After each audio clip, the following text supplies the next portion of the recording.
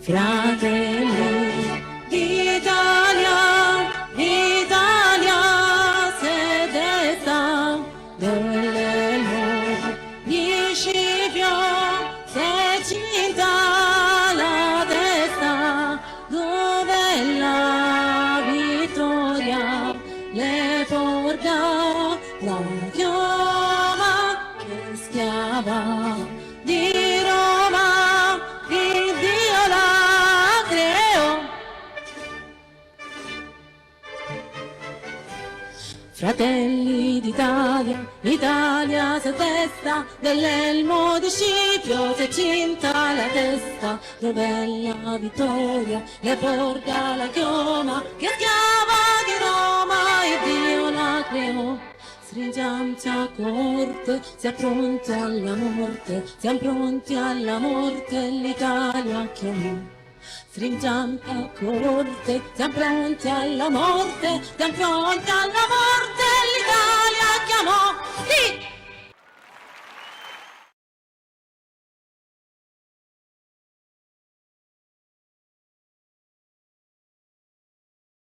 Value, Voice and Vision sono le 3 V che ci portiamo a casa, come ci ha raccontato il video introduttivo di ACES, e saluto il presidente Vincenzo Lupatelli che tra un po' sarà qui on stage con noi, così come saluto il dottor Benedetto Pacifico al nostro fianco, perché c'è una umanità condivisa sotto lo stendardo dello sport. E oggi più che mai sono orgoglioso, insieme a Ugo, di dare il benvenuto da cittadino barese ad un battesimo mondiale, perché un Global Summit che valorizzi le donne non era mai successo.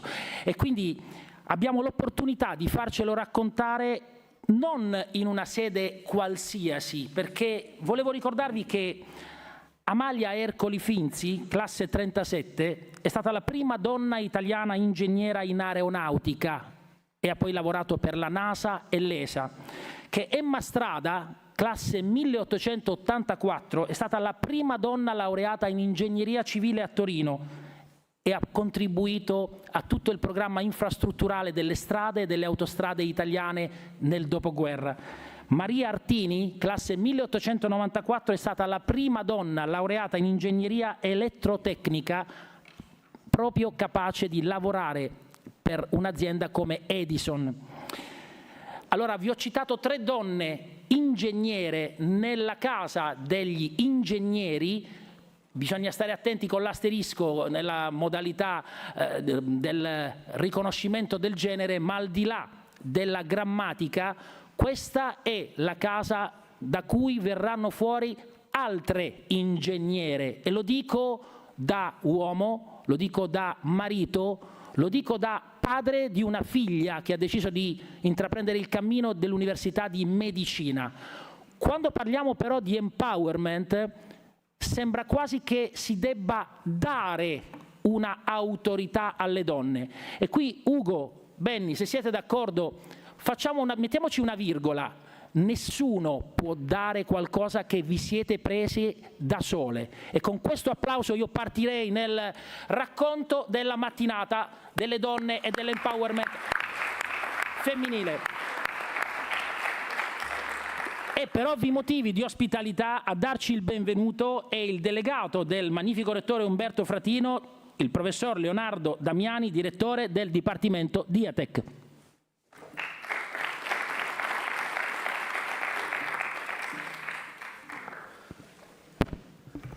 Benvenuti a tutti. Intanto fatemi dire che è un vero piacere per noi ospitare questa importante manifestazione che sicuramente contribuisce a dare lustro alla nostra regione, e noi come Politecnico siamo impegnati a fornire occasioni di crescita e di sviluppo al nostro territorio. Recentissima la pubblicazione del rapporto Ambur che pone il Politecnico di Bari ai primi posti fra gli atenei italiani per qualità della ricerca e addirittura al di sopra dei più blasonati Politecnico di Milano e di Torino. Perché è un piacere ospitarvi qui? Perché ci offrite l'occasione, lo spunto per riflettere su due argomenti estremamente interessanti. La parità di genere, e anche in questo il nostro Ateneo è estremamente importante. Io sono marito di una ingegnere e quando mi iscrissi all'università con la mia allora fidanzata, la mia fidanzata si lamentava perché alla facoltà di ingegneria non esistevano i bagni per le donne e questa era la nostra realtà. Giusto per scherzarci un po', c'era qualche collega che così insultava un po' le ragazze dicendo che le ragazze in ingegneria si iscrivono per cercare marito, e mia moglie si arrabbiava molto giustamente e io le dicevo: lascia parlare me, tu sei poco credibile. Comunque, scherzi a parte, per fortuna abbiamo fatto tanti passi avanti nei corsi di ingegneria civile e ambientale. Io adesso non so darvi le percentuali, ma entrando in aula vedo che effettivamente si è incrementato il numero, e ahimè da maschietto devo dire che il rendimento delle donne è sicuramente, hanno una marcia in più. E quindi voglio dire, la nostra attenzione in tal senso è effettivamente viva. E il secondo è lo sport che aiuta a crescere in termini di parità, aiuta a crescere in termini di visibilità del territorio, ma l'auspicio più grande è che lo sport possa essere, come lo è sempre stato, veicolo di pace e di concordia fra i popoli. Viviamo momenti molto difficili e credo che allo sport si debba dare questa importante funzione, al di là di qualsiasi altra cosa. Grazie. Grazie al professor Leonardo Damiani, che ci ha raccontato, Ugo, anche un retroscena familiare, perché lo sport e le università sono comunque un contenitore di storie di uomini e donne. Non ve ne abbiate a male se siamo partiti soltanto come uomini, ma il titolo della manifestazione di oggi è "Le donne al centro, but we are all allies", siamo tutti alleati delle donne. E visto che abbiamo avuto l'opportunità, c'è qualche problema di traffico la mattina in Bari città, di essere in compagnia direttamente della dottoressa Fiorenza Pascazio, presidente di ANCI della regione Puglia, diamo proprio l'opportunità. L'abbiamo appena fatta, appena arrivato. Sì. No, diamo l'opportunità. Allora, bene, mettiamola così, ho il privilegio di dare del tu al direttore Pacifico, decidete voi. No, se può procedere direttamente, sì. Benissimo, come vuole lei, da lì o da qui, a favore, anche da lì, perfetto. Diamo il benvenuto allora a Lanci Puglia, perché i comuni d'Italia e i comuni della regione Puglia, vi ricordo che Bari è area metropolitana, fanno molto di più che semplicemente ospitare incontri come questo, e ce lo racconterà Fiorenza Pascazio. Benvenuta. Grazie, buongiorno, bentrovati a tutte e a tutti. Saluto con grande piacere tutti gli ospiti internazionali e locali, i relatori, il moderatore. Un saluto particolare ed un ringraziamento al dottor Pacifico, che ha dedicato tutto se stesso a questa grande sfida che la Puglia ha deciso di abbracciare. Puglia, regione europea dello sport, non è soltanto un'occasione, un'occasione episodica, un caso, è davvero la conclusione di un percorso che è cominciato tantissimi anni fa, in cui davvero la vocazione sportiva della Puglia, di questa regione, ma dei cittadini, delle cittadine pugliesi, è davvero emersa in maniera fortissima, sempre più convinta. E i comuni, di cui naturalmente sono rappresentante e di cui vi porto il più affettuoso e caloroso saluto, accanto alla regione Puglia, che ha voluto, ripeto, abbracciare questa grande opportunità, i comuni hanno sempre compreso molto bene il ruolo di propulsori all'interno della tematica, che è una tematica estremamente trasversale, che è quella dello sport. Lo sport può essere un territorio di inclusione, ma può essere anche il territorio in cui invece le diversità si manifestano e si acuiscono. Noi invece siamo profondamente convinti che lo sport e tutte le occasioni di sport, e quindi anche i luoghi in cui lo sport si pratica all'interno dei nostri territori, delle nostre comunità, debbano necessariamente invece essere luogo di incontro, essere luogo di opportunità, anche e soprattutto, fatemi dire, non tanto per chi è, come dire, normodotato, ma soprattutto per chi invece è portatore di differenze, di specialità, di diversità. E questo lo abbiamo compreso molto bene in tante occasioni in cui come comuni e come associazione regionale dei comuni abbiamo dovuto collaborare con le federazioni, che qui sono molto ben rappresentate, ma anche con istituti come il Credito Sportivo,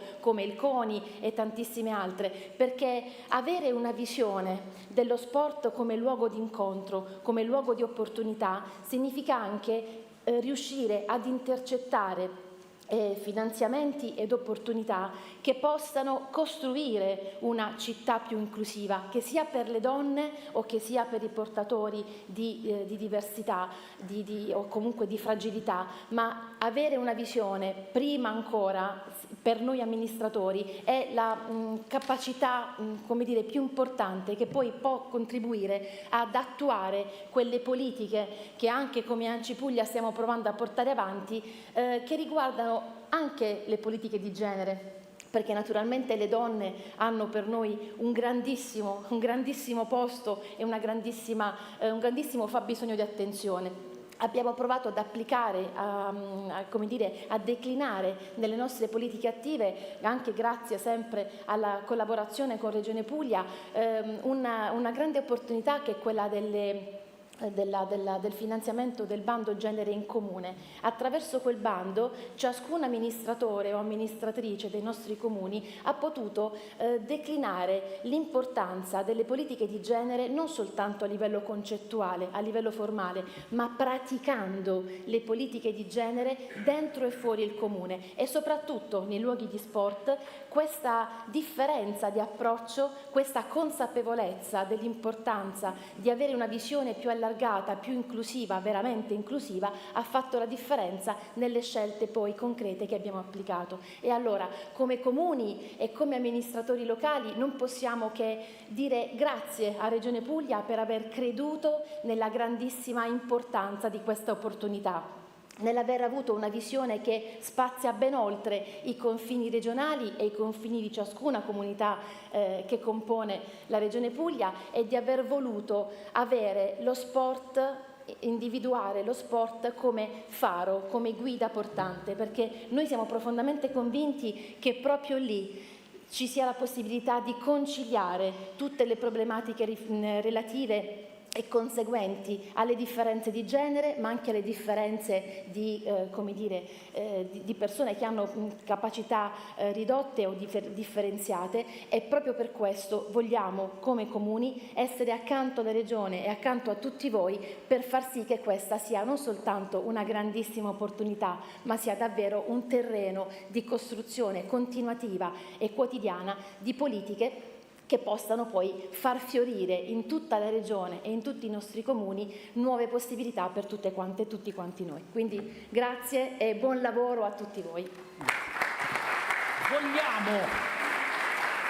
La V di Vogliamo di Fiorenza Pascazio e dei comuni della Puglia diventa una V che uniamo a Value, Voice, Vision, e mi piacerebbe anche aggiungere quella V di vocazione. Siamo tutti, ciascuno di noi è advocatus, chiamato a difendere i diritti non solo delle donne. Lo sa benissimo anche Paola Perchinunno, che invito qui con noi perché i prossimi 2 minuti sono per lei, non solo per dei saluti istituzionali, ma per raccontarci come il valore della giustizia sia imprescindibile per il riconoscimento dei diritti anche attraverso lo sport. Benvenuta.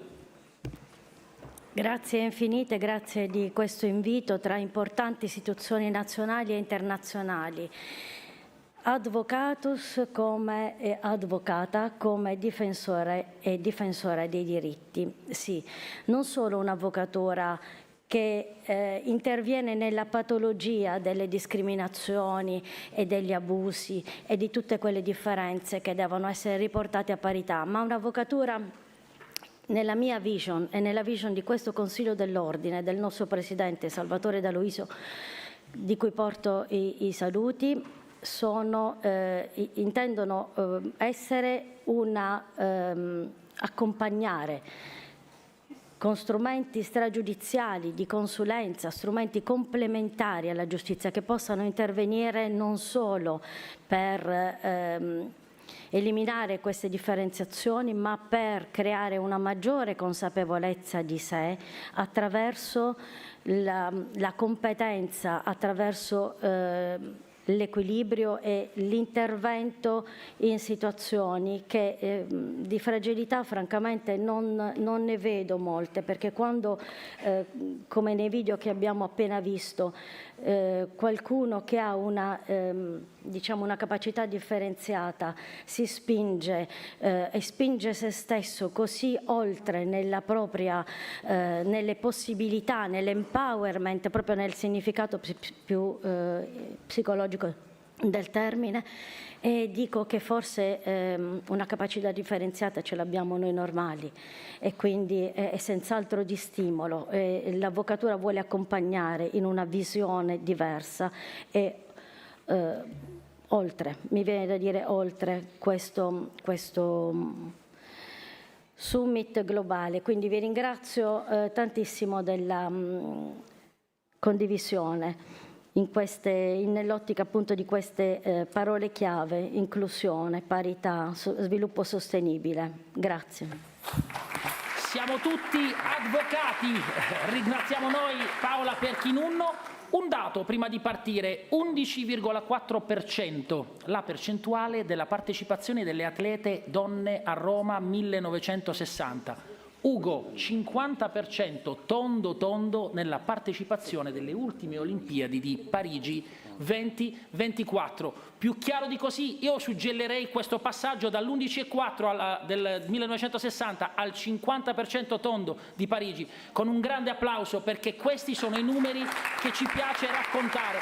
Evidentemente le prossime Olimpiadi saranno quelle anche del giusto superamento, e siccome siamo alleati, caro Ugo, non ci dovremo dolere del fatto che magari saranno più donne che uomini. Lo dice anche da questo punto di vista la partecipazione è suggellata anche dal fatto che nascono più donne, più bambine che bambini, quindi benvenute le giovani atlete. Ma se siamo qui lo dobbiamo anche all'impegno, soprattutto all'impegno di Regione Puglia, che ha espresso la sua candidatura tempo fa con ACES, e abbiamo qui l'uomo dei numeri della Regione Puglia.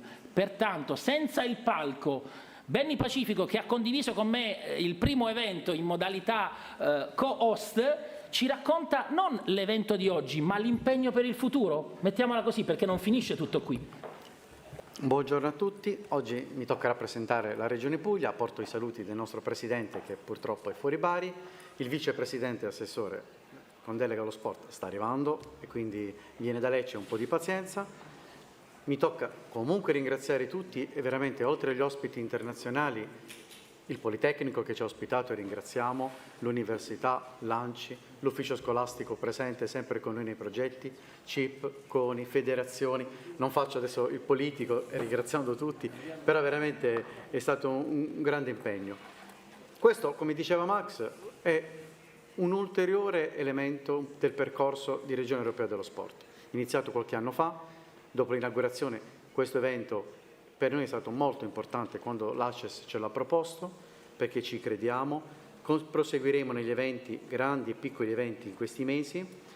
Lo dico sempre e lo ribadisco, lo sport ha un potere che nessun altro ha.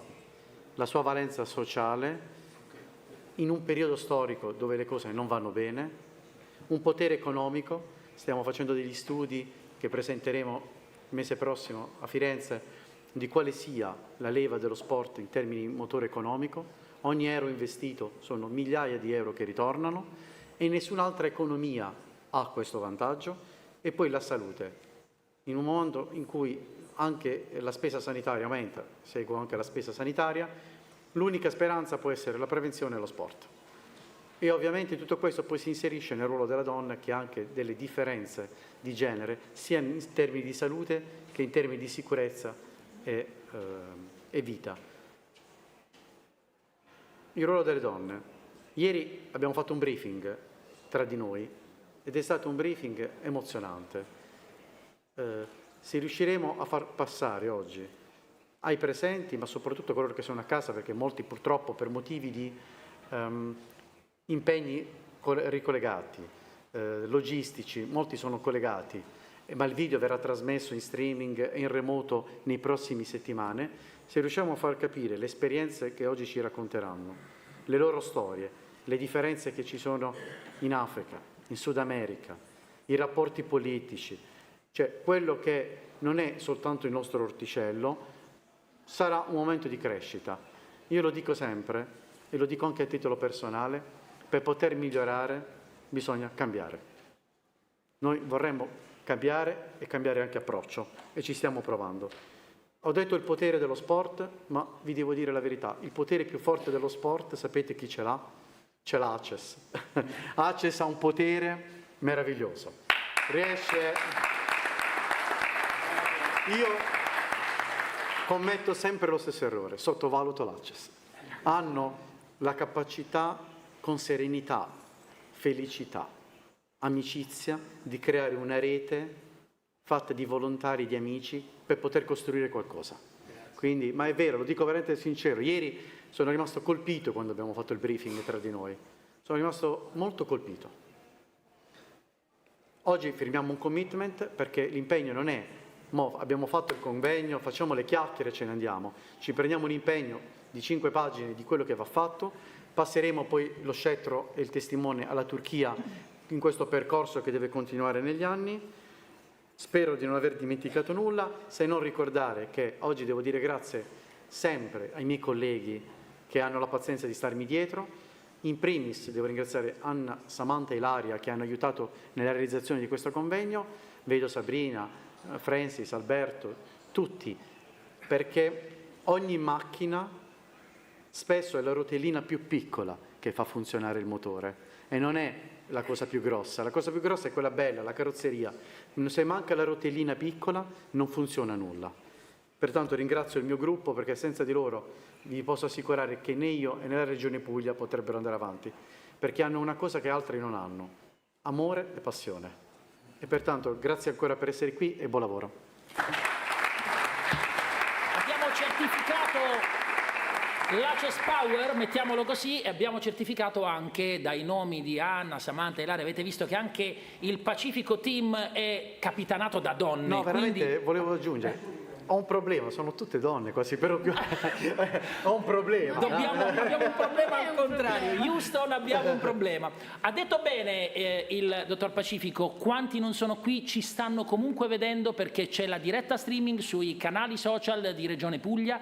Regione Puglia ha dato anche l'opportunità della creazione di un docufilm che sarà poi oggetto di visione, soprattutto penso all'interno delle scuole, perché è lì che dobbiamo andare a reclutare il bacino dei giovani atleti, delle giovani atlete. Fatemi ringraziare Exprivia per il supporto che da sempre in maniera attenta e sensibile dà a queste iniziative, e agli amici e alle amiche di CICSUD capitanate da Olimpia, anche lì un team meraviglioso di donne, perché nel dietro le quinte deve andare tutto in maniera perfetta. Consentimi, ho ho sbagliato a non ricordare Exprivia perché è un partner per noi importante sia dalla sanità ed è sempre presente nei maggiori eventi di rilievo culturali e sociali di questa regione, quindi li ringrazio perché sono stati forse gli unici che hanno voluto partecipare ed aiutarci, e ovviamente CIC Olimpia perché la loro esperienza e professionalità veramente ci consente sempre di fare belle figure. Direi un bacino anche quello di Exprivia, di grandi ingegnere.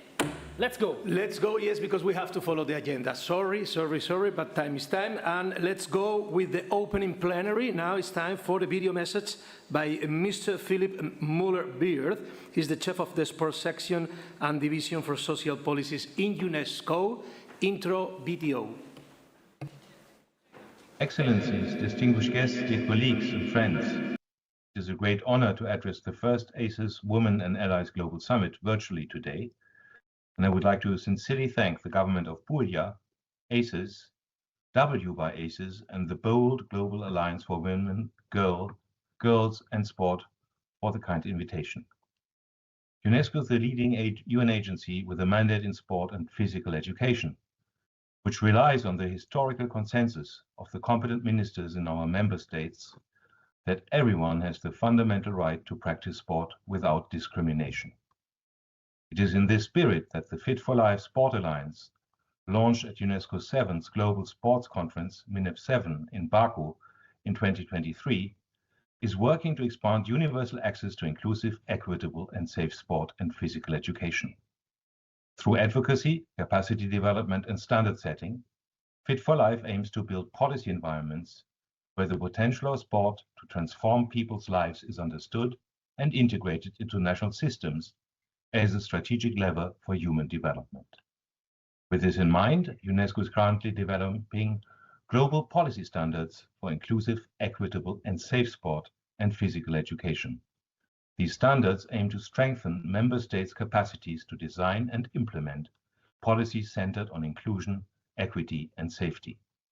While these standards are primarily intended for national governments, we fully recognize the essential role that regions and cities play in turning policy into meaningful change in people's daily lives, especially for those too often excluded or harmed, including women and girls.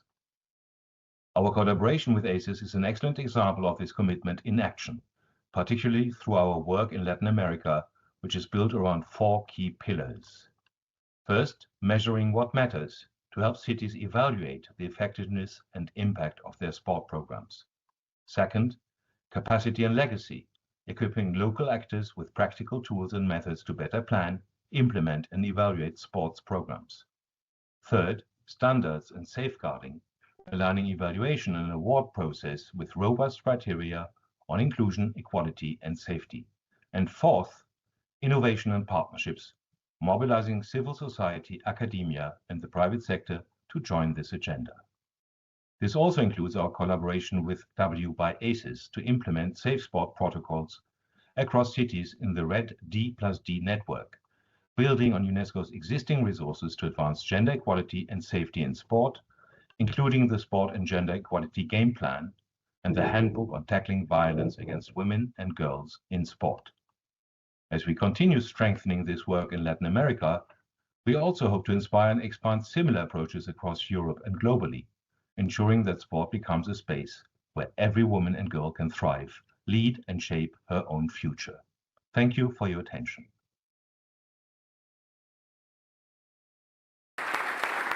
Thank you very much, Philip, for your video message. Now it's time for Vincenzo Lupatelli. He is the Vice President of ACES and President of ACES Italia. Vincent, the floor is yours. Grazie a tutti. Intanto grazie per le belle parole, Fiorenza e Benedetto. Siamo partiti con i fuochi artificiali. A nome di ACES desidero rivolgere il mio più caloroso benvenuti a tutti i relatori, alle istituzioni presenti e agli ospiti. Pensate che oggi abbiamo rappresentanti da ben 16 nazioni. Sarò brevissimo l'elenco: Italia, Sudafrica, Porto Rico, Stati Uniti d'America, Albania, Turchia, Monaco, Mozambico, Regno Unito, Namibia, Romania, Zambia, Lituania, Olanda e Messico. È per noi motivo di grande soddisfazione per cui essere oggi in Puglia, una regione che nel 26 è appunto Regione Europea dello Sport. Un riconoscimento che premia non soltanto l'organizzazione di eventi sportivi, ma soprattutto l'impegno per promuovere lo sport come strumento di inclusione, salute, educazione e sviluppo sociale. Il tema di questo summit è particolarmente importante. Parlare di donne, leadership, sicurezza, salute e pari opportunità attraverso lo sport significa parlare del futuro delle nostre comunità. Lo sport rappresenta uno dei linguaggi universali più efficaci per abbattere barriere, creare opportunità e generare cambiamento. Desidero ringraziare in particolare BOLD, Global Alliance, che insieme ad ACES e alla Regione Puglia ha promosso e organizzato questo importante incontro internazionale, creando un'occasione concreta di confronto tra istituzioni, organizzazioni sportive, mondo accademico e società civile. Come ACES siamo convinti che il valore di una comunità sportiva si misuri anche dalla sua capacità di garantire a tutti le stesse opportunità di partecipazione, crescita e realizzazione personale. Ringrazio tutti i partner che hanno contribuito alla realizzazione di questa giornata e sono certo che dal confronto di oggi nasceranno idee, progetti e collaborazioni capaci di lasciare un segno concreto.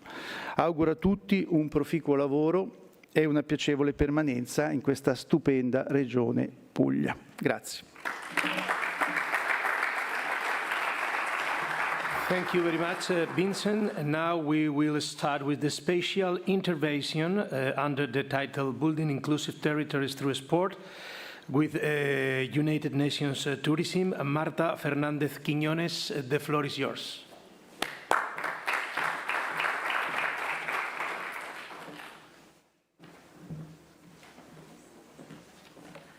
Buongiorno a tutti, è un grande piacere essere qui a Bari, nella splendida regione della Puglia.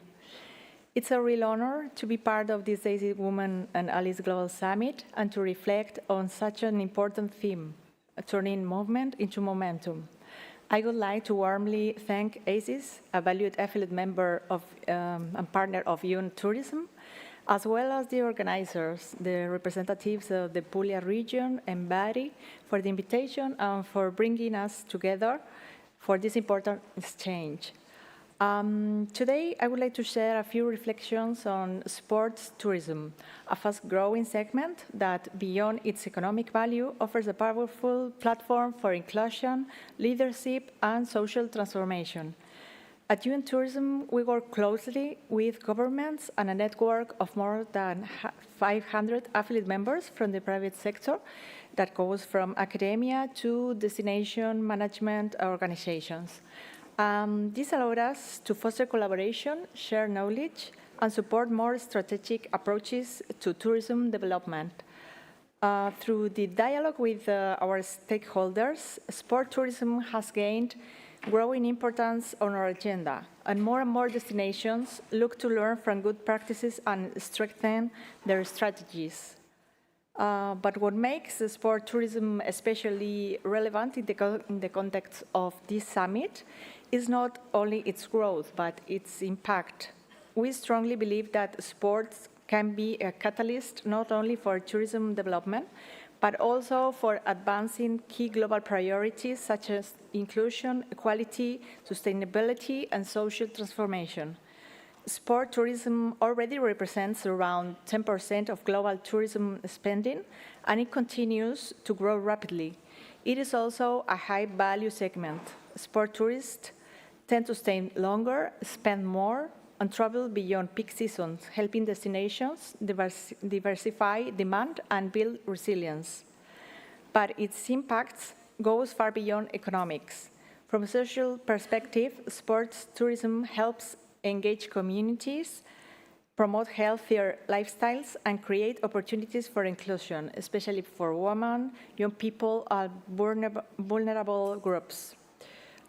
From the environment perspective, major events are increasingly integrating more sustainable practices from mobility to infrastructure planning. And economically, it creates jobs, supports local businesses, and leaves lasting benefits for communities. Of course, success in sports tourism does not happen by chance. It requires a strong public-private collaboration and a shared long-term value and vision. The destinations that succeed are those that bring stakeholders together and invest in the right skills and structures. Looking ahead, we see strong growth in active sports tourism, driven by travelers looking for authentic, healthy, and meaningful experiences. This trend offers a real opportunity to connect sport, tourism, and well-being with broader social goals, including gender equality and inclusion. And these ideas are not only theory. They are already taking shape through concrete initiatives developed together with the affiliate members of UN Tourism. One key example is the World Sport Tourism Congress, one of our flagship initiatives. And after 3 successful editions, the 4th edition will take place this September in Mexico City. Another important example is the UN Tourism Awards for Excellence in Sustainable Sport Tourism that we developed in collaboration with our affiliate member FIA, la Fédération Internationale de l'Automobile. Through these awards, we recognize innovative and sustainable projects related to sports from all around the world. And through other platforms such as the Sports Summit Madrid, we continue to promote dialogue on key issues such as event impact, sponsorship, and innovation with destinations. To conclude, sport is much more than an activity. It is a powerful tool for connection, inclusion, and sustainable development. And when it comes together with tourism, it becomes an even stronger force, not only for economic growth, but also for empowerment and more resilient societies. Grazie mille per la vostra attenzione e complimenti per questa importante iniziativa. Grazie.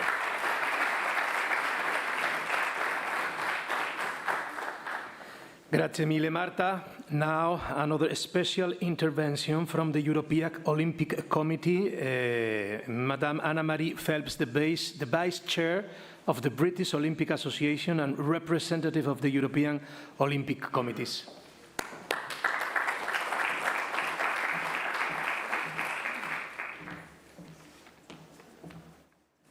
Buongiorno a tutti.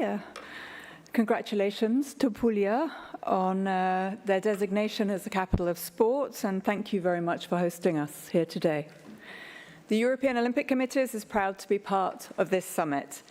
The agreement that was signed by President Capralos and President Lupatelli in December was a deliberate decision on our behalf to align the European Olympic Committees more closely with the work that ACES does in cities and regions across Europe and the rest of the world.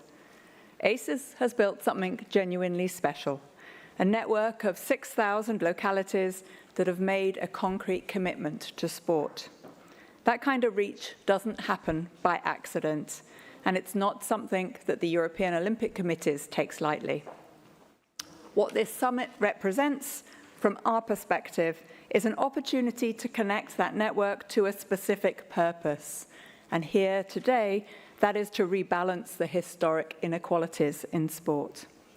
Gender equality is not a niche area. It affects participation, it affects governance, it affects whether young women in sport see sport as a place for them or not. And to support sports organisations to deliver on their social mandate as a transformational tool for society, for cities and regions, all of which have an important role and can concretely support this by ensuring that their facilities, the design of their sports venues, their streets are safe and open and welcoming to girls. At the European Olympic Committees, we've taken some institutional steps to promote gender equality in leadership positions.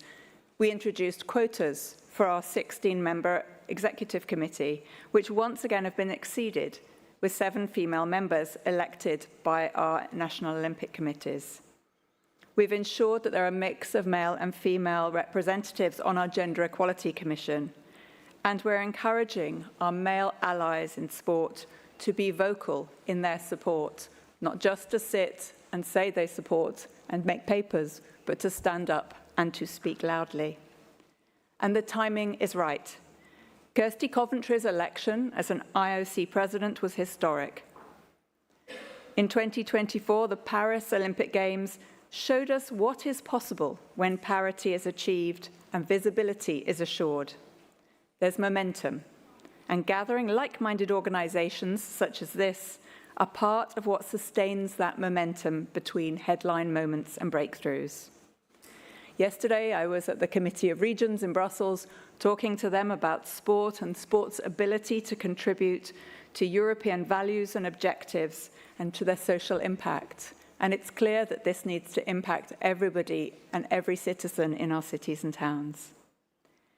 The European Olympic Committees looks forward to seeing what the Puglia commitment produces, how you can use the strength of that network to connect with other networks in gender equality in sport, and following that conversation that continues in November in Turkey.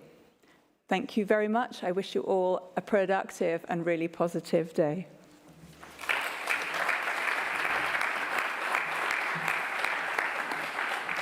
Thank you so much, Anna-Marie. Sport is much more than an activity, l'avete sentito prima, e a dimostrazione di questo porgiamo i saluti anche a Luca Balasco, coordinatore di Sport e Salute. Ho intravisto prima anche Gianni Romito, il presidente del comitato Puglia dei Paralimpici, intravedo anche il vicepresidente nazionale di Confimi Industria Sergio Ventricelli. Lo sport è qualcosa che va più oltre rispetto ad un'attività. Mi verrebbe quasi da dire, Ugo, tu che l'hai anche conosciuto come entrenador del Madrid, José Mourinho diceva chi sa solo di calcio non sa nulla di calcio. Se mutiamo con il calcio e la parola sport e ci mettiamo le donne al centro, sappiamo che occuparsi di sport vuol dire andare ben oltre quello sport. C'è il primo panel? Andiamo con il primo panel di sport e movimento. Sempre che parliamo di sport dobbiamo parlare anche del movimento.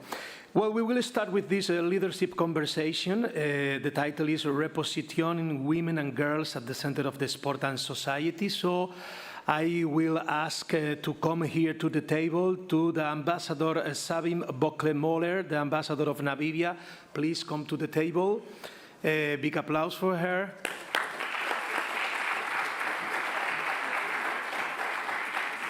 Endrit Oksha, the Deputy Minister of Tourism, Culture and Sport.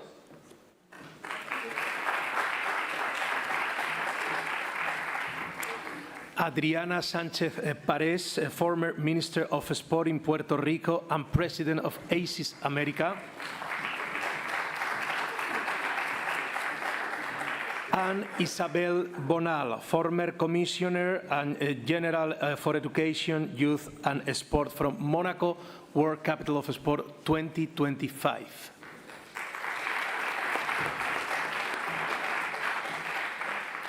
Thank you all. What a big honor to share with you this round table. And we will start with a question for all of you.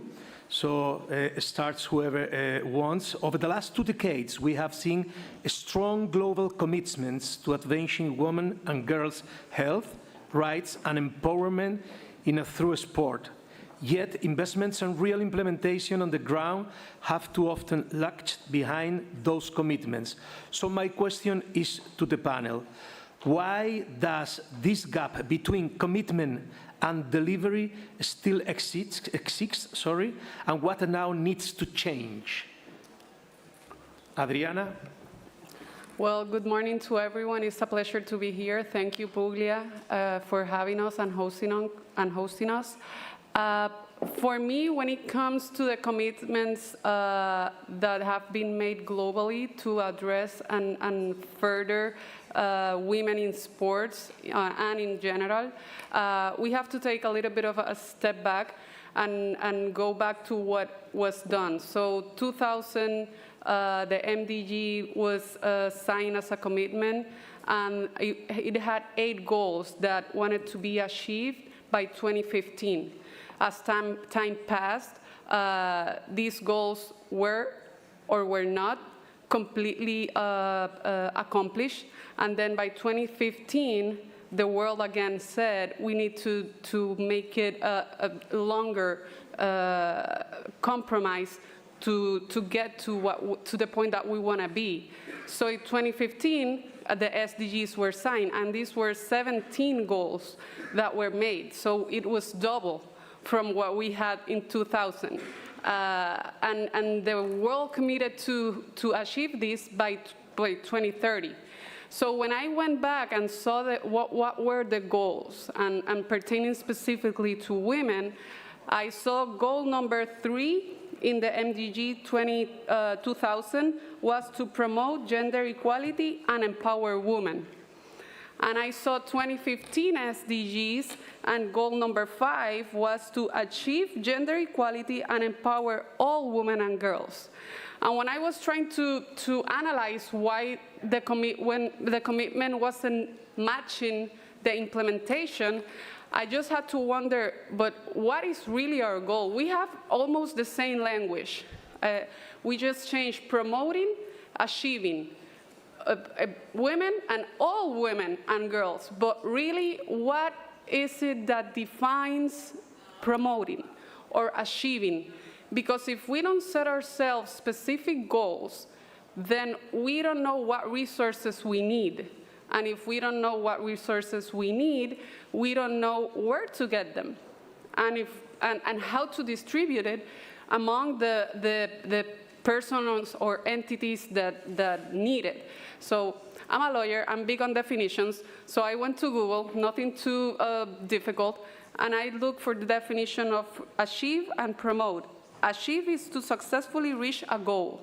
Promote is to advance something. So we went from advancing to trying to get to a goal, but we don't know what that goal is. We don't know if achieving gender equality means to have 50% of women in leadership positions. Or if we take it to Italy, if we say achieving gender equality is to have 11 national federations where we have women as president of those federations.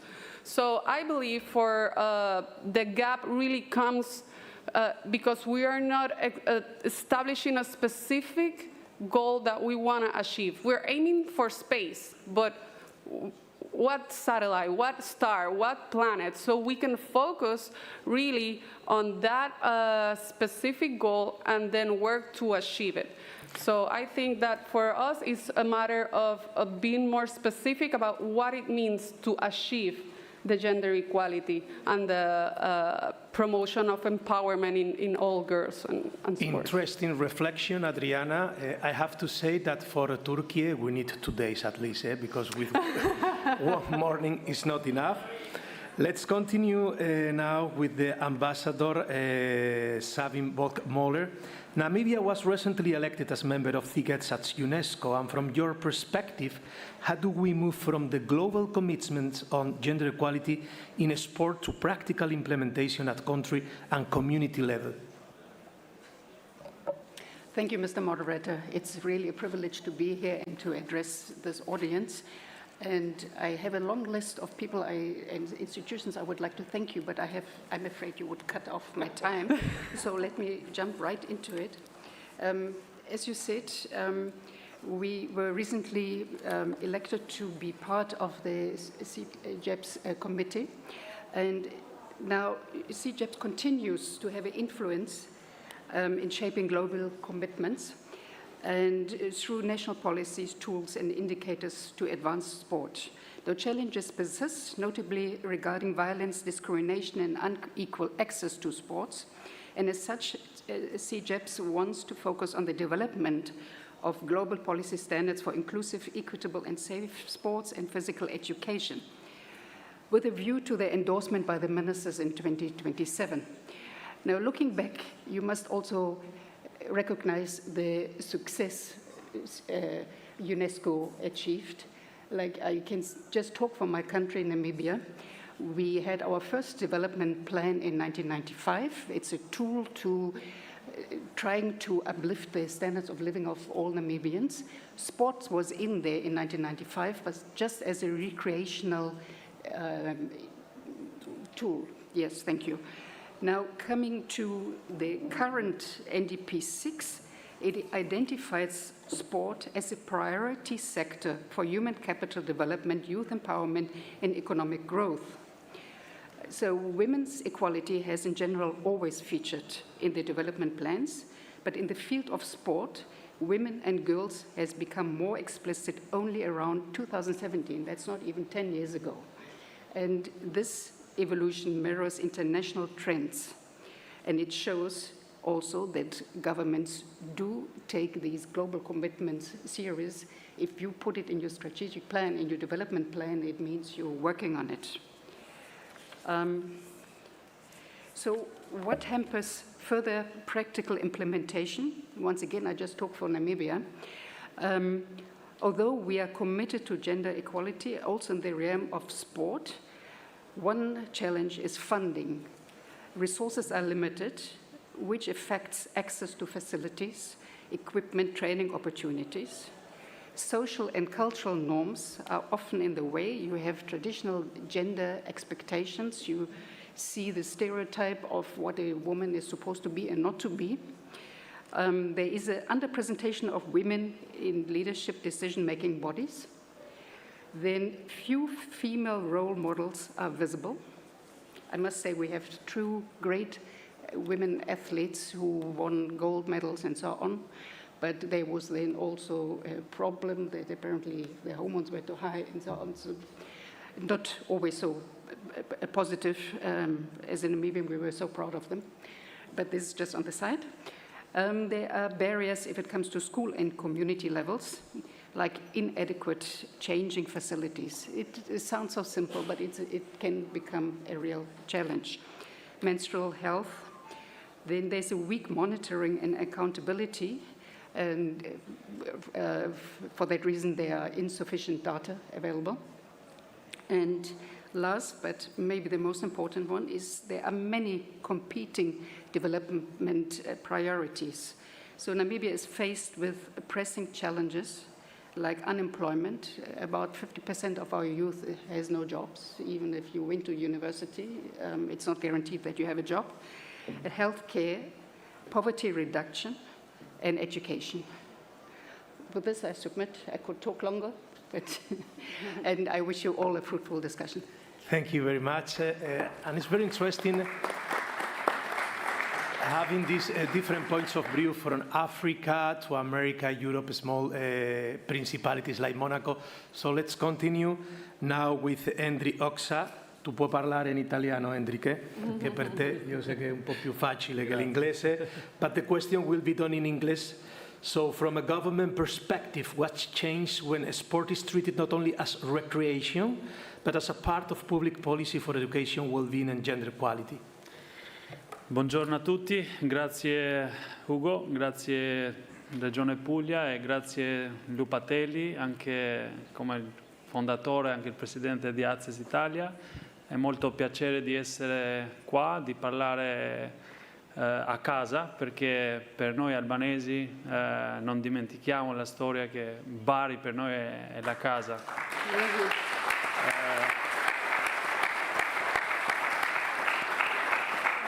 Io porto tutti i miei saluti dal Ministro dello Turismo, Cultura e Sport, signor Mr. Blendi Gonja, e come Deputy del Sport, rappresentante Sport, io voglio dare, perché tutti sappiamo che sport non è solo un'attività fisica, ma proprio educazione, e di lavorare in squadra e tanti benefici, però quando riguarda la domanda, noi come governo albanese abbiamo delle idee chiare, abbiamo la strategia che comunque tutti i paesi hanno, che è infrastruttura, federazione, gli eventi internazionali, eventi nazionali e poi quello che è molto importante è atleta.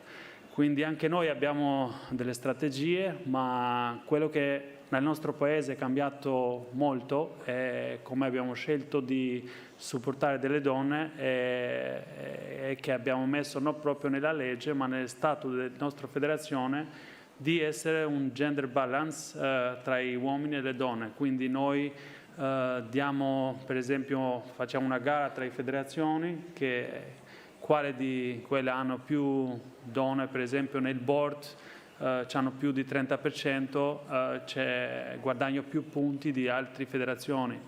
Quindi questa ha messo un po' in movimento tutte le federazioni di avvicinare più le donne e le femmine. Penso che quando riguarda le atlete, penso che noi abbiamo come Luisa Ghega, un atleta molto, campione d'Europa, che ha alzato la nostra bandiera, e noi albanesi quando si parla per le bandiere siamo un po' come fiamma, quindi penso da lì è iniziato un po' il supporto anche di guadagni proprio con i contanti. Quindi per quanto riguarda l'Europa, noi abbiamo 2 progetti molto che ci aiutano il nostro governo, anche le federazioni, anche il Comitato Olimpico.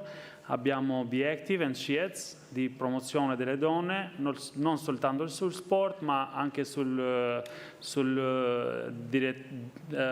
nel board di federazione, di Comitato Olimpico, di promuovere la loro vita. E così abbiamo anche un progetto molto importante che il nostro governo ha dato al Comitato Olimpico, che si svolge in tutte le scuole di tutta Albania, che dovrebbe essere stesso numero dei bambini, femmine e maschio, nello stesso numero. Quindi questo penso che sono le cose che noi pensiamo di andare più avanti, perché la sfida non finisce qua. Penso che il supporto del governo, certo che adesso è cambiato molto da tantissimi anni, penso che noi lavoriamo molto su questa promozione delle donne sul sport. Grazie mille. Grazie Hendrich, let's continue. So, sorry, it's a real pity not having more time, but we have to continue with the schedule. So now it's time for Adriana again. You have worked both sides inside the government and across the ACES America network. What have you been learned about the political leadership needed to move women and girls from the margins to the center of sports systems? Well, what I've learned is that really to put girls and women in the center of sports, you really need to have conviction. You really need to be convinced of what your vision is and your mission is, and then know how to use your power. We are put in powerful positions, and powerful we always think powerful and power moves as bad things. But no, when we are in powerful positions, we are in places where we can make decisions, and we are in places where we can implement those decisions and execute those decisions. So for me, what I've learned that leadership needs, public and private sector, is to be convinced and have conviction, and then know how to use your power. Thank you, Adriana. Thank you very much. I'm surprised. Now, let's Short and sweet to keep you on schedule. Thank you so much. I really appreciate it. Next guest is Isabel Bonal from Monaco. You have spent many years working across education, youth, and sports systems in Monaco. Why is it important that sport education and well-being are approached as connected systems rather than separate sectors? Buongiorno a tutti, un caloroso saluto dal Principato di Monaco, che è in piena effervescenza perché c'è il Gran Premio di Monaco. Dunque vi lascerò un po' prima perché devo sostenere Charles Leclerc, il nostro monegasco, e anche il vostro Kimi Antonelli, che è veramente bravissimo.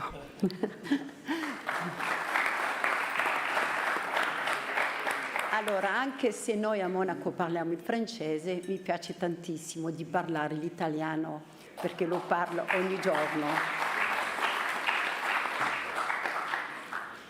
Dunque, dopo 14 anni di esperienza come commissario generale responsabile dell'educazione, della gioventù e dello sport nel Principato di Monaco, ho maturato una profonda convinzione. Non possiamo formare giovani equilibrati realizzati, preparati ad affrontare le sfide del mondo se questi ambiti vengono trattati separatamente. L'educazione trasmette conoscenze, sviluppa il pensiero critico e prepara la cittadinanza. Lo sport, da parte sua, rappresenta una straordinaria scuola di vita. Insegna il rispetto, la perseveranza, la disciplina, l'impegno, lo spirito di squadra e il superamento di sé. Il benessere fisico e psicologico è inoltre una condizione indispensabile per ogni apprendimento e per la crescita personale. Quando queste tre dimensioni lavorano insieme, si crea un circolo virtuoso. Nel corso della mia carriera ho potuto constatare quanto i giovani ottengano risultati migliori quando praticano regolarmente sport, si sentono sostenuti e crescono in un ambiente positivo e benevolo. Lo sport non deve essere considerato un semplice passatempo o un'attività marginale. È uno straordinario strumento educativo, sociale e di salute pubblica.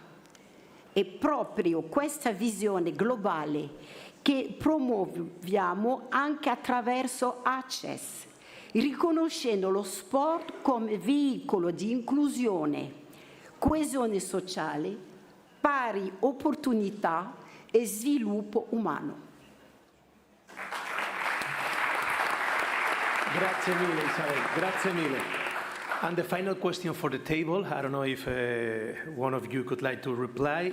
If there is one thing governments, cities, institutions or sport organizations must do differently over the next 5 years to truly advance women and girls through sport, what could it be? Chan Chan, any reply? What? Something else to do from the governments in the next 5 years? No reply? Okay, so it's time to finalize the table because I'm very nervous because of the time schedule. So big applause for the members of this table and we continue with the summit.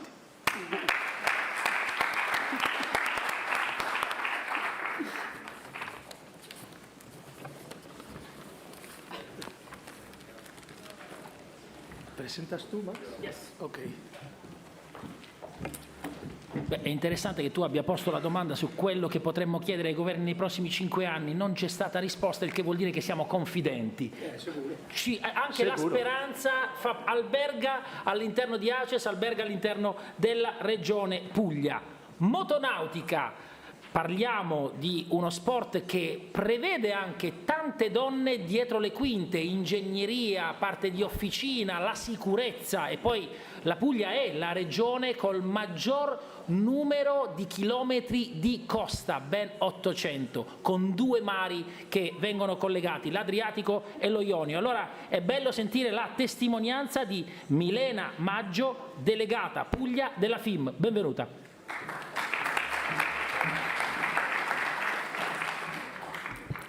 Buongiorno a tutti e grazie per l'invito. Voglio cominciare con una domanda un po' scomoda. Quante di noi in questa stanza hanno dovuto dimostrare il doppio per ottenere la metà? La risposta la conosciamo tutte. Io vivo nel sud Italia, sono un avvocato, sono un dirigente pubblico, segretario generale del Comune di Altamura e rappresento una federazione sportiva motoristica che è uno sport dove le donne fino a poco tempo fa stavano soltanto sugli spalti. Tutto ciò non perché qualcuno mi abbia aperto le porte, ma le porte me le sono dovuta costruire da sola. Il dottor Sisto prima ci ha riferito che la percentuale di partecipazione delle donne alle Olimpiadi di Parigi è stata del 50%. Ma i dati ci dicono anche che in Italia le ragazze abbandonano lo sport nell'adolescenza in percentuale molto più alte rispetto ai ragazzi. Non perché non vogliano, ma perché il sistema non è stato progettato per trattenerle. Impianti che chiudono troppo presto, trasporti che non arrivano, costi che spesso escludono e una narrazione culturale che ancora fatica a mettere una ragazza su un podio senza dover spiegare perché è lì. E non solo nello sport, purtroppo. Fondi europei per lo sport, fondi regionali per le pari opportunità, fondi ministeriali per la salute, raramente però parlano tra loro. Raramente convergono su qualcosa che metta insieme la bambina di 10 anni, la ragazza di 16 o la donna di 40. Eppure i nostri comuni, le nostre università, che oggi qui sono autorevolmente rappresentati, sono esattamente i luoghi fisici e istituzionali da cui deve partire questo dialogo intersettoriale. Perché i PAPES, educazione fisica, attività sportiva, sport, attività fisica e sport, non sono un optional, sono salute pubblica, sono autostima, sono la capacità di rialzarsi, sono socialità e sono appartenenza. Tutto ciò che le politiche pubbliche quindi inseguono con decine di strumenti diversi, lo sport lo produce naturalmente, se viene messo però nelle condizioni di farlo. Il summit di oggi ci chiede di trasformare il movimento in slancio. Bene, ma lo slancio non si genera da solo, si costruisce quando qualcuno decide di spingere, anche quando questo è scomodo. Quello che manca davvero è il coraggio di cambiare le regole mentre il gioco è in corso. Perché le regole le ha scritte qualcun altro, in un'altra epoca spesso, per un altro tipo di protagonista, e noi ogni giorno continuiamo a giocare su quel campo, bravissime, capaci, determinate, ma su un campo che non è stato disegnato per farci vincere. Io ho visto bambine nel mio sport scoprire per la prima volta che una donna può stare dall'altra parte della linea di partenza, ma non come spettatrice, ma come arbitro, come dirigente, come delegato federale. Quel momento, quell'esatto momento in cui la bambina realizza che anche lei può stare lì, quello vale più di qualsiasi convegno, signori. Ma quel momento deve smettere di essere un'eccezione e deve diventare la regola, deve essere la norma. Allora, oggi, in questa stanza, con le istituzioni più importanti dello sport, voglio dire una cosa semplice. I panel servono, le parole servono, le foto di gruppo servono, ma servono davvero solo se il giorno dopo queste diventano decisioni concrete. Serve che ognuno di noi torni a casa, nel proprio comune, nella propria federazione, nella propria istituzione e faccia una cosa concreta, una sola per il futuro. Torniamo a casa e cambiamo una regola. Una sola, che sia l'orario di accesso a un impianto sportivo comunale, un criterio di assegnazione di un fondo di bilancio, la garanzia di una rappresentanza femminile nei quadri direttivi. Cambiamo quella regola che già sappiamo che va cambiata, ma che nessuno ha il coraggio di cambiare. Oggi firmeremo insieme il Puglia Commitment, bene, ma un impegno vale solo se poi quell'impegno diventa un atto. Perché il futuro non si costruisce solo con i convegni, si costruisce con gli atti. E lo dico da dirigente pubblico. Sono la voce del futuro, dicono in questo summit, ma io vi chiedo di quale futuro stiamo parlando? Di uno in cui continuiamo a inseguire la parità, a misurare distanze, a colmare divari, ad aggiustare uno squilibrio che qualcun altro ha creato?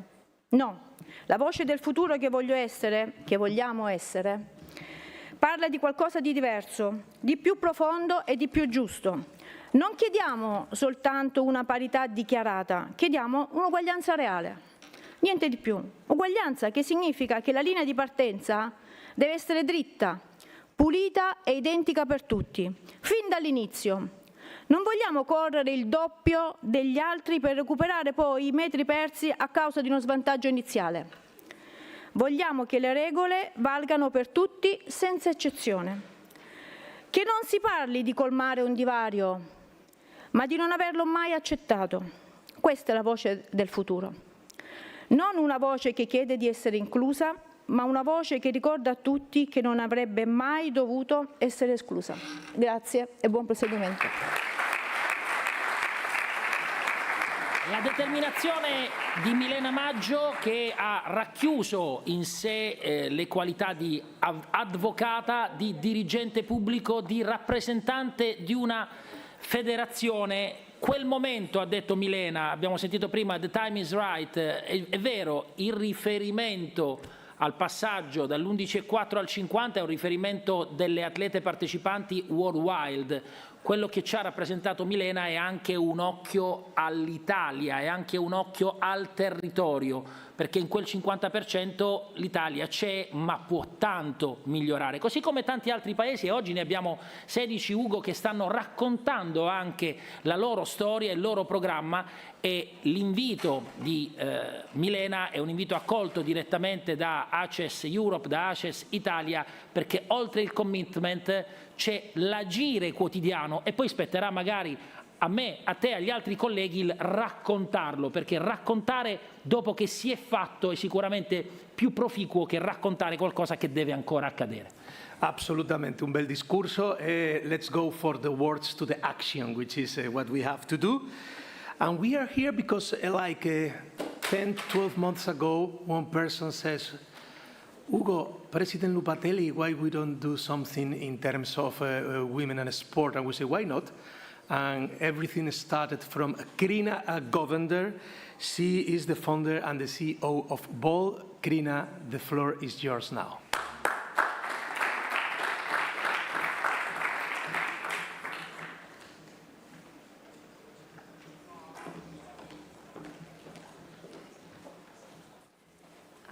It's always very difficult to follow such powerful words, Melania Maggio. It's incredible. Distinguished guests, friends, colleagues, and members of the ACES family, permit me to thank the Region Puglia for your wonderful hospitality and readiness to host the first ACES Women and Allies Summit. It's not lost on me that we are also celebrating 80 years of the women's vote in Italy, so a big round of applause to the powerful women of Italy. It's also just a reminder, ACES, that on Hugo, that I am the coordinator of this conference, but this is really inspired by the women of ACES, the incredible, powerful network that you have created. So I'm just the voice that is given this platform to the vehicle for their powerful voices ahead. So we gathered here today at a pivotal moment in the world, a moment when the world is asking very, very, very difficult, challenging questions of us all. Questions about peace in a time of conflict, questions about justice in a time of growing inequalities, questions about solidarity in a time when too many people are being left behind. Across our world, humanitarian crises continue, climate impacts intensify, resources becoming scarcer, and the institutions we depend on, including the United Nations, are being stretched as never before. Because at a time when so many forces are pulling people apart, the world needs greater solidarity, greater cooperation, and greater unity. And after 26 years of building a global family through sport, ACES is uniquely positioned to help us answer these calls. Because sport remains one of the most powerful, but perhaps one of the most untapped tools we have to advance the health, rights, and empowerment of women and girls in all our wonderful diversity. At a time when violence against women remains pervasive, mental health challenges are growing, and too many girls continue to be excluded from opportunities, participate and lead. Sport has more to offer than we can recognize, or we have recognized so far. Too often, we focus on elite athletes, major events, and medals.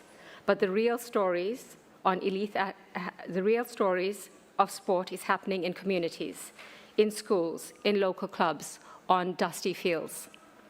It is being driven by extraordinary women, some of whom we will hear from today, and by thousands more across the ACES family and beyond, who are transforming lives, often without recognition and too often without resources. Because sport is not a luxury, it is a smart investment in health, in equality, in safety, in leadership. Through sport, we can improve physical and mental health, advance sexual and reproductive health and rights, combat gender-based violence and violence against women, strengthen confidence and leadership, and create opportunities for women to thrive and reach their full potential. Despite this, sport remains one of the most overlooked and underinvested tools for advancing gender equality. That must change. That is why BOLD and our partners are proud to launch the ACES Women and Allies Summit here in Puglia. And I want to pause for a moment on the word allies, because no movement can succeed alone. Advancing gender equality requires governments, communities, sports organizations, civil society, the private sector, men and boys working together. That is what the summit is about. Not another conference, not another declaration, but the beginning of an intersectional movement. A movement built on the extraordinary legacy of 26 years of ACES, powered by more than 6,000 cities, regions, and territories around the world. A movement grounded in a simple belief: global commitments only matter when they change lives locally. That is why today we launched the Puglia Commitment, not as another document, but as a blueprint for action, our collective action. An agenda for safer sport, greater participation, stronger leadership, increased investment, and real accountability for sport as a tool for development. Because movements need ambition, but they also need accountability. And when we gather again in Kayseri in November, the question will not be what we promised, the question is what will we have been delivered. In the words of the incomparable Nelson Mandela, sport has the power to change the world. It has the power to inspire. It has the power to unite people in a way that little else does. It speaks to youth in the language that they understand. It brings hope where there is despair. Today, perhaps more than ever, we need that power. As a proud South African, I am reminded of Ubuntu, which means I am because we are. That spirit lives within the ACES family, and it is that spirit that must guide the movement forward. So let this be remembered as the moment of that the ACES family chose to move from commitment to collective action, from Puglia to Kayseri. Thank you.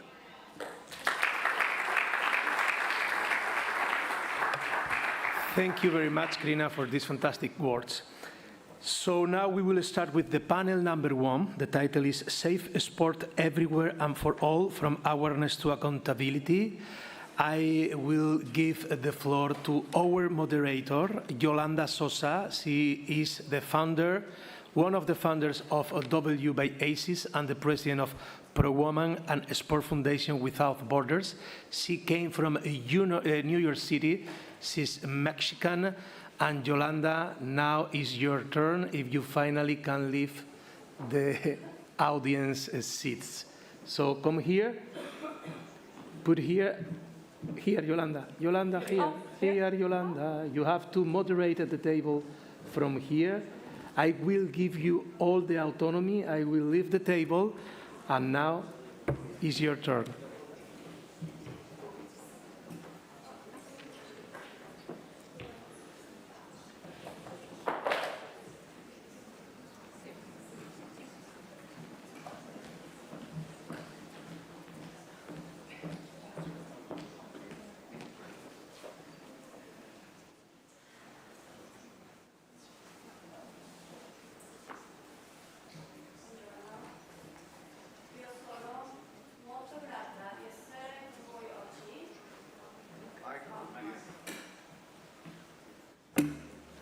Can you hear me now? Thank you. Again, buongiorno. Io sono molto grata di essere con voi oggi, and that's it. That's my Italian. So thank you. Thank you for your hospitality. La Puglia è bellissima. And we are going to start with this wonderful panel. I'm going to call here to come to the table Roberta Ciurlia, international judo referee, lawyer, and Olympian. Angela Mello, former director of UNESCO. Nuria Diosdado, Olympic artistic swimming athlete. Dilek Okuyuku, former president, Turkish Ice Skating Federation and professor of civil engineering, Technical University. Saba Sarif, strategic advisor on GBW and Humanitarian Systems BOLD Global Alliance for Women, Girls, and Sports, BOLD. Angela Levanto, experienced police officer engaged in law enforcement from Italy. And Elisabetta Tricasse, security operations, FS Security SPA, Italy.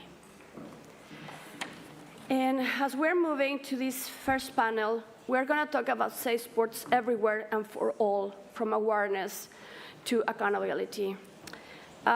Sport can be a powerful tool of protection, inclusion, and empowerment. However, but only when systems are safe, accountable, and built around the realities of women and girls. Recently, from Tokyo 2020 to Paris 2024, the IOC launched 25 recommendations equity work that took years to collect. And one of the strongest recommendations in those 25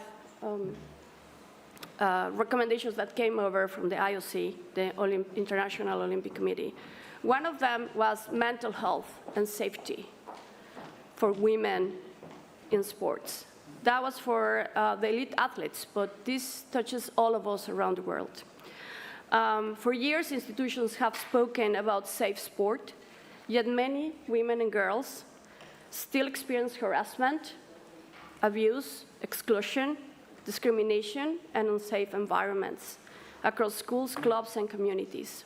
Personally, I've worked directly with Simone Biles, Michael Phelps, Naomi Osaka, as the voices of safety in sports and mental health. Thanks to them, we realized that an Olympic athlete can step down in 2020 after a crisis, feeling unsafe and having her mental health jeopardized.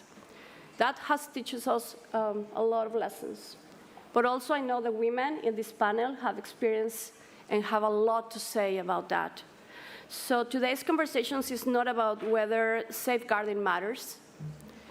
Is it about accountability, prevention, and real system change actually looks like? So I will ask the panel to start thanking, and I'm going to refer to each one of you, but please put in place with your answers the struggle that safeguarding safe force commitments every day can become part of the life of women and girls. So my first question is for Roberta Giulia. Hi, Roberta. Hi. As someone who has worked at the highest levels of international sports, especially you are as a referee, referees have to hold competitions and have to hold the safety of the competition, mostly. How can you tell us where, in your experience, women still feel most unsupported or unheard with sports systems? And I have to tell you, when I was an Olympian in Taekwondo 4 decades ago, I experienced that referees, there were no female referees at that point, were the crucial part of me feeling safe every time I had to go to the dressing room and give my weight. And starting from that, the investiture of the referees, it's beyond words. So what can you tell us about that? First of all, I want to say thanks to you for the invitation. For me, it's really a pleasure to be here because Puglia is my region, so I'm really proud to be here. And I would like to share with you my experience about my international federation, IGF. And it's really important for me to tell you that we are really an inclusive sport, because also for us in the last Olympic Games, about the athlete, the percentage of the participants are equal, so 50 for men, 50 for women. And this is a huge goal to reach for all the federation. And about refereeing matters, in the last 10 years, we did a really huge job to include all the women. And I would like to say that I'm really lucky because I never felt different from the other colleague.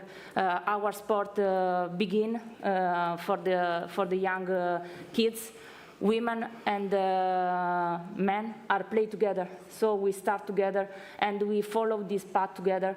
And for refereeing is really not a matter of difference. We are all equal on tatami. That is the place in which we play our sport. And in the last Olympic Games, on 16 referees, 5 were women, and luckily I was one of them. And so for me, it's important to tell you that, like I heard before, from the words, we have to pass to action. And my federation really do this. So it's all about equality, not only equity. And this is not about number matters, it's about quality. So each of us has to demonstrate day by day their own quality, their own education, their own discipline, because my sport is really, in my sport is really important, the discipline, and to work hard to reach your goal. And what I would say that it's possible to do, for me is the time to stop to talk about what we can do. We have to do something, we have to do, we have to start to study, we have to show that we are human beings, not woman or man. We are human beings, and we have to play the same game with the same possibility. And for example, in my international federation, we move to equity gender commission, to equality gender commission. So this is a big step forward to guarantee the equal quality in governance bodies or in technical sector. For example, one of our head director in commission, referee commission, is a woman, is an Olympic champion, world champion, European champion. Miss Tina Trizniak is a huge example to follow. So for us, for me, during this year, is just a matter of show my quality, my power, my confidence on the mat, on the field of play, and to guarantee that the guy who or the girl who win is the real winner of the match. So for me, it's just this, to show my my power, like our colleagues said before, power not in a bad way, to show the power not in a bad way, but to make feel the athlete that they are in a good hands, and that all their sacrifice, all their effort are in good hands. And I put all my effort in this. All my life is in judo, so sometimes there is a sentence that often we say that judo is more than a sport. It's really more than a sport. For me, it's life, and I will share my model, my international federation, like model to all the aspects of life, because we have a lot of projects led by women. For example, Judo for Peace, Judo for Children, Judo Academy, that is a big structure about education. And for me, this is the message that I would give you today. And we can do it. We have not just to talk. We have to do it, and we have to do each of us in this sector. So. Really, thanks to give me this opportunity, and I will be happy to talk about my sport, and it's my life, and so it's okay. Thanks a lot. Thank you, Roberta. Thank you. Thank you for giving us examples of powerful leadership between men and women. Thank you for that. I'm going to move now to Angela Mello. Angela, for you, implementation is the core of everything. So how can you tell us what lessons have global institutions learned about the gap between policy commitments and implementation? And when it comes to safeguarding safe sports and gender equality and equity, what can you tell us about your experiences as your journey has gone through UNESCO? Okay. Buongiorno a tutti, tutte e tutti. A very good afternoon to all of you. Good afternoon and morning to all of you.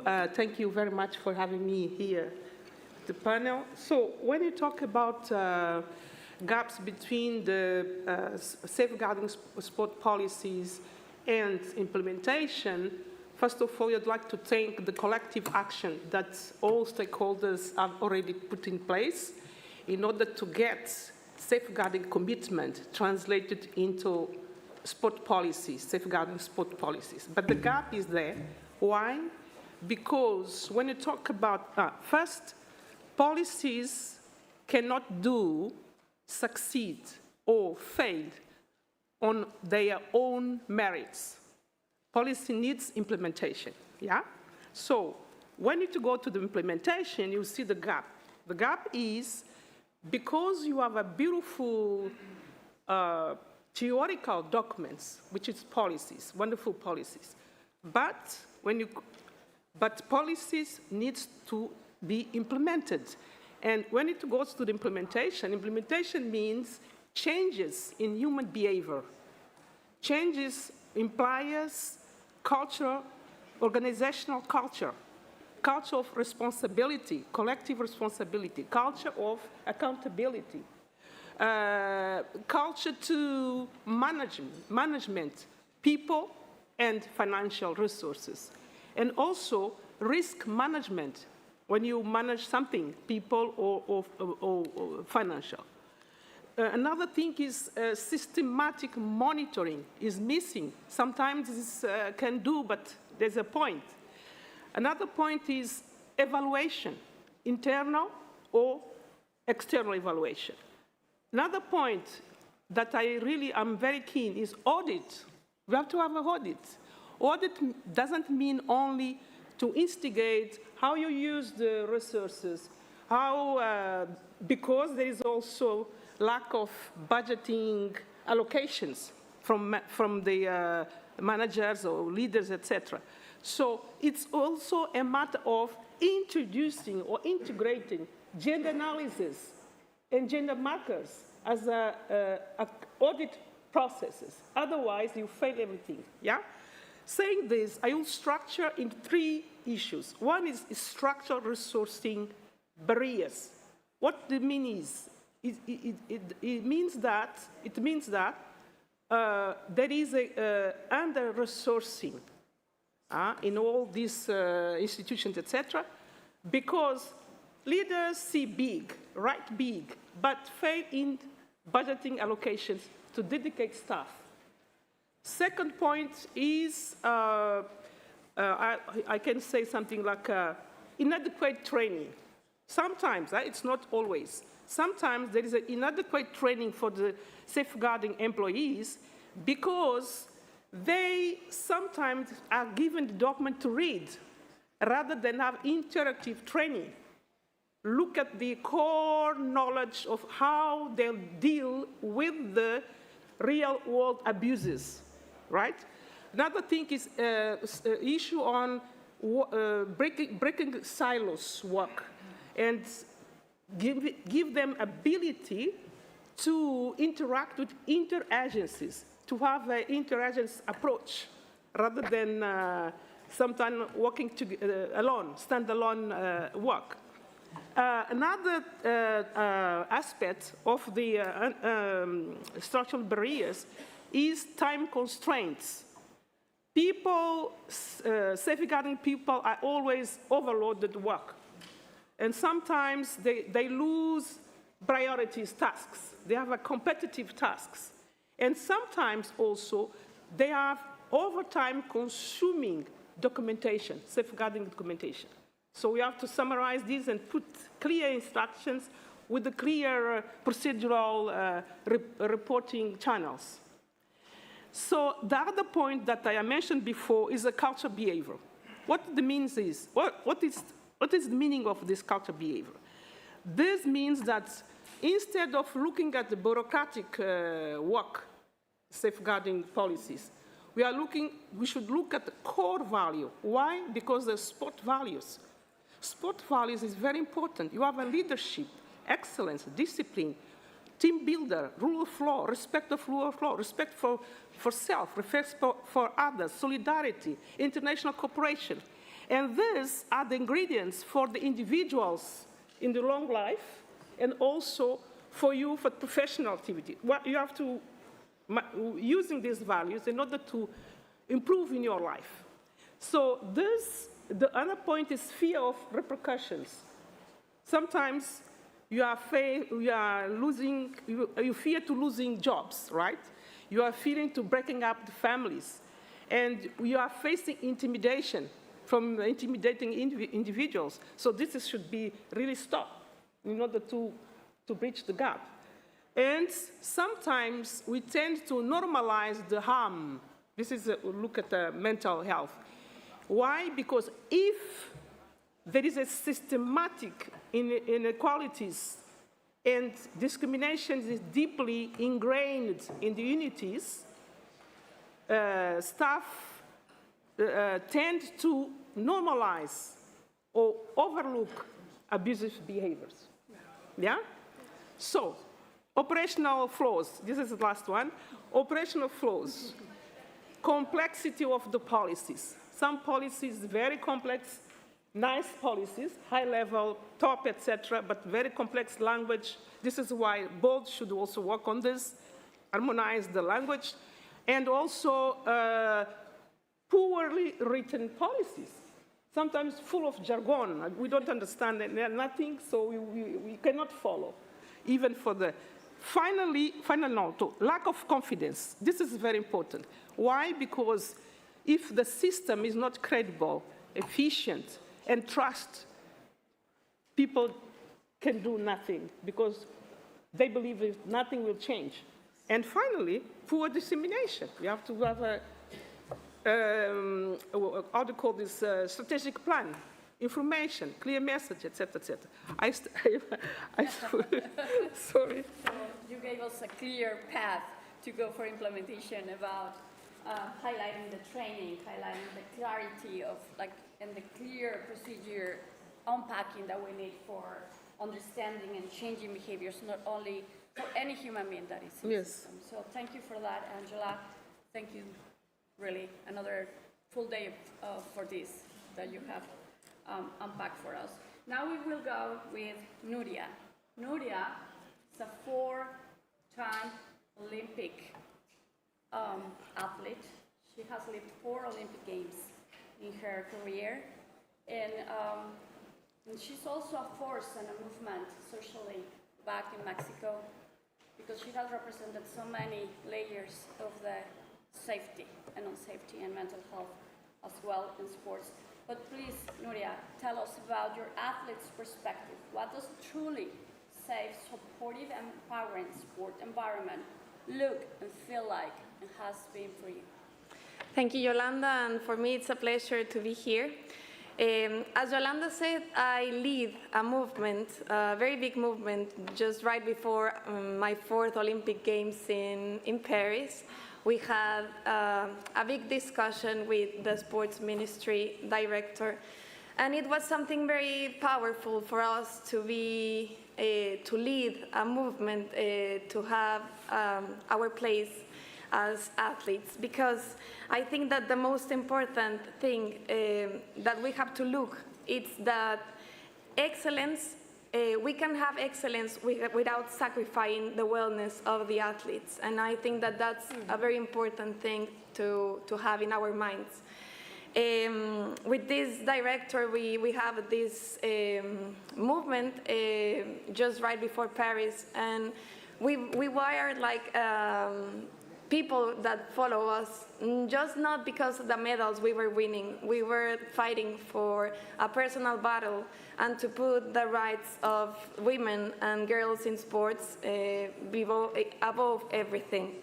I think that when we as athletes have the doors open to speak and to say whatever we feel, it makes a sense of closeness for us and athletes, like to have the doors open to feel free of saying whatever we need, whatever we feel that we can do to improve not just our training centers, it's like to improve our, like to be the human beings we are above the athletes we are and the countries we represent.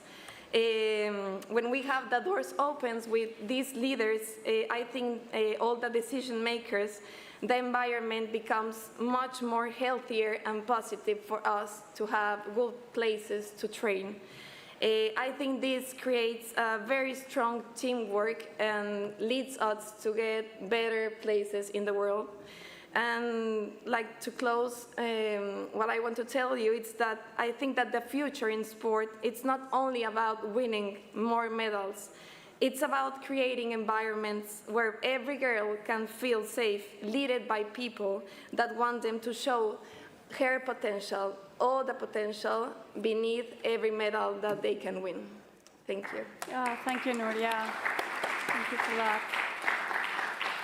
Nuria has been a voice for the synchronous women in swimming back in Mexico. She went through a lot of ordeal to bring the whole team together, and she became a social icon and movement for women and girls back in Mexico for what she did. She went all over the country with that, and thank you for doing that as a four-time Olympian. It's a pleasure. Thank you. Thank you for your voice, for what you do for us. So we are going to go now with Dilek. Hi, Dilek. And she's also here because Kaiser is in the horizon for us in 6 months. So Dilek, from the perspective of Sport Federation, you've been a president of the artistic ice skating. What practical changes are still need to take place to make sport environments safer and more inclusive from that leadership presidency that you experienced, and for women and girls around in your story of judo as well, and also as the president of the swimming artistic? And I know personally for you it was a change in life since you were little to become and to be in sports.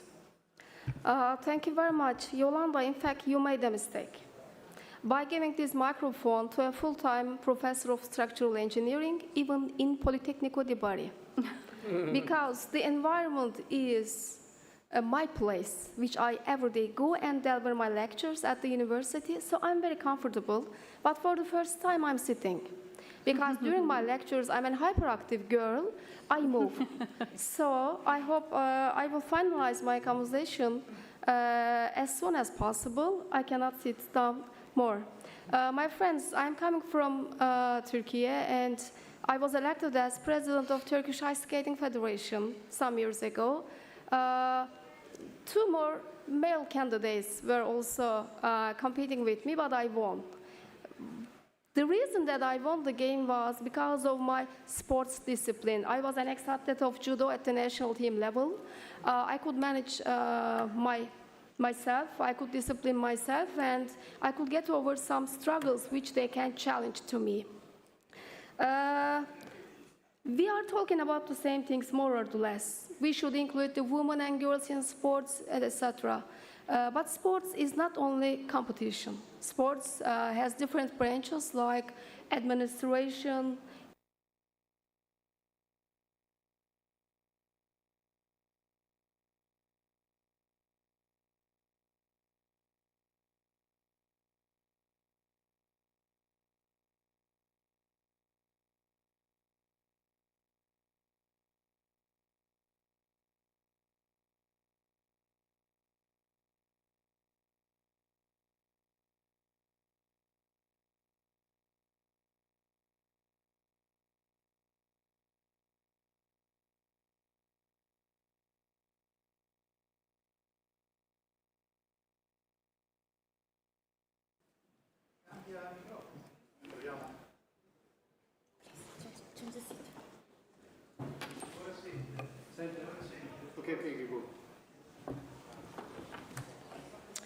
is it okay?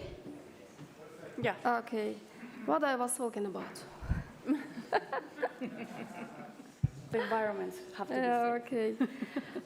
For protection of safer environment, I have experienced the same things like this. When I was a judoka, I wanted to weigh in with a female referee just for 20 grams. There was no female referee, and they said me, go and run, do this, do this. And at the end, of course, I lost my performance. This is a violation, this is a discrimination, and this is unacceptable. When I was elected as president of Turkish Ice Skating Federation, I understood that not only in Turkey, but in the rest of the world, girls are dreaming of figure skating. You know, it's gorgeous. You wear so good clothes and you dance on the ice like a swan, but because of the clothes, they cannot.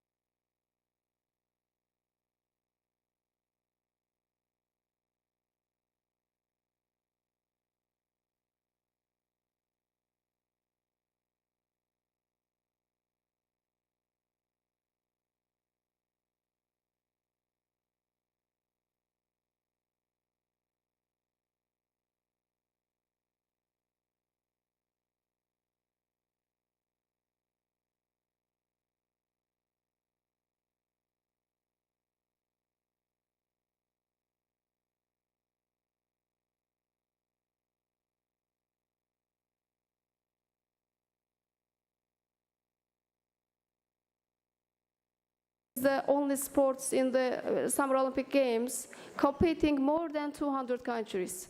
Is it?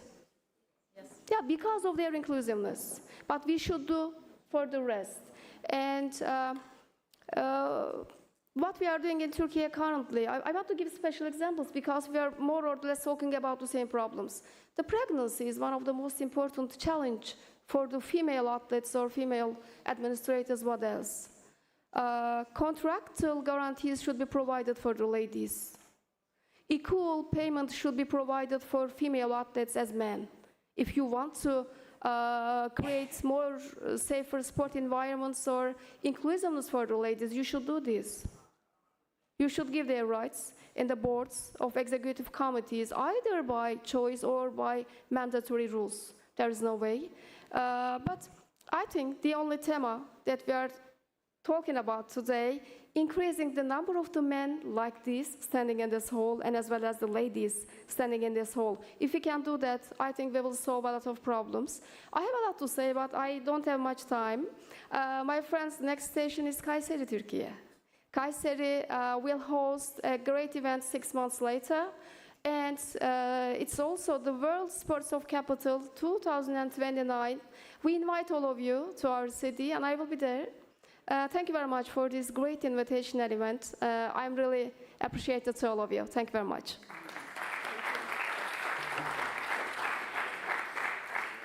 Thank you so much, Dilek. And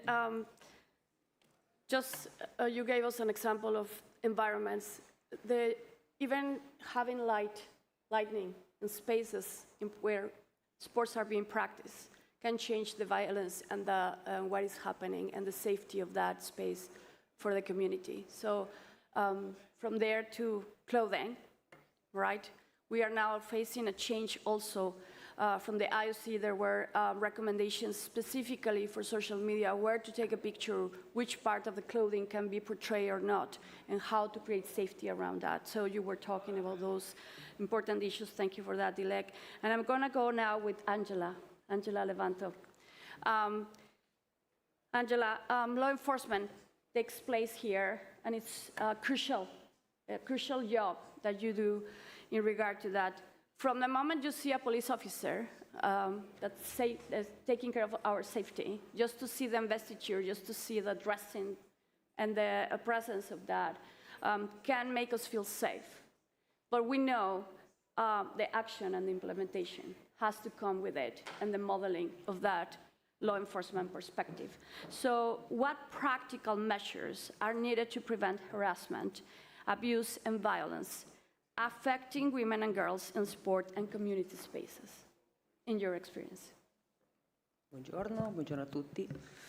Sono Angela Levanto, un ispettore della Polizia di Stato e tecnico della Federazione FILCAM, in particolare della difesa personale e MGA, metodo globale di autodifesa. Io vorrei portare anche una testimonianza personale che riguarda sia l'ambito privato, quindi del tecnico, che l'ambito professionale, perché sono due temi che vengono a coniugarsi nella realtà, perché noi sappiamo che i pericoli sono ovunque. Quindi quello che io insegno alle mie atlete e ai miei collaboratori nell'ambito professionale è quello di riconoscere il pericolo, di capire qual è l'ambiente che viene, dove siamo, che ci circonda. Quindi capire quali sono i segnali che ci possono arrivare dal mondo esterno, perché la difesa personale non è una forza contro la forza, si tratta più di una strategia mentale, di quello che si chiama il mindset, in modo tale che sia le atlete appunto nell'ambito sportivo che nell'ambito professionale riescono a capire dagli indizi, uso un termine professionale, dagli indizi, da quei segnali esterni quale può essere il pericolo.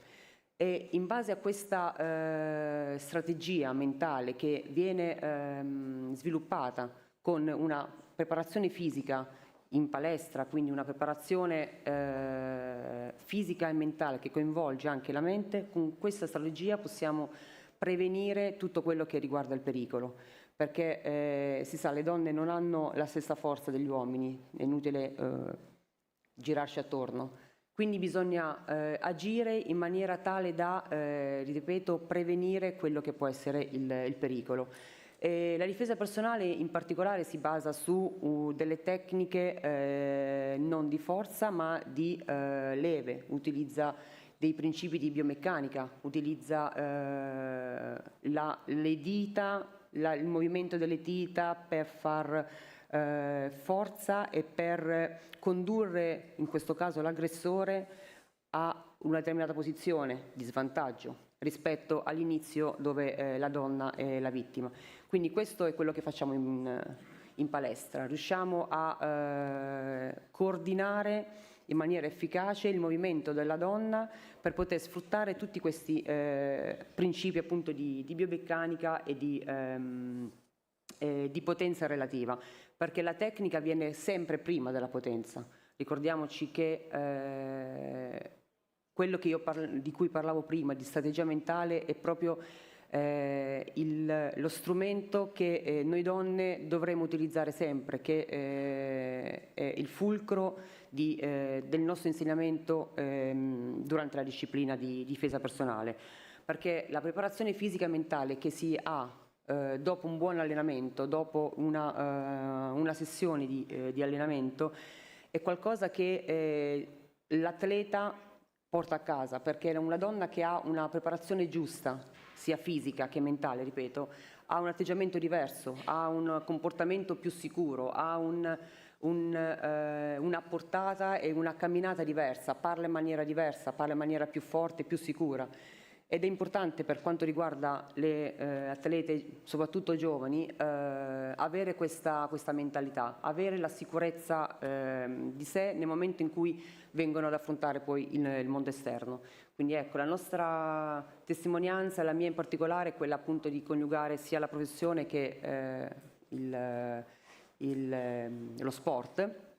E permettetemi, io anch'io sono ingegnere, quindi non laureata qui, al Politecnico di Milano, quindi diciamo che la mia strategia mentale è quella proprio di trovare le soluzioni giuste e immediate con, diciamo, il minimo sforzo, passatemi il termine, con quello che gli ingegneri chiamano con la soluzione migliore. Quindi questo, io spero che le nostre atlete facciano tesoro di questo insegnamento e che siano più sicure nel loro ambito. Proprio un comportamento più sicuro e già di difesa, pronte per essere per sfuggire ai pericoli, per allontanarsi, per capire dove si trovano.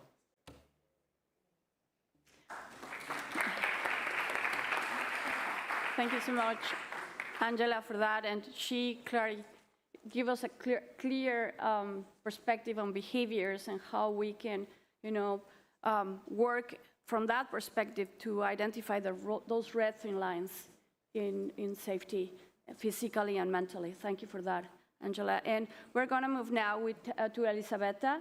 Elisabetta, from a security operations perspective, what does prevention look like in practice when creating safe sport events, venues, and public spaces? And that's a major topic, I know, but if you can give us just, your perspective on that. Buongiorno a tutti, sono Elisabetta Tricase e mi occupo di security da 25 anni in ambito del gruppo FS. Sono responsabile per la Puglia, Basilicata e Molise. Il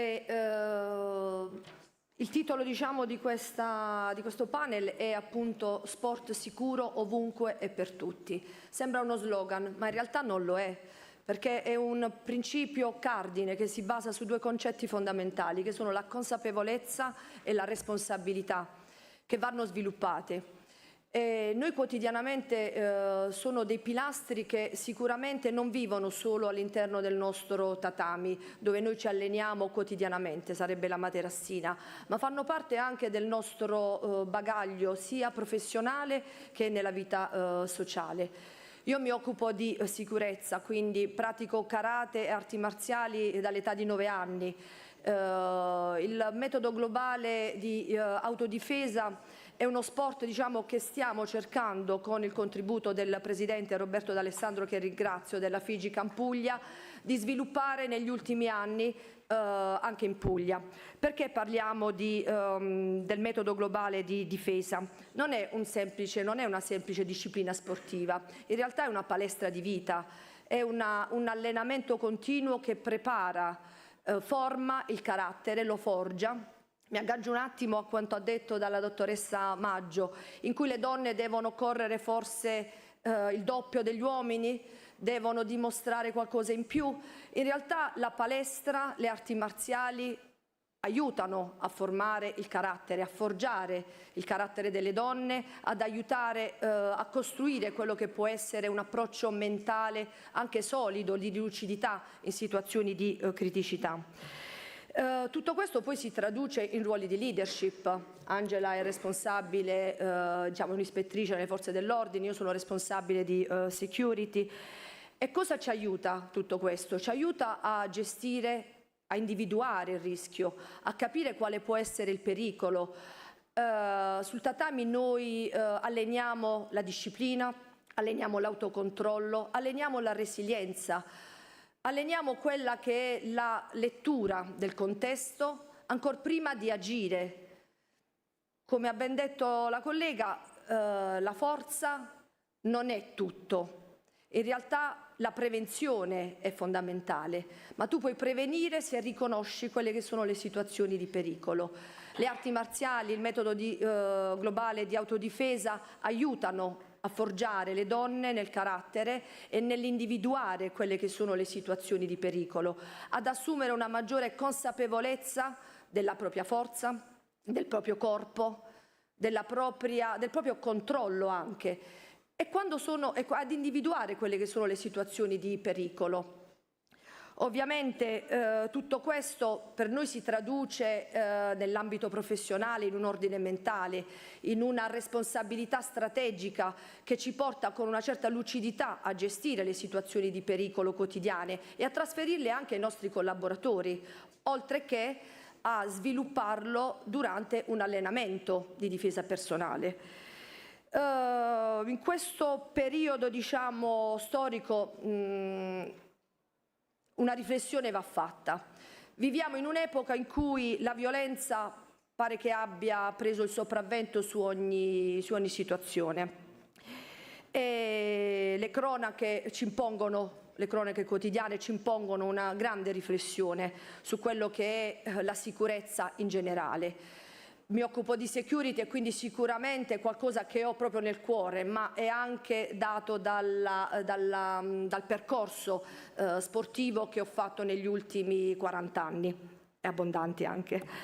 La difesa personale in tutto questo non deve essere considerata come un hobby e soprattutto la difesa personale per le donne non deve essere un hobby. La difesa personale deve essere uno strumento sociale fondamentale di empowerment e di rafforzamento. E nel momento in cui vengono anche sviluppati progetti anche a livello comunale, a livello territoriale, la Puglia è una portabandiera in tutto questo. Mi è piaciuto sentire i dati per quanto riguarda, diciamo, la partecipazione alle Olimpiadi. Anche la FIGICAM Puglia registra un 25% di donne preagoniste ed agoniste, che è un dato importante. Parliamo dell'MGA che ha preso il sopravvento con progetti concreti in Puglia negli ultimi 2 anni. Abbiamo già 134 donne che praticano questo sport. E quindi sicuramente è un dato in crescita. Anche a livello dirigenziale abbiamo raggiunto il 29%. Quindi sicuramente la difesa personale che adotta delle metodologie ben precise non è semplicemente insegnare come tirare un pugno o di vincolarsi da una presa, ma è anche un modo per sviluppare una certa consapevolezza. Aiuta ad aumentare la consapevolezza che può avere un qualsiasi atleta, quindi tutti quanti. La donna sviluppa la propria consapevolezza, inizia a definire i propri confini, inizia a definire e ad avere maggiore consapevolezza anche delle proprie forze e soprattutto a sviluppare quell'approccio mentale che la può supportare ed aiutare e a reagire in maniera un po' più lucida in situazioni di pericolosità. Mi aggancio anche ad un intervento che ha fatto la dottoressa Pascazzi del Lanci, per arrivare ad un concetto fondamentale, e che quindi è importante sviluppare sport all'interno delle comunità cittadine, all'interno della nostra regione. Una persona consapevole è una persona sicura, una donna consapevole è una donna sicura, una comunità consapevole è anche una comunità più forte e più sicura.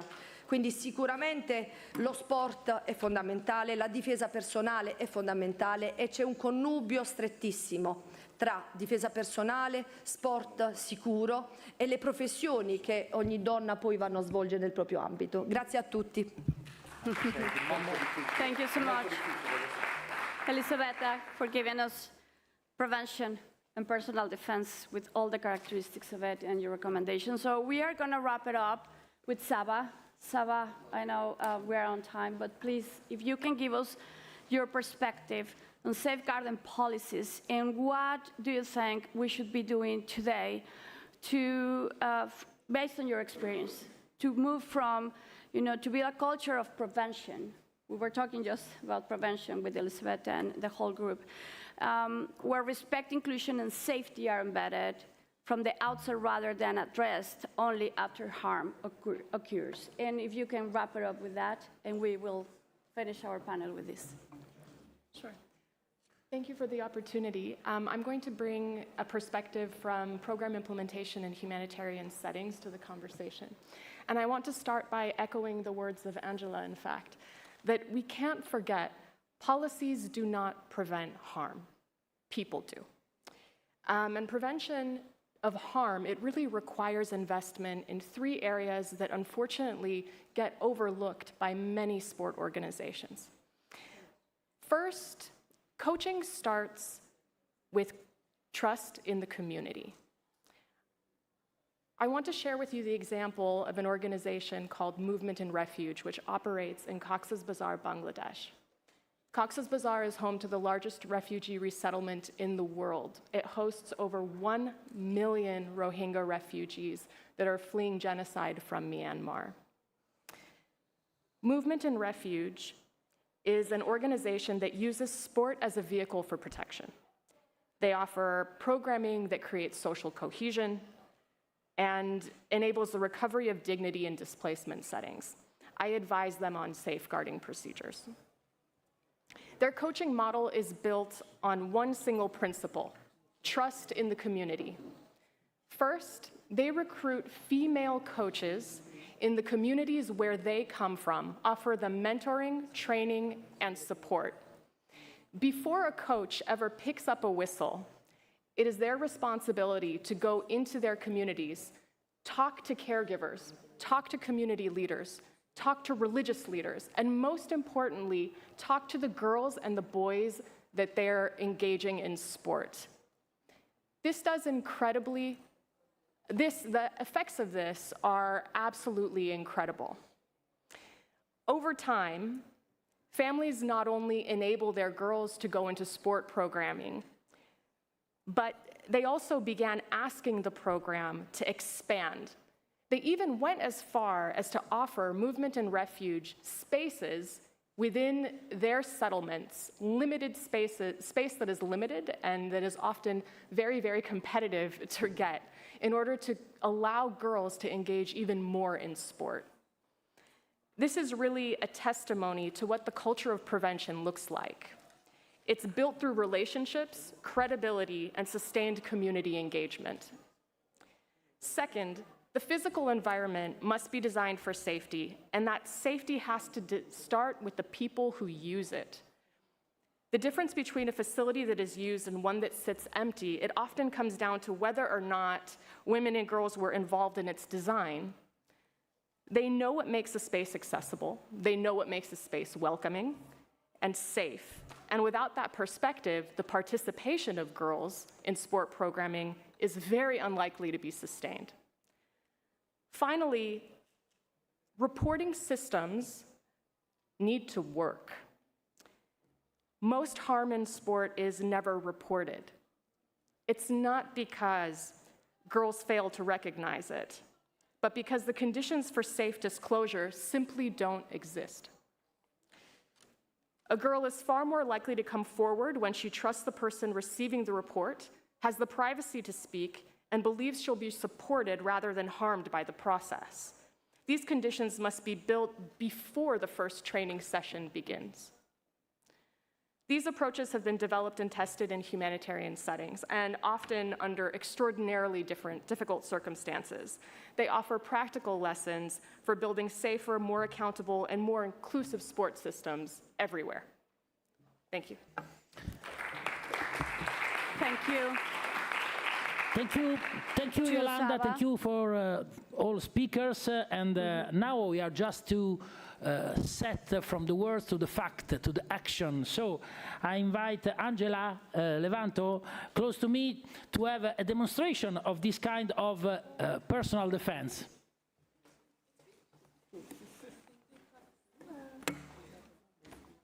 It's finished? Yeah.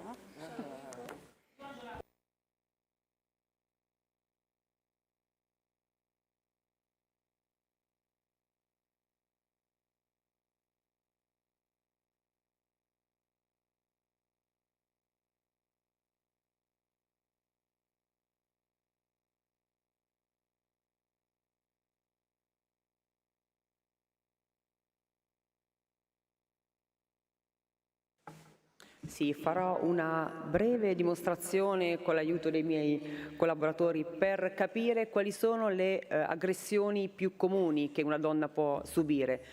Un piccolo intervento per capire la pericolosità del mondo che purtroppo ci circonda. Quindi come poter difendere in maniera molto semplice e molto intuitiva per portare la pelle a casa, perché il fine è quello. Quindi, siamo curiosi. Ho fatto tante telecronache di eventi sportivi, mai di dimostrazioni di difesa personale, quindi proverò a farlo.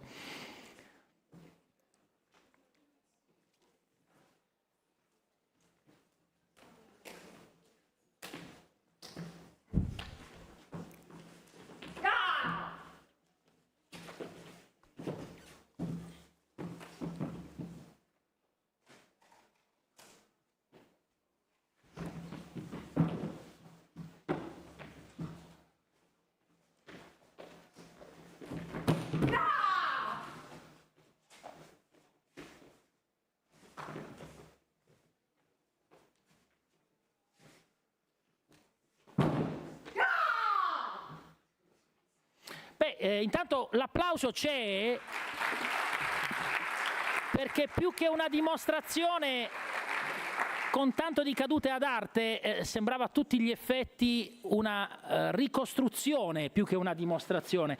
Mi è parso di capire, ho bisogno di te soltanto al volo, complimenti ragazzi, un grande applauso anche a voi. Angela, mi è parso di capire che ci vuole studio vedevo il tuo sguardo che guardava fisso lo sguardo dell'eventuale, del potenziale aggressore, e poi non è importante la forza con cui colpisci, ma dove colpisci. Sì, come dicevo nel mio intervento, la forza non è tutto, anzi nella difesa personale occorre sfruttare, come dicevo, le leve, la biomeccanica, perché nello strangolamento abbiamo pochi secondi. Dobbiamo interagire e agire subito. Quindi dobbiamo capire qual è il comportamento dell'aggressore per poter sfruttare la sua debolezza o ancora meglio la sua forza a nostro vantaggio, perché la forza della donna, dicevo prima, è chiaramente diversa da quella dell'uomo. Quindi occorre sfruttare a livello mentale quello che può essere il loro punto debole.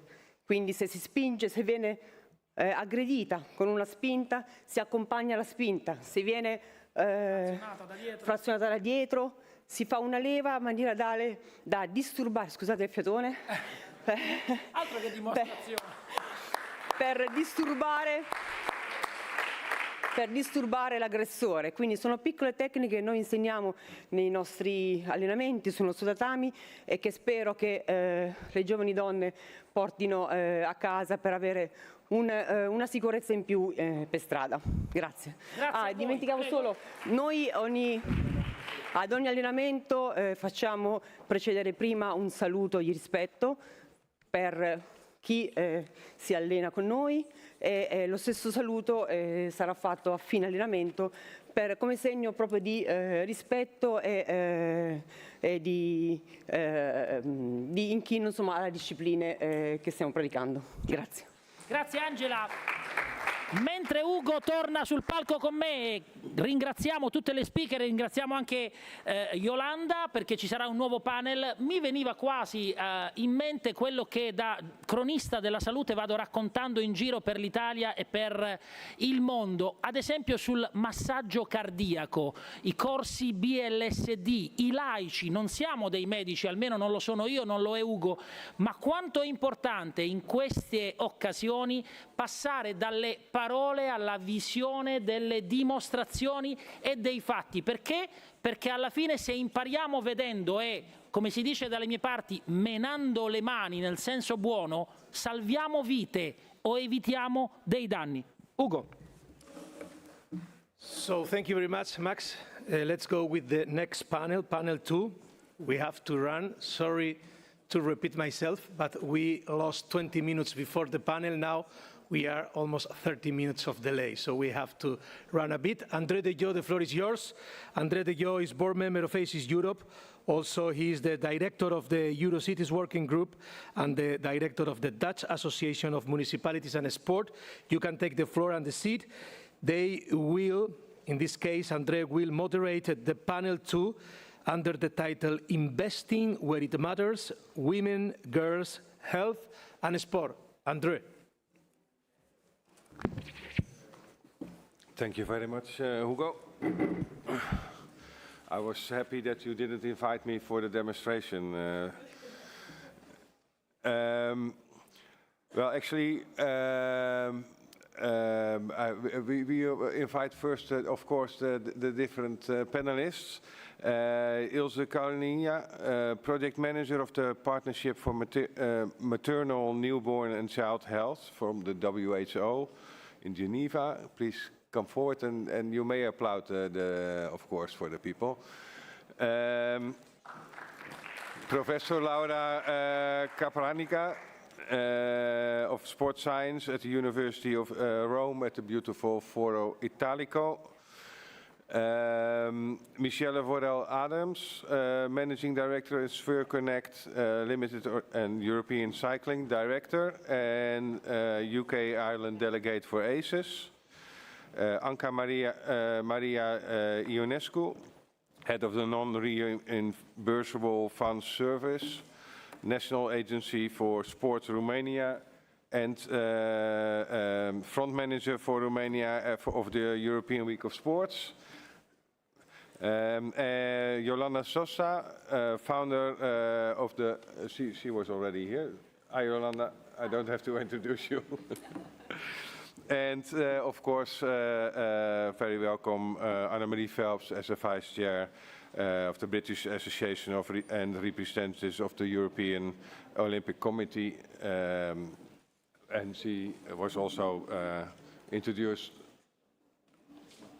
at the beginning. So, setting a little bit the scene probably. The team is actually investing where it matters, women, girls, health and sports. And this is not about why to invest, but this is about how to unlock investment at scale. Women and girls sport papers remain significantly underfunded despite growing evidence of their impact on health, well-being, inclusion and economic participation. ACES cities and regions are not passive beneficiaries.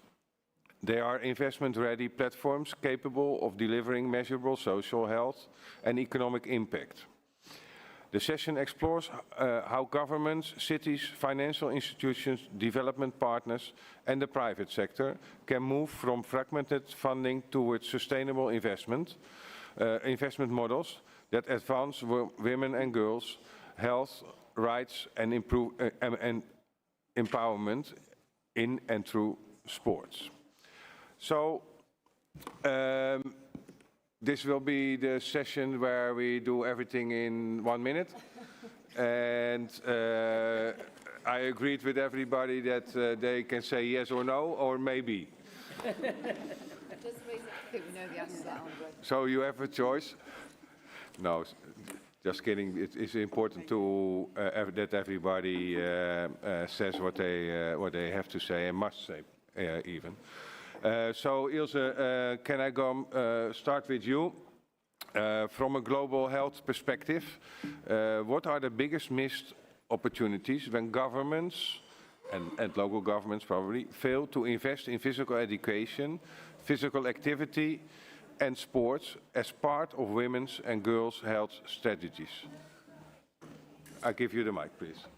Yeah, thank you very much, and greetings from Geneva. I represent the Partnership for Maternal, Newborn and Child Health, which is the largest alliance working on women's, children's and adolescent health and rights, bringing together more than 1,500 organizations across the governments, private sector, youth organizations, and working at the global, regional and national levels. As I was listening, I think it's very important to start with where we are seeing the role and what is possible and what it takes for women and girls. And it's why when we are thinking about the investment, it really is like to what extent we do take it seriously and also consider what the current infrastructure investment and imagination is about what women can do and can achieve and what is important. I think maybe like one statistic, 85% of adolescent girls do not meet minimum WHO recommendations for physical activity. And this is not because of the lack of the interest, but it is because of the lack of the infrastructure and the investment and political commitments. And with that commitment, as you were saying, it's not only having that commitment, but being backed that with the implementation and the enforcement mechanisms. So maybe I will highlight two things. What are the biggest missed opportunities? The first, it is about the physical and mental health, because there is a lot of data seeing how the engagement in sports and physical activities reduced, one statistic again, 20 to 40% risk of developing depression and anxiety, especially what is very important at this stage of the life. But it's also developing really that confidence and physical ability to stand for yourself, as we saw just in the demonstration, being present and being able to undertake increasing challenges of life, as Krina was saying. Especially, I was listening and was not hearing enough about the social media pressures and the digitalization of our engagement and almost living parallel lives, physical and then on the screens. The second, very important, is the protection and economic power. Because when you engage in sports, I have not seen a champion who has not put in hard work, discipline, and also learning how you cannot win without losing, and definitely not winning the medal in your first Olympics or the first game. And also seeing, as many were saying, like what it is the teamwork and what it can be as a support network. And here, again, like one statistic, when we look at the C-suite top 500 female leaders, then 94% of them used to play sports. And 91% said that these skills they learned actually were the critical ones for their career. So maybe I will leave here.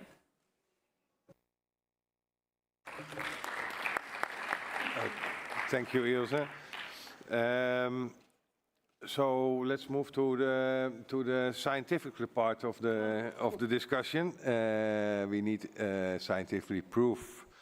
But what evidence do policymakers and investors need then in order to treat women and girls sports as a serious investment in health, education, well-being and social impact? Few words before, because I am a sports scientist, full professor, and for almost 20 years I was the only one in Italy being a woman. And now I welcome the new generation of colleagues, and I hope that they will make a bigger change that I have done. The other thing is that don't project the slides because I'm talking about, do whatever you want. So the second thing is that I am the president of the European Athlete Student, which is the network of dual career. How a sport person, not only the athlete, also the referees, also the coaches, also all the actors in sport can combine education and sport, because this is a big problem. We were thinking of women, girls abandoning sport when they are around 15.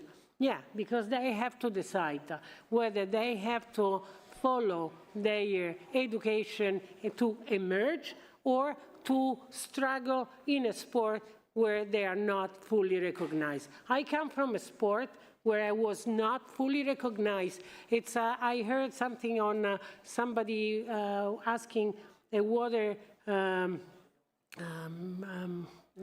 coach saying, what is the difference between the women and the men sport of water polo? And the guy answered, water polo, which means that women do not belong to this. I was not in water polo, I was in basketball, but was exactly the same. And just to talk about how to decline the education and the information and the science in sport and women, it depends on the researchers. And if you don't have researchers having this kind of view, you will not have any data, or you will have biased data. And it is interesting to go through the literature saying that women cannot perform marathons because they will hamper their possibility to be mother. And this was very, very recent, according to the history. Just to give you an example, one of my best students came and said, I want to have my PhD on motorsport. And I say, thank you, I am in sport performance, but I say, thank you, it's not for me, find another tutor. And he said, but I am going to work with the first European champion of road race motorcycle. And then I say, go, I will go. So the thing is that you have to think of something that can be useful to advance knowledge. And knowledge on women's sport is very low compared to men's knowledge, to men's evidence, also in medicine. So the thing is, we have a lot to work on, and we have to tell the girls that they can combine their sport and their education more than we have to, let's say, educate the guys. And the whole society has to be educated, because most of the professors or so on, they will not think that sport is relevant. As an expert of the Sports Satellite Account, which was the group of experts working on an harmonized data collection on the economic value of sport, and I was in this environment, I can tell you that sport is the sector that is driving economy in our Western countries. It's much more effective than fishing and harvesting and so on. So this is, and is all second only to construction. And Europe now is collecting data. Now, I think that data make us think of what the phenomenon is. And also, the thing that we educate not only the coaches, not only the managers, but also the media to present sport, female sport and men's sport in the same way. And that it comes from technical part, from the way the journalists talk about the women and the men athletes and so on. It's a whole environment we need to study. Let me say another thing. I thank Puglia, because Puglia was the representative of the founders of EAS comes from Puglia and comes from the University of Foggia. His Professor Cibelli is here. And he came back and said, he is a medical doctor and a physiologist and sport medicine. He said, this is for you. And actually, I thank, because being in this environment, I had also the opportunity to speak up for the athletes, for the referees, for the others who want to be educated. And another big thank, the European Commission funded lots of projects on dual career, which means you need funding, you need people who knows what the vision and also the instrument. And knowledge, if you don't have data, you don't have the phenomenon. So what I want just to invite you is to listen to the webinars of EAS. It's a dualcareer.eu. We have webinars every 3 or 4 months with actors, with so sport people, with policymakers, with professors, and so on, talking about a small specific thing for 1 hour. So if you want, just give me your email and I will send you the information when it's needed. Thank you. Oh, just a second. Achievement. It's important to show up that women having education and sport achieve the top position.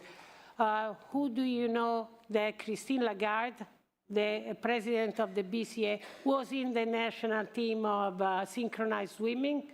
And this is just one of the examples. We have many examples.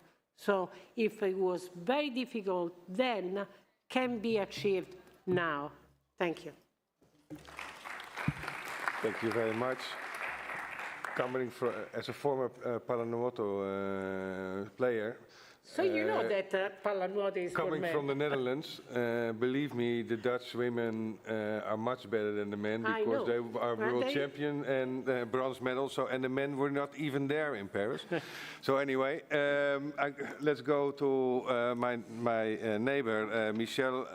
Michelle, how can the private sector and ESG actors move beyond sponsorships models toward long-term investments in women and girls through sports? Thank you, Andre. I will try and keep to the time, because, believe it or not, probably many of you in this room have used stopwatches in your lives, so I have a stopwatch with me to make sure I don't run over. I'm privileged to be here today and to share this experience with you all, but more privileged that you've all turned out today from Puglia to actually support us, what is a monumental event actually for ACES. And Andre and I have worked together over 10 years now, and yeah, we are honoured to have moved many people around the world during that time. So let's move on to talk about sponsorship and looking at the kind of longer term rather than short term kind of systemic investment. And many of you will know that you know, sponsorship, particularly in girls and women's sport, has been used mainly as a marketing channel. It's been used as visibility rather than an integrated strategy within companies and with ESG actors. I have experience in this. My background is largely in the cycling world, and have seen how sponsors have come forward, mainly for events, just to put names on jerseys, names on backboards, names on, you know, all kinds of cycling kit. And we need to move away from that environment to something that's more sustainable in the future. What I'm going to do is just touch on a few points on this, and I'm going to try and bring this to life for you today with some real examples of how I've worked with companies to integrate and make systems more systemic in helping investment to lever in and make sustainable strategies. So I think firstly, one of the things to talk about is working with some of these companies, organisations and ESG actors around reframing sport as development and reframing it to be used sport as an asset rather than sport as just a label. So many of the things about this have actually been talked about. We're talking about human capital development, we're talking about improving health, we're talking about improving confidence levels in girls, we're talking about leadership skills, workforce, training employees, looking at underrepresented sectors, and also community resilience and some of that economic inclusion. And I think the action shift to come from that is to look at sports initiatives and also look at social impact portfolios. Another one of the factors that we've seen shift is to move from one-off deals to multi-year partnerships. So that's 5 to 10-year partnerships with organisations such as women's leagues, grassroots programmes and NGOs, but also core operational funding. For many of you will be familiar, like some of this doesn't work without, having coaches, having athletes, having those trains, having safeguarding events, but not just big shiny events for major competitions, and co-design programmes with local communities. So I'm just going to stop there on this one, because on the 1 to year sort of 5-year, multi-year partnerships, I can share with you 2 examples of organisations that I've worked with. So the first one was a company called OVO Energy. So OVO Energy, in 2014, there was a monumental shift in cycling, particularly around women's professional cycling, and the struggle to actually get a sponsor to come on board to support those girls to get on those bikes, to support those girls to get round that race, but also to support those girls to stay somewhere overnight during the different stages of the routes. So OVO Energy made an announcement in the House of Parliament in London in 2014. It was a big, significant announcement around making sure that women had equal pay in terms of the prizes as to the men's rate, and that was huge in the kind of history in cycling in Great Britain. Not only did they do that, not only was this like not a short-term investment proposition, but they actually put funding in to make sure that those girls could move from staying on campsites overnight and training in some of the most poorest facilities to train in much better facilities, to be able to have training kit, training shoes, but to stay in the same hotels where the men's team was staying. So that was huge. That was huge for confidence, for for them to feel equal, for them to carry that same brand, and for them to walk on the podium. And it's not all about elite sport, but for them to walk on that podium and feel that actually they were being given, an equal platform with the guys in terms of the races. So that moved from a 1-year partnership. Yes, we'd like to be on your jerseys. We don't have to ask the reason why. It was all about sustainability. It was all about the green agenda, but to a 3-year partnership deal, which enabled something that was going to live on with those girls racing and some of the training and some of the facilities. The second one that I'd like to share with you was around another project in London, and at the moment, in terms of participation, we're looking at around 44% of girls participating in sport, and around 55% of women in sport. And, that's still a good 7 to 8% behind the kind of male counterparts. But what was important was that working with one of the leading organisations in London for sport, we carried out a study in a number of boroughs across London, one of those being Lewisham, which is the 7th most deprived ward and borough in London, and looking at the participation rates amongst girls and women. And what we found was they were significantly lower than the average in some of the other boroughs. So we set on a journey to do some consultation with those communities, co-create some of those projects, but also find a commercial organisation that was willing to go on this journey with us. And we found one, and it was Sweaty Betty. So Sweaty Betty, many of you will know, is an active partnerships kind of producer of clothing. and they invested a sum of money to actually help the girls to get underway on those projects, to put treadmills in and other facilities that made them feel comfortable, that made them feel safe, and all the things that we spoke about today in terms of girls and women's sport. And it was a simple idea, and many companies also need to look at this. It was investing in the infrastructure. This was in a disused retail unit inside the shopping centre where we knew many of those girls were hanging around and looking for things, you know, things to do and engage in and improve confidence levels. I know I've not got time to listen. So, I've talked about 2 examples. I think in terms of other areas that companies need to look at to shift the dial, which we've used in some of the examples I've already given, is looking at blended finance and innovation funding models. So the match funding, impact investment funds, social impact bonds. And finally, the support for media visibility and data ecosystems, which has been also a big topic of conversation today. So that's funding media production and distribution for women's sport, supporting data collection, so looking at participation rates, and importantly, impact and measurement, and partnering with broadcasters and digital platforms, which we've done on 2 of those projects, and looking to scale audiences. I'm happy to have a further conversation with anyone in the audience today, and I'll conclude there.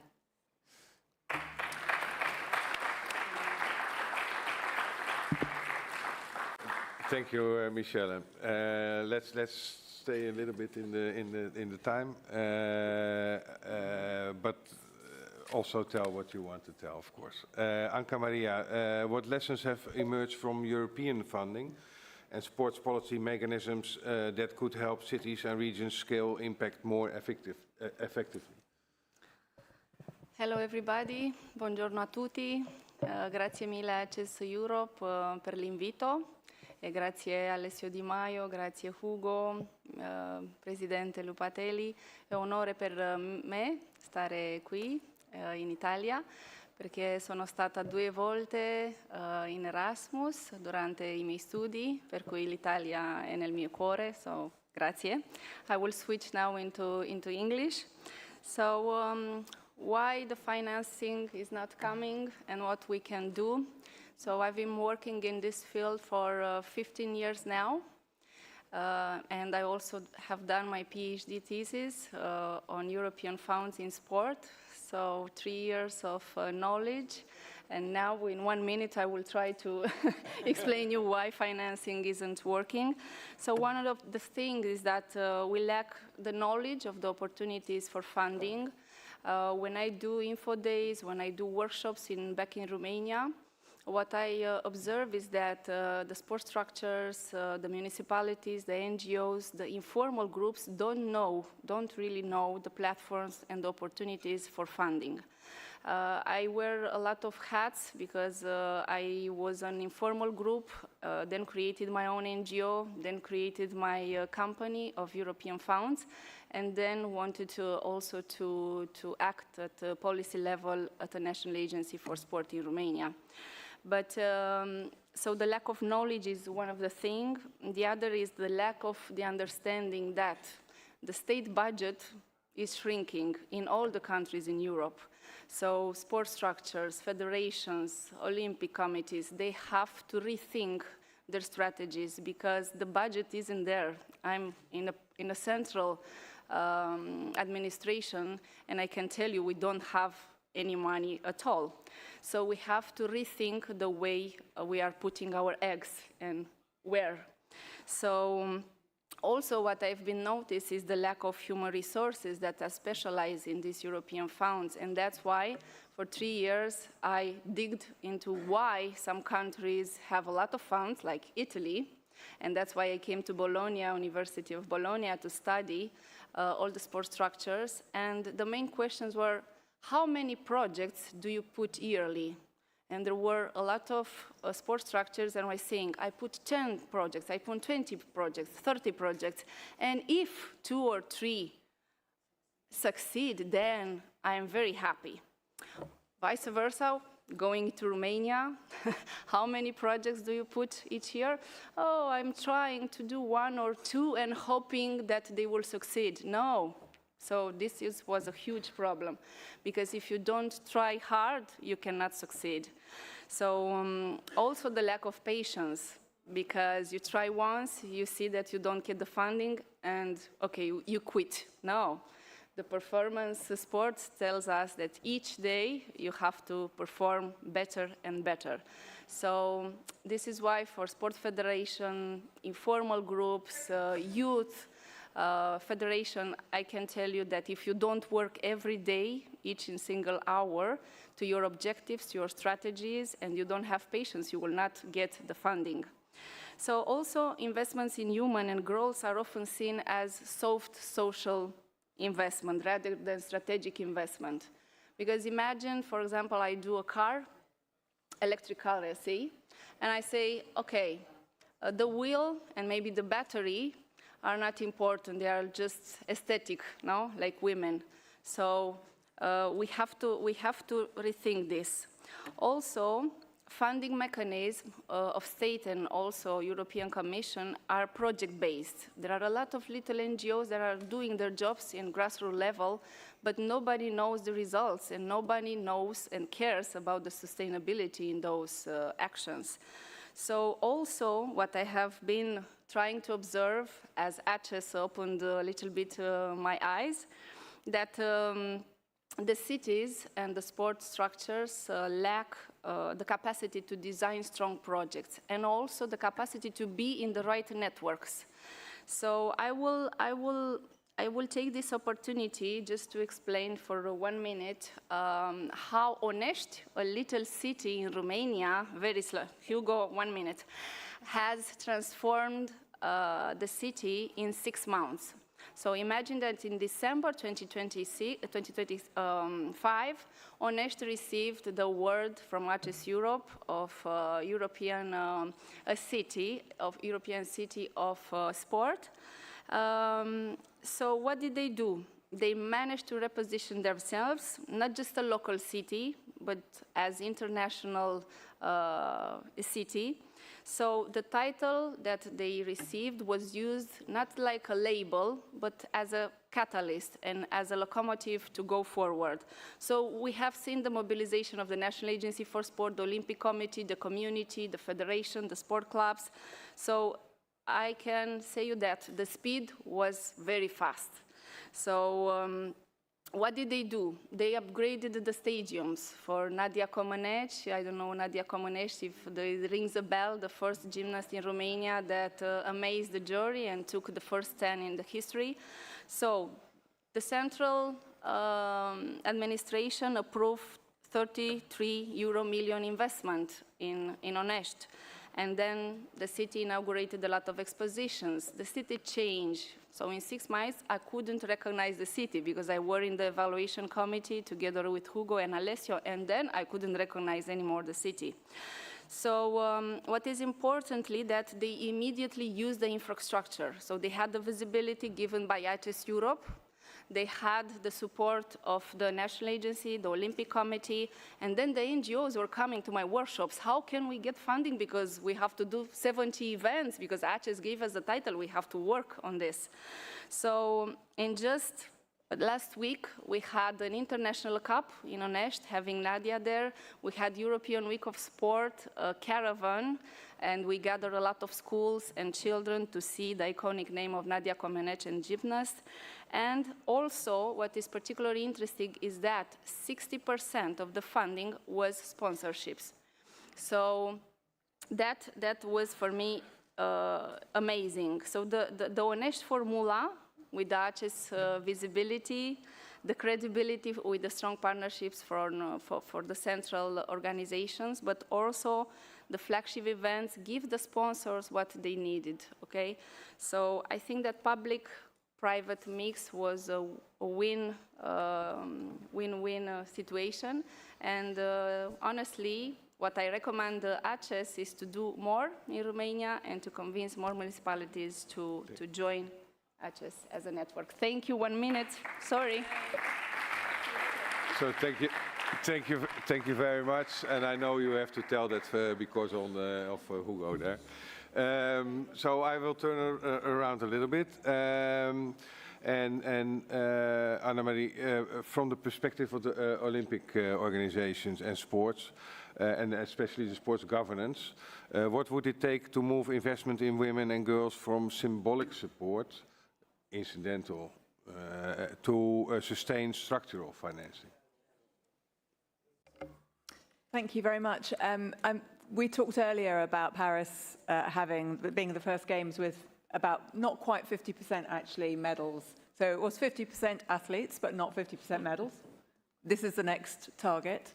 But, you know, countries want to perform on the Olympic stage, both at youth games and continental games.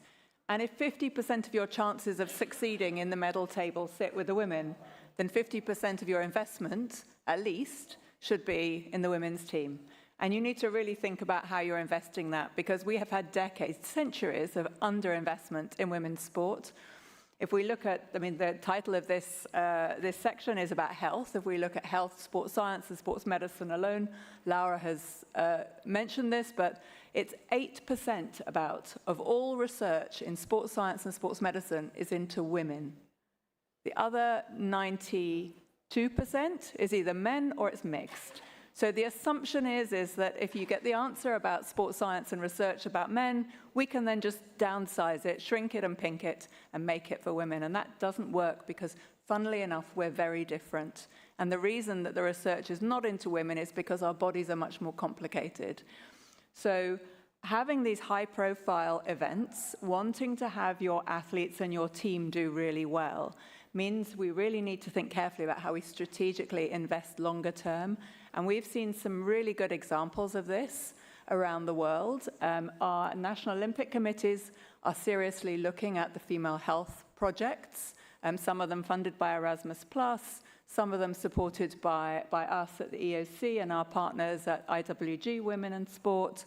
Particularly, there's an organization called the Well HQ, which has written a fabulous book called The Female Body Bible. If anybody hasn't seen it and read it, they should do, because it's eye-opening. It talks about simple ways to help your female athletes have performance gains, having a proper fitted sports bra. I mean, having this conversation with men sometimes, they look a bit embarrassed, but if you understood that the difference in a proper fitting sports bra can be the difference between a gold medal and no medal, you would make sure that your female athletes were all having proper fittings. These are really simple things.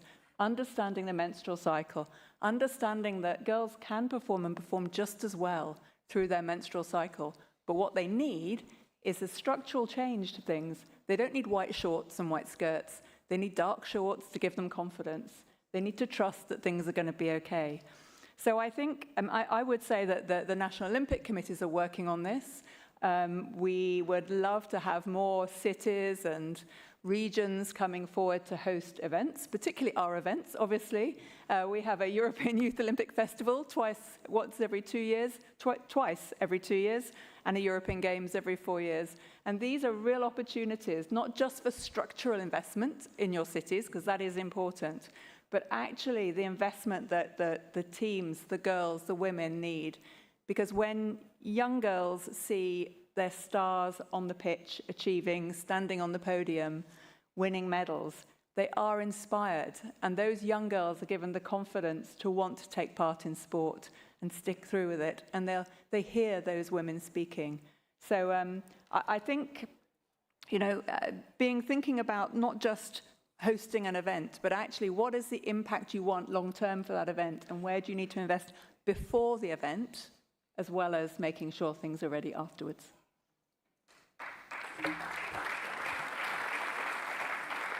Yes, there is even more evidence, I know from my work, that the return on investment of having events, not the event itself, but the return on investment of the event, and social is really important. There's a lot of evidence for that, which is interesting for city marketing and region marketing.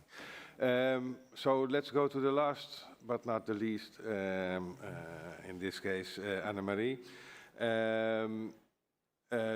from the perspective, from your point of view, for women and led networks, help ensure investment reaches grassroots women and girls.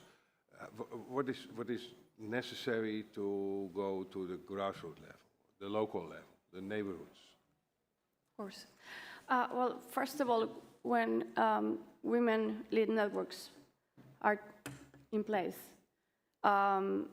we play a unique role because they are often we are close to the realities of women and girls in communities. We understand where the gaps exist and who is being left behind and what support is truly needed. And also we can model for females and males in those teams how to go for that. So to ensure investment reaches the grassroots level, we must move beyond funding events and start funding ecosystems, I'll say. That means investing in local initiatives that include mental health support. We cannot do these movements without reflective leadership, and mental health has to be in the place of it, in the core of it. Leadership development and community-based programs that create lasting opportunities for girls, not only in the moment, for also in the long term. Networks like WBIACES, when we founded and created with Adriana Perez, founded Women by ACES and talked to Hugo and Vincenzo about it. We thought about 6,000 cities, regions, municipalities, governments that could come together with academia, civil society, and the private sector that can act as, and we can act as bridges between decision makers and communities. We can identify needs, share evidence. You've been talking about, that a lot in this panel and the other ones. Amplify local voices are extremely needed and help direct resources where they create the greatest impact. I think success should not be measured only by the number of elite athletes we produce. Sometimes I work with governments and municipalities and regions that are only focused on the elite athletes, but the community is needing. Romania is an example of that, and I love to hear that. We need to also make sure that girls are safe, and how many girls are safe and included, empowered, and able to participate in sport throughout their lives. So that is why grassroots, it has to come, and we need to cross bridges to that. We are walking the path here right now today, but we need to invest in the grassroots level because that is going to potentially bring this to use the sport as support, as a protective factor, as psychological safety also for our community. So by strengthening health, education, leadership, and social development, we can ensure that future generations can experience that firsthand. And I'm going to close it right now. Hugo, for you. Thank you very much. Thank you all panelists for the insights. And so just a suggestion, every panel can have their own conference team, I think. Absolutely. Thank you very much. Sorry for hating me, but we have to follow the schedule. Let's jump into the third panel. The third panel is titled "The Future is Local, Power, Leadership and System Change," and will be moderated by Adriana Sanchez Perez. While she's arriving to the table, I have to highlight that after the event, we will have a brunch outside that is almost ready to all of you. So, Adriana, the floor is yours. Follow the time. Thank you.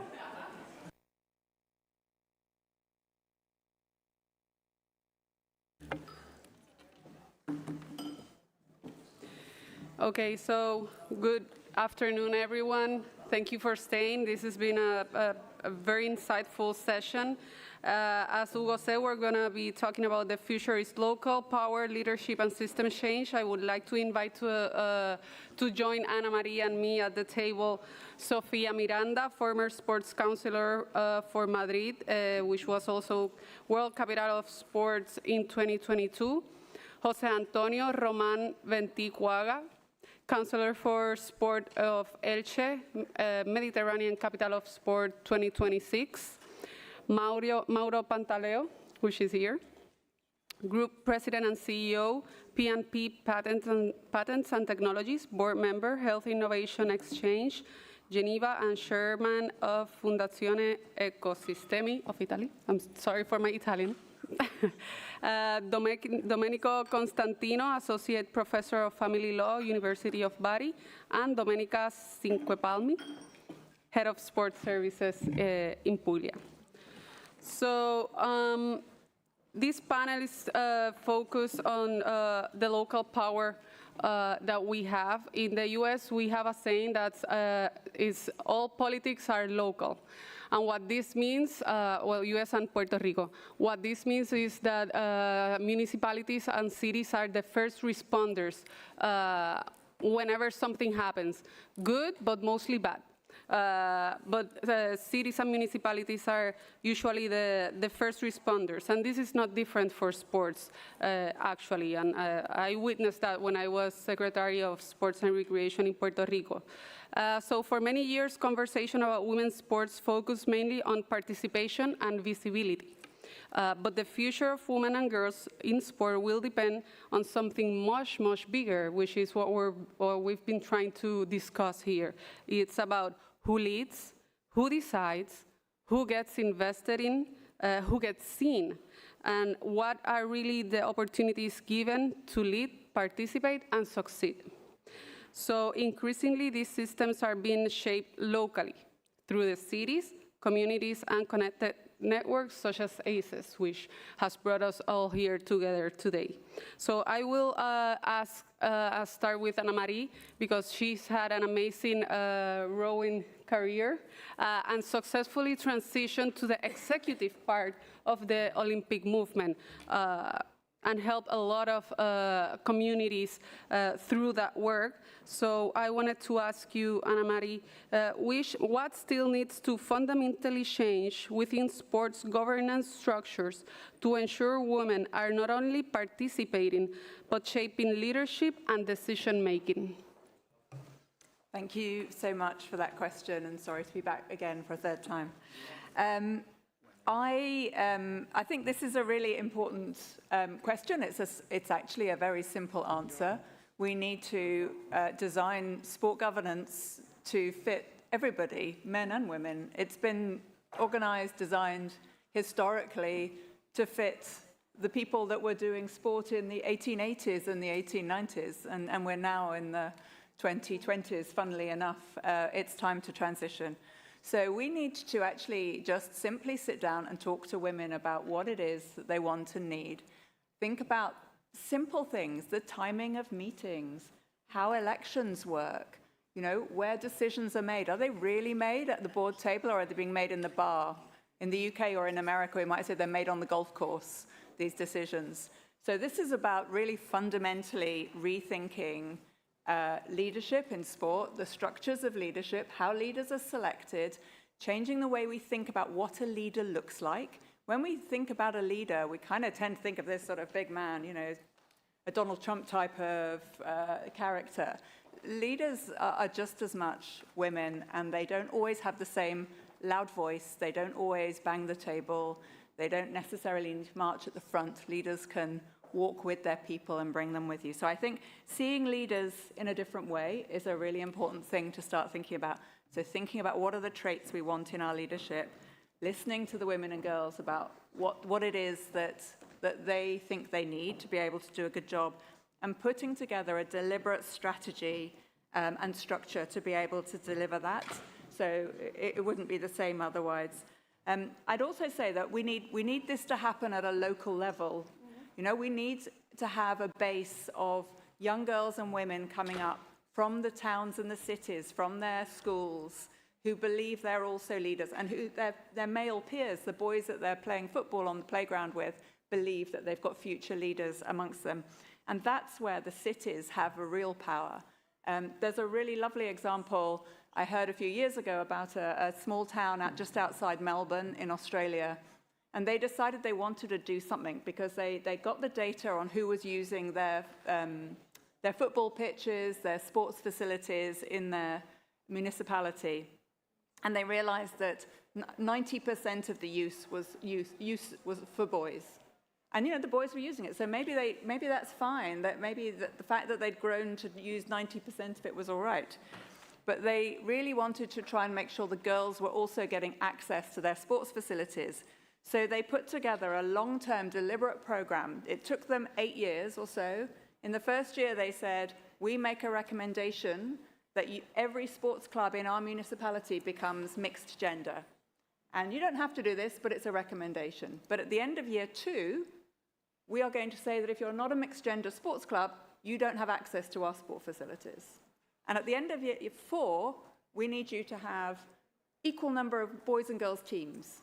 And that's fine. If you don't want to, you don't have to, up to you. But if you don't have this after the end of year 4, you don't have access to our facilities. And in year 6, we need you to have equal number of men and women on your committees and all the way through. And if you don't have that and you don't have equal funding, you don't have access to our facilities. And literally within, you know, I think for the first 2 years, there were clubs dropping out and then realizing what they were missing. But by the end, they got to their 8 years, they had transformed the way that boys and girls played together and talked together. And they now have an equal basis of leadership for the future in 20 years' time as these people grow older, to be able to run their local clubs, to be able to provide female leaders for the future, for their national federations and for their international federations. So it's in the hands of cities, and it's not just events that can do this, but it's actually how you deal with policies, with your facilities and access to them. Thank you. Thank you, thank you. Yeah. And I think what Anna-Marie is speaking goes a little bit to the first plenary conversation we were having about setting clear goals and specific goals so we can work to achieve them. I think leadership looks like action. Also, it's a verb. Leadership is a verb, actually. And we have a great example here with Sofia from Madrid. She led a very important project called Poderosas, which tried also to work with girls' access to sports. So in that vein, I do wanted to ask you, Sofia, what role can cities play in building leadership pathways and creating long-term opportunities for girls and women through sport? Thank you. Good morning, good afternoon. I don't know what time it is. I'm very grateful to be here with all of you and to have the opportunity to express myself and to express how firmly I believe in the power of municipality and in the power of sport. And that when we mix them together, the amazing results that we can really get and we can really measure and we can really see. First of all, I just said I am very strong supporter of the power of municipality. I think that the great laws, the great values are designed in the state, in the central government or in the region. But then what action really takes place is in your village, is in your town, is in your neighborhood. And that's where the change really becomes true. Say that, I also want to make a difference that I found out while I was the Chancellor of Sport in Madrid. There is different to have that to promote. Sometimes cities, at least in Spain, compete with each other. I have more football fields than you, I have more football players in the first league than you, or I have more swimming pools than the other city. But to have is not to promote.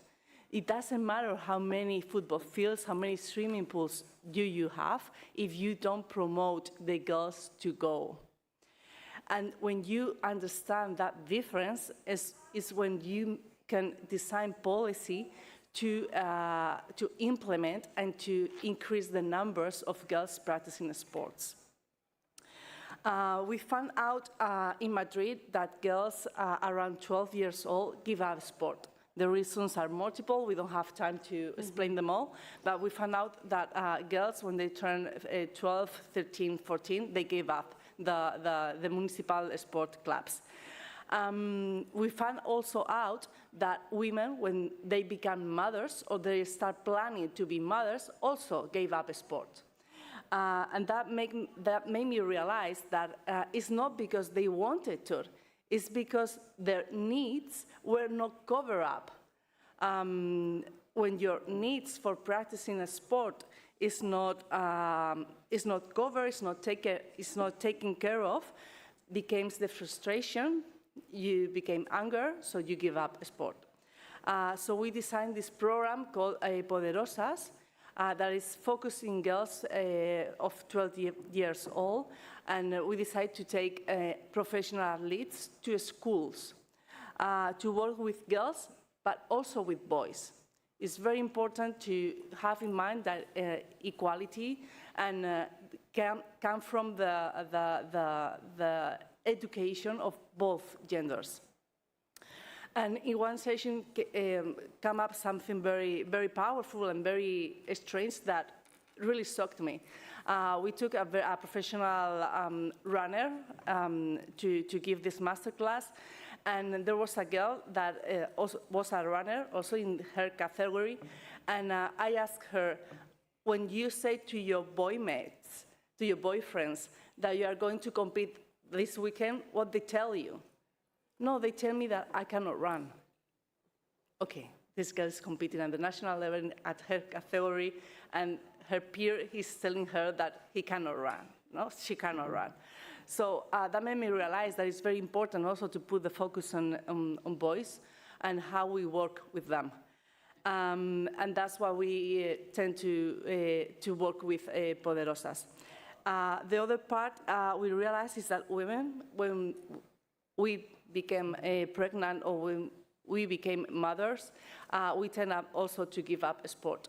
Now we are carrying out a survey, a study, a research with European funds with a program that is called MAMA.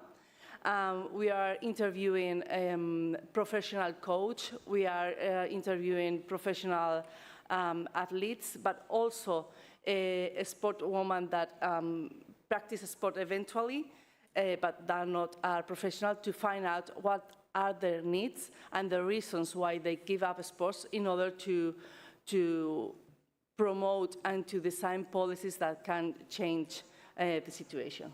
Thank you very much.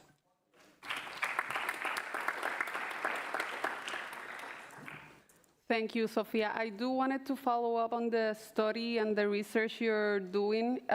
Do you have a timeline? Do you find that it was a kind of study, or do you have something to go from and compare to previous data?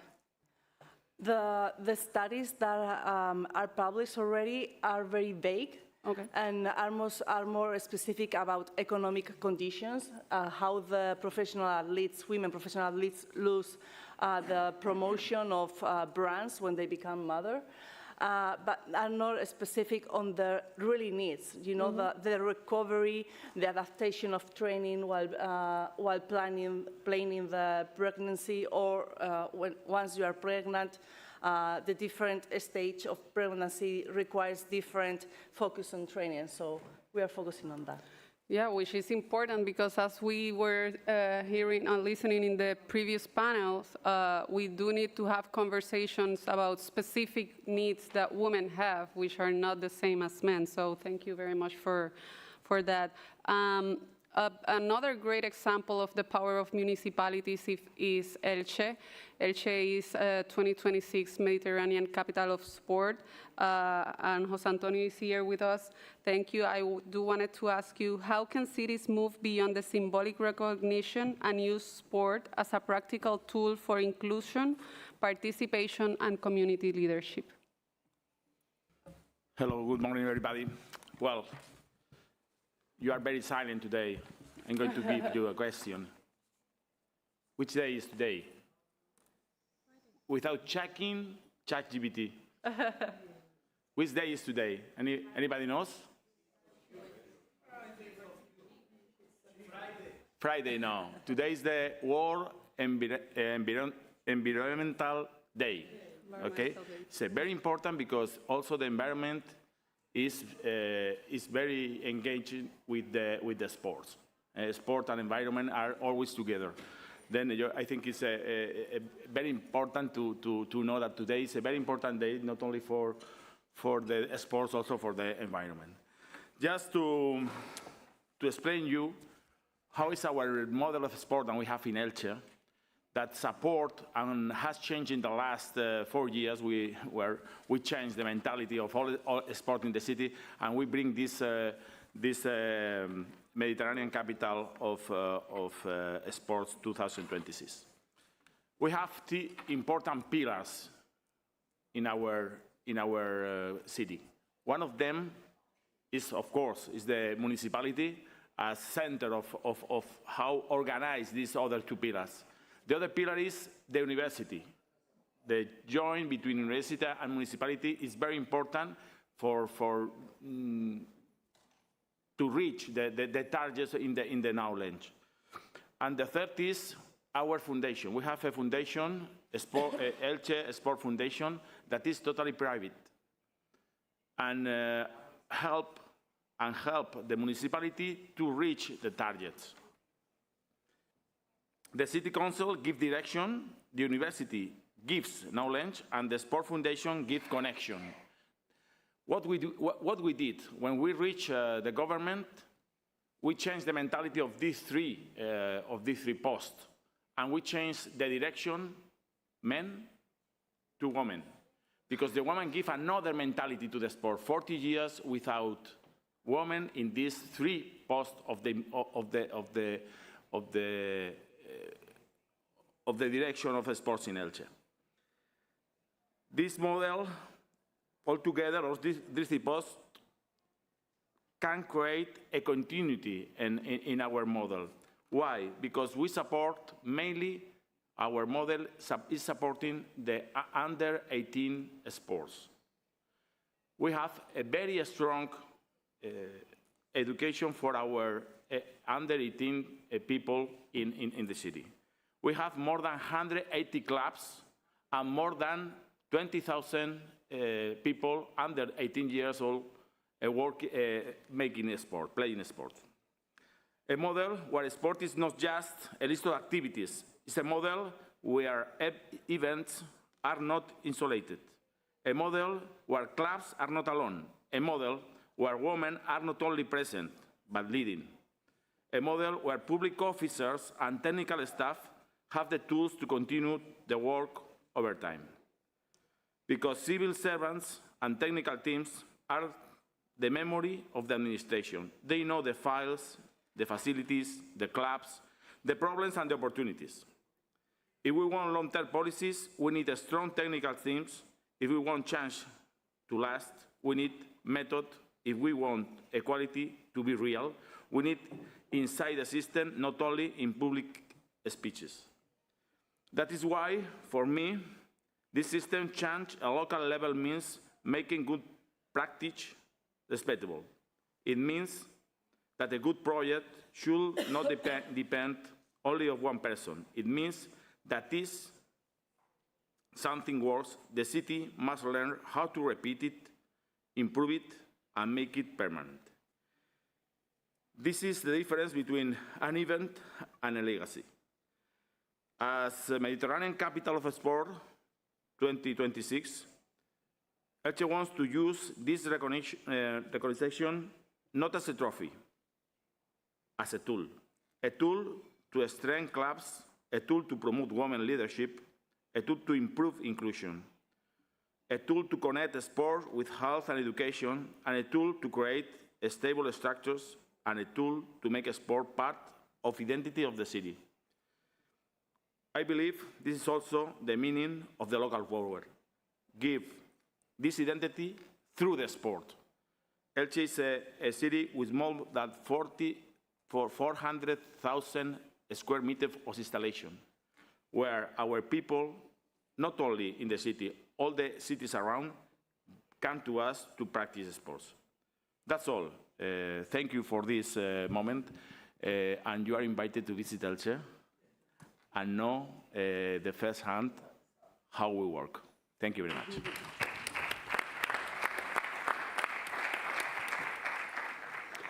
Jose Antonio, I did wanted to follow up. You were talking about the sports model in Elche and how it works with under 18.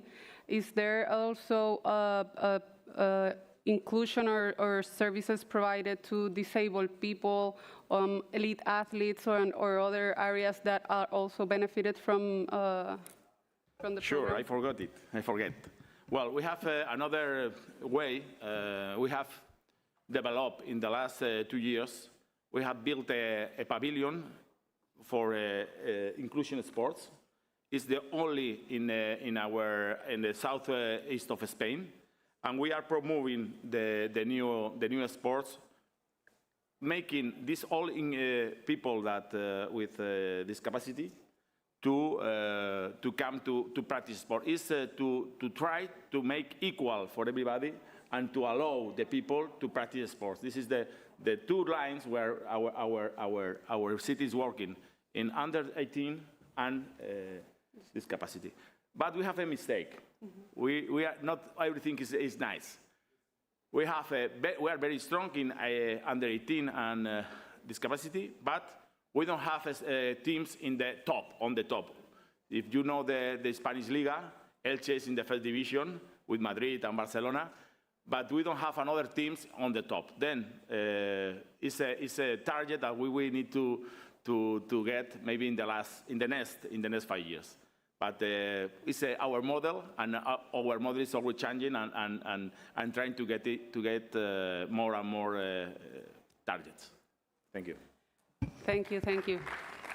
And it's important to consider all aspects of sports, grassroots development, and then obviously elite and high performance, which for many of the athletes and mostly the parents is an end goal many times. So regarding that elite status and high performance, we are coming close to LA 2028. I wanted to ask Ana Maria, as we move forward towards this next Olympics and beyond, what do you believe will most shape the future of women and girls in sports over the next 5 or 10 years? Thank you.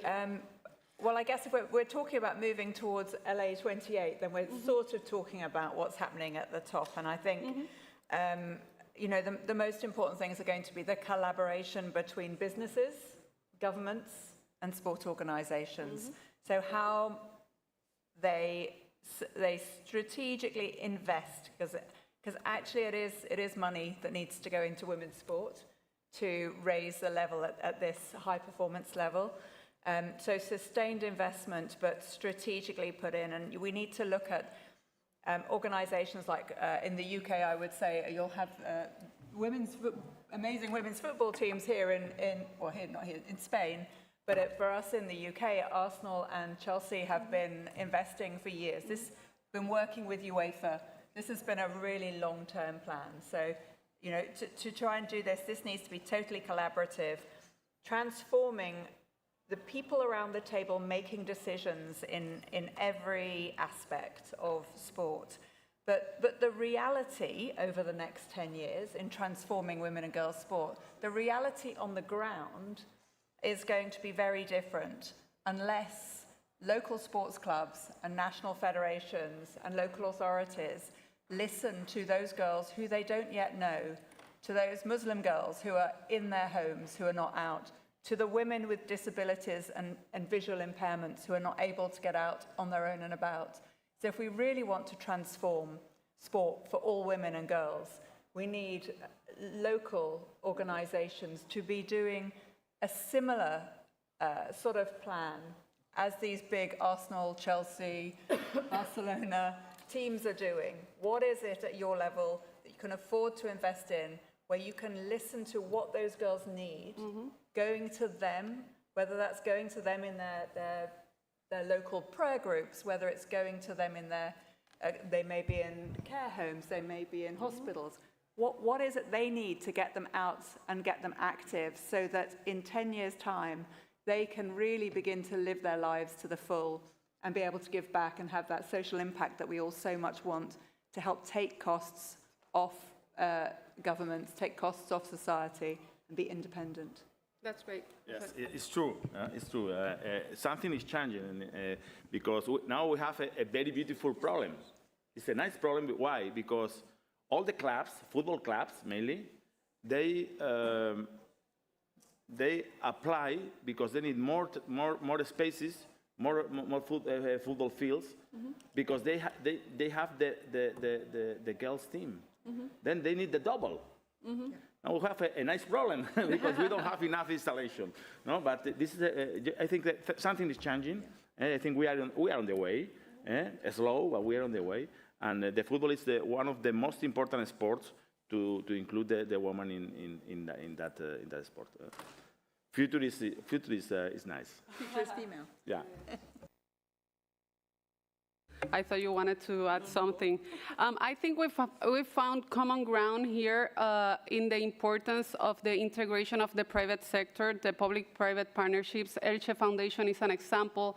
Ana Maria just talked about how important for the LA 2028 it's going to be the joint effort of businesses, government, and private organizations. We have Mauro here, who yesterday said he didn't come from sport when we were in the brief, but he has spent a lot of, most of his career working at the intersection of innovation, sustainability, health, and ecosystem building.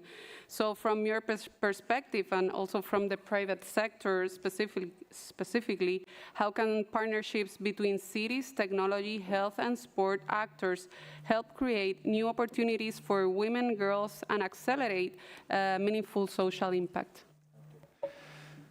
Good morning. It's a privilege for me to be here because I was born here in Regione Puglia. I'm so glad that Regione Puglia will be elected or will be named like a European region for the sport because it's very important. Sorry, I apologize, I've shifted in Italian because for me it's much easier to speak here in Italian. Come ha detto Adriana, lavoro molto nell'innovazione, soprattutto nel campo della sostenibilità e della salute, e credo che da tutti gli interventi che abbiamo visto, da quello di Sofia, da quello di José, il concetto che viene fuori è che non ci può essere un reale cambiamento senza un ecosistema. L'ecosistema è fondamentale, non si può ragionare per silos o per silos, se volete che lo dica in italiano, perché altrimenti poi non c'è nessun cambiamento sistemico. Per quanto riguarda, diciamo, l'accesso, ovviamente quando parliamo di ecosistema non possiamo non considerare che lo sport è parte integrante di benessere e salute. Ne parlavamo ieri a tavola. Salute, sport e benessere sono la stessa cosa. Spero che non sia un caso che la Regione Puglia abbia scelto di mettere sport e salute all'interno della stessa dirigenza, che il dottor Pacifico dirige. Credo che sia una scelta, spero che sia una scelta, ma se non è una scelta comunque deve essere una direzione chiara che deve essere indicata. Perché senza sport non c'è benessere e non c'è salute. E dobbiamo cominciare a vedere le cose anche da un altro punto di vista, secondo me. Anche rispetto all'accesso e all'importanza dello sport per le donne. Cioè, secondo me noi dobbiamo fare un passaggio, dobbiamo fare un salto dalla logica dell'inclusione alla logica di progettazione. Non possiamo soltanto garantire accesso e partecipazione alle donne nello sport come in altri settori, ma dobbiamo costruire degli ecosistemi e dei sistemi che rendono veramente inclusivi la partecipazione delle donne a tutte le attività. Cioè, altrimenti il rischio qual è? Altrimenti il rischio è che noi gioiamo per successi sportivi. Qui abbiamo degli esempi, abbiamo visto Nuria oggi,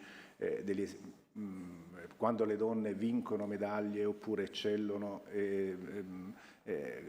hanno un successo in qualche posizione di leadership, eccetera, eccetera, ma continuiamo a considerare sempre queste come degli eventi eccezionali, mai come un qualcosa di sistemico, mai come un qualcosa di normale. E secondo me il cambio deve essere quello, cioè deve essere proprio quello il passaggio che dobbiamo fare, e superare il concetto di aiutiamo a piuttosto che aiutiamo ad accedere, aiutiamo a partecipare, passare invece ad un concetto, rendiamo il sistema che garantisca un accesso equo ed egualitario sia per gli uomini che per le donne.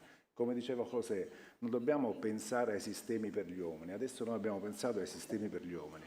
Noi dobbiamo pensare ai sistemi per tutti, uomini, donne e bambini, perché è solo così che si garantisce, secondo me, un'eguaglianza di genere, di accesso, di ricchezza, di tutto quello che volete, perché quello che io ho visto nell'innovazione, e poi diciamo mi fermo, mi piacerebbe dire tante cose, però io vorrei fare un collegamento fra l'innovazione e lo sport, e l'accesso allo sport. Perché la Silicon Valley è regina nell'innovazione? Non perché lì ci sono più soldi, ma perché c'è lì un ecosistema che funziona. E perché quando un'azienda introduce l'innovazione nel mercato, sa già qual è il percorso che la porterà al successo, perché sa già che c'è un investitore di prima fase, un investitore di seconda fase, un investitore di terza fase e non ha bisogno di fare tentativi per cercare di trovare la strada. Ecco, questo è quello che noi dobbiamo fare, secondo me. Avere un percorso già tracciato, avere una strada già tracciata e sapere che quando uno ha un accesso uguale con tutti gli altri può arrivare in fondo come tutti gli altri.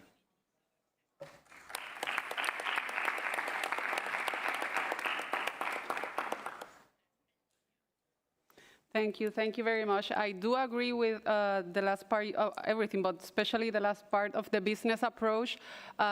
People mistake it that because we do in sport a social work, we don't have to treat it as a business.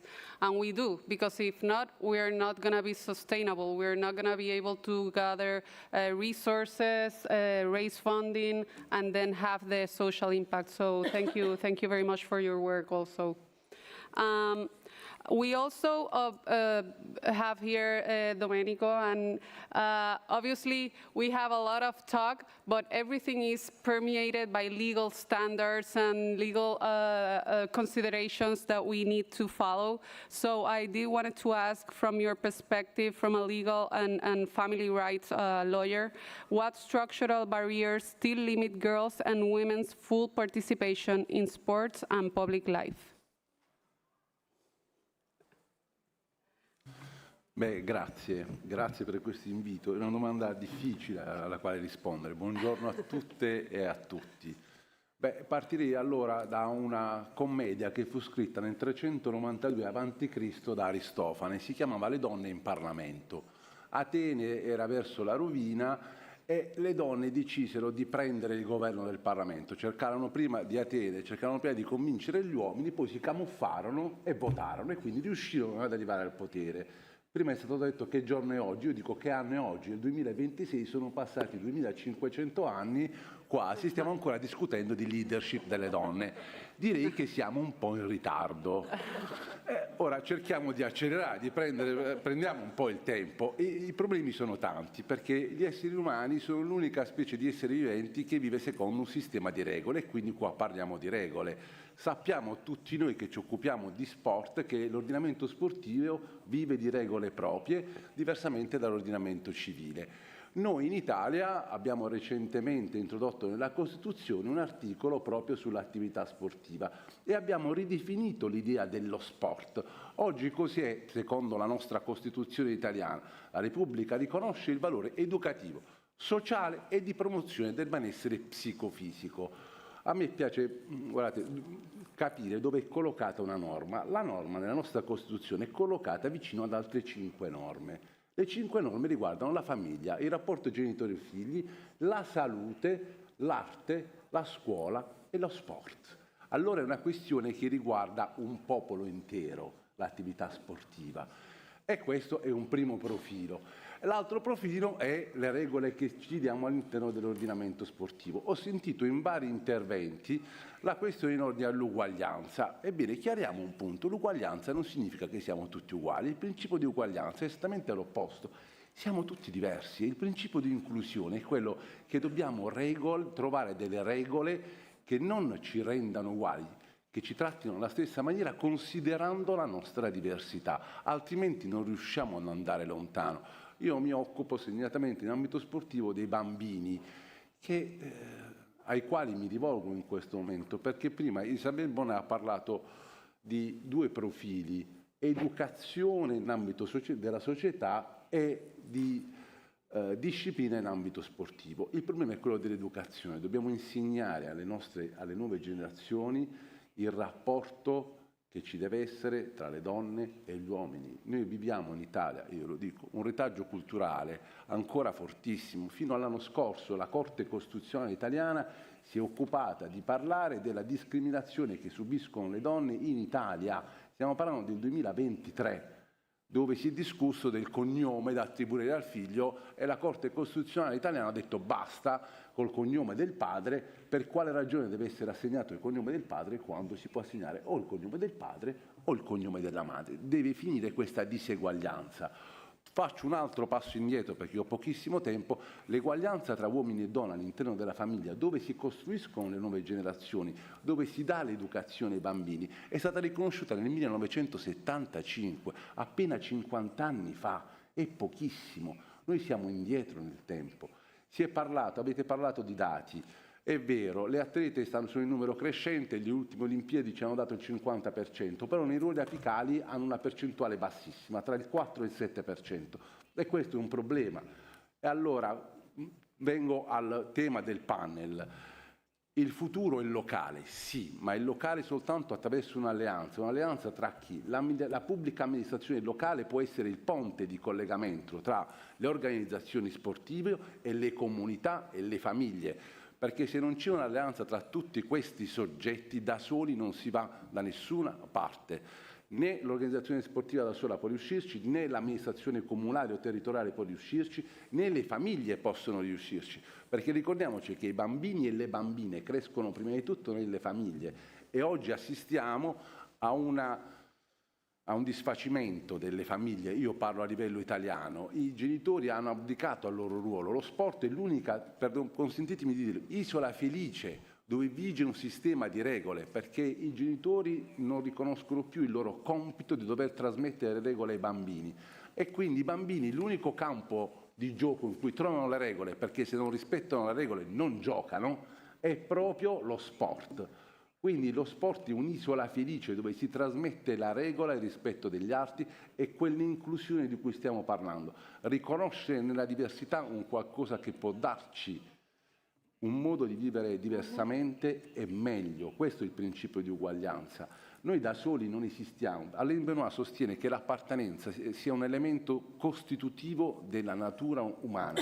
Noi abbiamo bisogno di appartenere, ma abbiamo bisogno soprattutto di riconoscere il ruolo. E qua ritorno sulla leadership.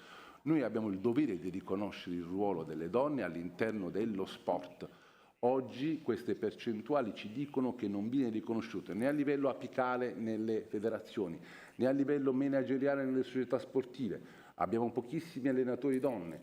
Allora è un problema culturale, sportivo e sociale. Se lavoriamo tutti insieme, probabilmente riusciremo a trovare nel prossimo futuro una soluzione. Perché nei territori che si misura la capacità delle istituzioni di trasformare i principi in politiche, le politiche in opportunità e le opportunità in percorsi seri e concreti di leadership. Grazie a tutti, penso di... Thank you. Ugo is harassing me, but we have 3 minutes. I wanted to ask a follow-up question because you were talking about equality, but recognizing our difference. Would you agree or disagree that we can see equality as giving the people the same opportunity, while so from the same level playing field we can achieve our potential? Assolutamente sì, ciascuno deve esprimere il proprio massimo potenziale, ma noi ammettiamo anche che la diversità ci consenta di utilizzare delle regole che mettono tutti sulla stessa linea di partenza, tenendo conto della diversità. E questa è l'idea della diversità, non partire tutti dalla stessa linea di partenza, ma a seconda delle proprie potenzialità. E in tutti gli sport avviene così, sia in quelli dove partecipano gli uomini, sia in quelli dove partecipano le donne. Non ci vedo nulla di strano. Anzi, questo amplifica le capacità di ciascuno di noi. E soprattutto questo nasce dal riconoscimento che ci danno gli altri. Guardate, il significato del linguaggio e il riconoscimento ce lo danno gli altri, non chi parla, ma chi ascolta. Il riconoscimento della leadership delle donne deve arrivare dagli altri, cioè dalla comunità, cioè dal sistema di regole che ci vogliamo dare e di come vogliamo portarle avanti. Grazie. Thank you, thank you.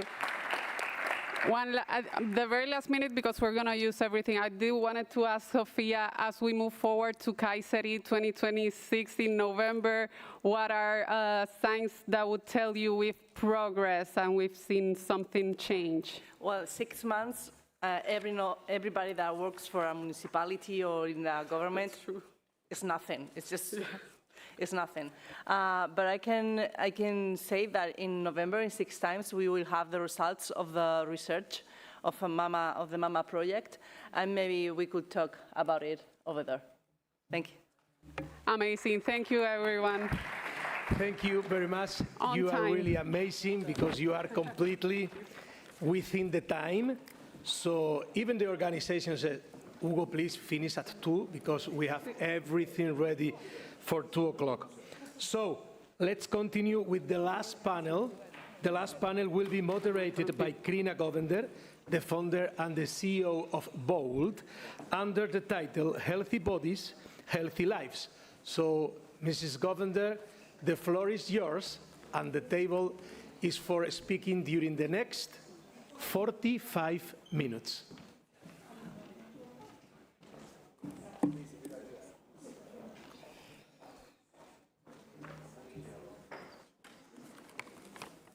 So we are on high pressure to finish at 12:30, so this panel is going to go very, very quickly. We have a lot of experienced panelists here, so I'm just going to quickly invite them to join me. Ilse Kalnina, please join the panel. From PMNCH Geneva, WHO. MJ Chungu McFarlane, Ethics Officer at the Global Fund to Fight AIDS, TB, and Malaria, also Geneva, formerly UNAIDS. Saba Zarif, Strategic Advisor on GBV and Humanitarian Systems at the BOLD Global Alliance for Women, Girls, and Sport. Andre Dejoux, back on stage here. Yolanda Sosa. As well as Paola Romano, Assessore alle Culture, Comune di Bari. Please excuse my Italian. Okay, so this panel is about healthy bodies, healthy lives, activating PEPAS, physical education, physical activity, and sport to advance women's health, rights, and empowerment globally. So we have a very, very experienced and expert panel here working on the intersections of health and rights and gender equality, and now an emerging area, health for sports for health and development. For too long, physical education, physical activity, and sport have been treated mainly as recreation, as an add-on. Yet the evidence is increasingly shows that PEPAS can be one of the most powerful tools we have to advance women's and girls' health, mental well-being, confidence, protection, inclusion, and rights across the life course, including addressing the issue, the epidemic of gender-based violence and violence against women and girls. We have many of us emerge out of the UN system. We've seen that the UN system is highly, highly fragmented and siloed in their approaches. Each UN agency, for example, would have a specific program on sport, whether it's UNICEF, UN Women, UNESCO, WHO, but they tend not to work together. Normally, we would get away with this, but currently, the UN is facing one of its biggest crises since the last 80 years. So we have to do things more efficiently. It cannot be business as usual. So what this panel is going to be about is how does this emerging field of sports for development and health, specifically focusing on women and girls, learns from the health movement and moves faster, quicker, more efficiently. So with that, the first opening question that I have for all panelists, would be, if the evidence on health and social impact of PEPAs is already so strong, why do governments and institutions like the UN system still struggle to treat it as a serious public health and development priority? So I'm going to put you, Andre, on the spot first. Well, thank you. Well, I know Fiona Bull of WHO. She's all about data and health and mental health. And I know UNESCO as well, for Fit for Life especially, but also other programs. In my opinion, and you asked for that, the biggest problem is that we all create different projects. Different project names, Fit for Life, Be Active, Sports for All, etc. And one of the biggest things is where you have to look is not how you get more money into the sports and then do your hobby or your nice social things, but how you can use sports for other policy objectives, goals. So if health and healthcare is one of the biggest dividers in the world, where it's going a lot of money, but is it accessible for everybody? Is payable for everybody? The answer is no. So we should look into how you can use sports and physical activity for social, mental, and health benefits, and how you can save money, not spend money, on the best healthcare in the world. The best healthcare in the world is not being sick. It's not always avoidable. But so if you change the idea of the best healthcare system into the best preventive sector, which is sports and physical activity, then you understand that we need to change the structure of all these organizations, also at the local level. We should talk about how you can use sports and physical activity for other objectives which cost a lot of money we don't have. Thanks, Andre. I'm going to turn to the youngest panelist for today, MJ. Do you need me to repeat the question, or are you good? Oh, good, thank you. First of all, thank you for the hospitality to our partners at ACES and the government of Puglia for putting this together. I agree with you, Corinne. I don't think we need another report telling us what we already know. We know that sports and physical education is good for both mental and physical health. But I believe the reason why it's not being translated into the tangible action that we need is roughly, in my experience, working across 3 UN institutions and, meeting communities and partners across 4 continents. These are the 3 things that I see are the challenges. The first one comes to investment. The investment is not sustained. It remains fragmented, as you earlier pointed out, and it's inconsistent. For sport and health and its benefits to be realized, it has to be sustained. You don't go to the gym one day and you get the benefits. So it's the same. If we want women and girls, we want young people to be engaged in sport, we must have a clear plan that is sustained across a long period of time, and everybody comes together. As you are saying, funding is very fragmented in one department, in one area, and these areas are not talking to each other. Whether it's at government level, the Ministry of Health will have a small pool of funding that is related to health and sport. The Ministry of Gender and Women's Affairs will have that, but they're not talking together. But if all these entities can come together and talk and say, let's put a 5-year plan with sustained investment and we're going to do this together, that will move the needle. It's the same at local level, it's the same at UN level, it's the same everywhere.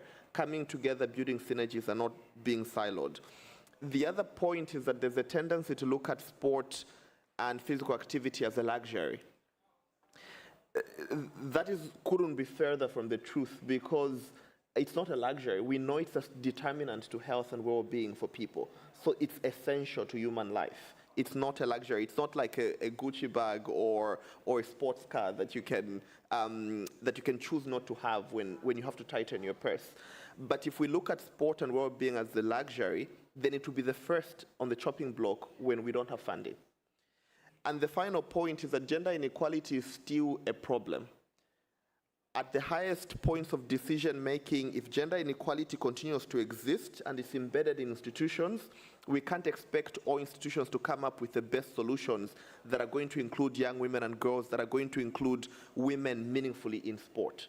So I think the issue is also gender inequality, because that is what is the barrier to translating the evidence that we have into political will. So I think this is also a conversation around gender inequality, but we don't need another report. We need to focus on sustained funding.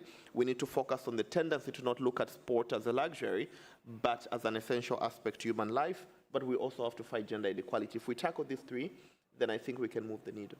Thank you. Thank you, MJ. Paola, please come in. Buongiorno a tutti. Innanzitutto grazie per questo invito e grazie a Regione Puglia per aver organizzato questo meeting che consente alla nostra città di confrontarsi con tantissime esperienze internazionali, siete più di 20 paesi al mondo, e di comprendere come i problemi sono molto spesso gli stessi e talvolta anche le soluzioni. Io nei precedenti 10 anni di amministrazione ho avuto l'onore e il piacere di occuparmi di innovazione sociale, provando a dare a problemi complessi risposte innovative. Tra questi vi era chiaramente la poca partecipazione nelle periferie dei più piccoli alle attività sportive, con particolare attenzione alle bambine. E proprio per questo abbiamo provato a fare un'alleanza con le realtà del terzo settore. In Italia sono le associazioni, le fondazioni, le realtà che si occupano di sociale, specializzate nello sport. Una delle esperienze più belle è l'associazione Franco Ballerini, dedicata a un grande sportivo italiano. Con loro abbiamo riqualificato un immobile in una periferia della città di Bari e creato un grande centro per il turismo, specializzato soprattutto nel turismo per bambini con disabilità, fornendo dell'hand bike. Chiaramente gratuito per le persone del quartiere e della città. Bene, si sono avvicinati tantissime bambine, tantissime ragazzine, e alcune settimane fa una di loro, Damiana Raffaele, è stata riconfermata campionessa italiana per il secondo anno ai campionati italiani di ciclismo Fisidir FC Fan Cup.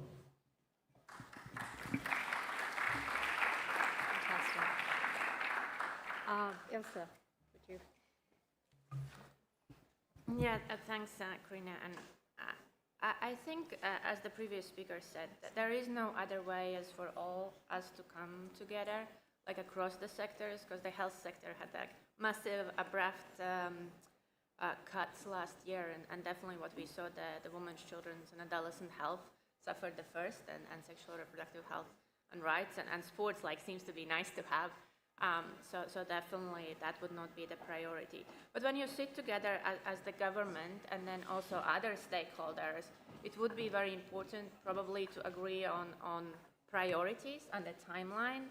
And what we have seen also through our work, you need to keep coming back. And like this summit is excellent. People coming back, then there is next in the 6 months sharing what can be done.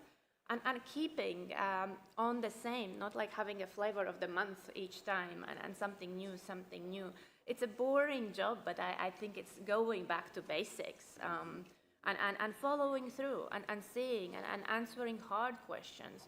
Why did we let it go? And what is happening with every single girl and a woman and a person? Over.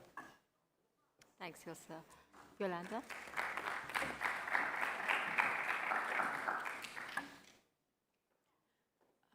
The same question? Okay. So I think one of the biggest mistakes we make is assuming that listening to women and girls once is enough. keeping their voices at the center. You were talking about going back to the basics. At the center requires structures, not moments. So women-led movements and networks play a critical role because they create continuous feedback loops. We need to have women in the design process at the table, making those decisions, not only looking or receiving the information or the results. To ensure that experiences of women and girls are not treated as anecdote, but also or data to shape decisions. We need to move beyond that. We need to question if whether women and girls have a voice. Do they feel safe? Whether the systems are willing to listen, to respond, to adapt to what they need, and creating concrete mechanisms for participation and accountability. I've been working with the Paralympic America's Women Committee and Movement. One of the things that we have put in place for the Americas is that every week we have reflective leadership happening for them. Mentorship is at the table. I think mentorship is the key for leadership pipelines and for moving these structures. We have in those groups presidents of Paralympic committees around the Americas. We have para-athletes, we have referees, coaches, judges, everybody in the ecosystem coming and also unpacking what is the processing of having this leadership happening and what we can move from there. So to wrap it up, I think women helping design policies influence the funding, but also we need to keep at the core the voices and the structure and follow it up. So it's not only participation that becomes the influence, it's what they do and we do that becomes the change. Thank you. Thank you, Yolanda. Saba? Thank you. Thank you. Grazie mille. Okay. Thank you. We've heard echoed throughout the day that sport is more than recreation, and I think that needs to be underscored in this particular conversation as well. When communities are displaced through natural disaster, armed conflict, or epidemic and disease, sport keeps young people in school. It reduces recruitment to armed groups, and it also delays early marriage. In the most fragile environments, sport functions as protection. For girls, the stakes are even higher. Refugee girls are already half as likely as boys to attend secondary school. Sport can help girls stay connected to education, opportunity, and community at a moment when all three are at risk. It not only builds the skills for girls to recognize risks, but also to resist pressure and lead. And these are the same capabilities that protect against sexual exploitation and abuse. As MJ shared with us and expressed earlier in the conversation, these outcomes are built quietly over years, and they're built in communities. When resources become constrained and immediate needs compete for the same funding, what works slowly and invisibly, unfortunately, is the first thing to get cut. As Karina had mentioned, the humanitarian system is undergoing an unprecedented moment. And just to illustrate that a bit more, I wanted to share that in 2025, 305 million people needed humanitarian assistance. The UN planned to reach 190 million, leaving nearly 2 in 5 people outside of the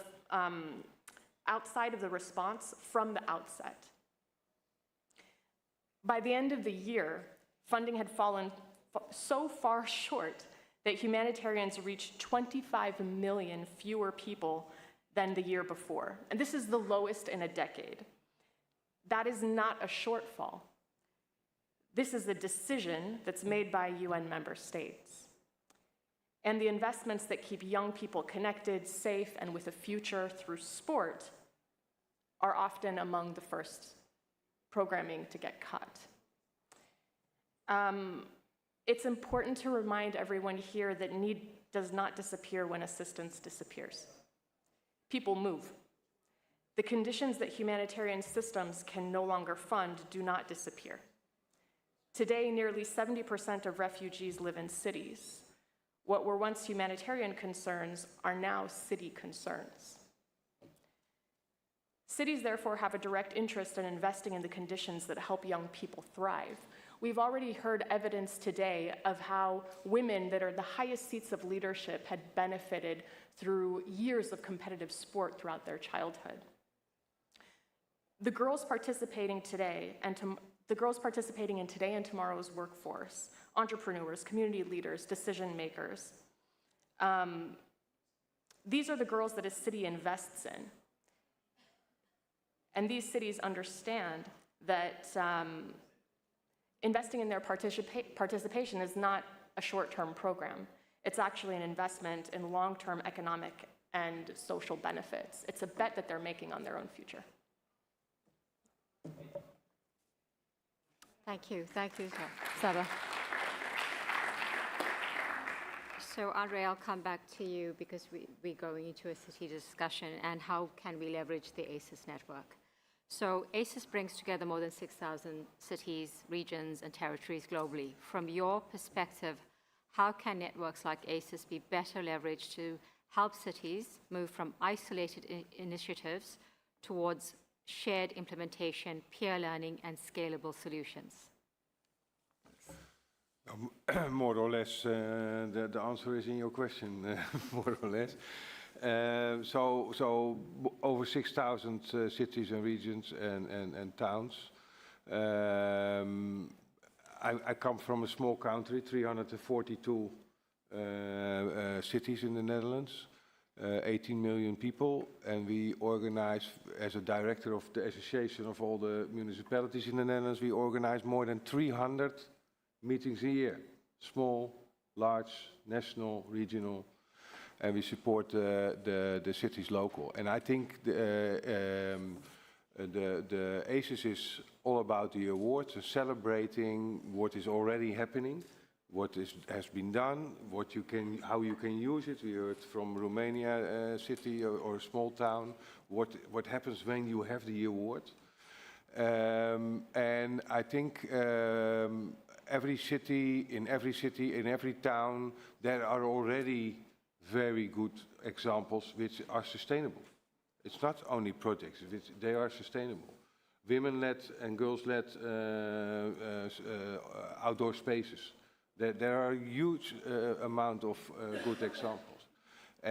But too often, they stay in this area, in this neighborhood, in this town, in this city. So important is to share all these good examples, for sure.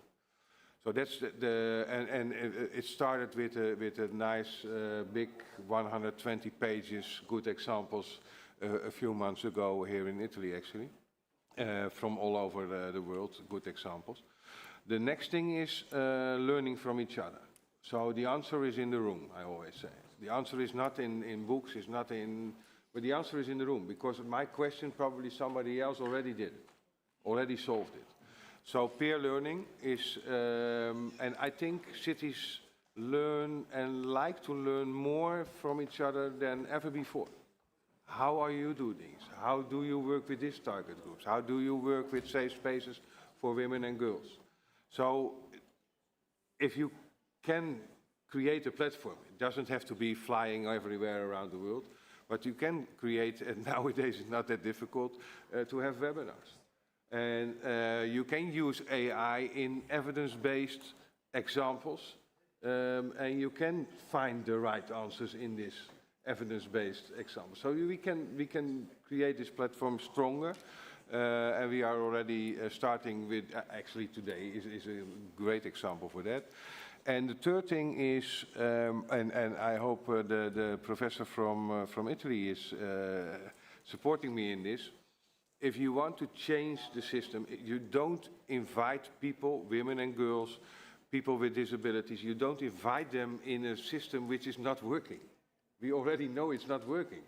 So if you want to change something, don't change the stairs if you are in a wheelchair.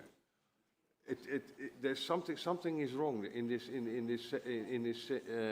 this idea that every time women and girls have to change.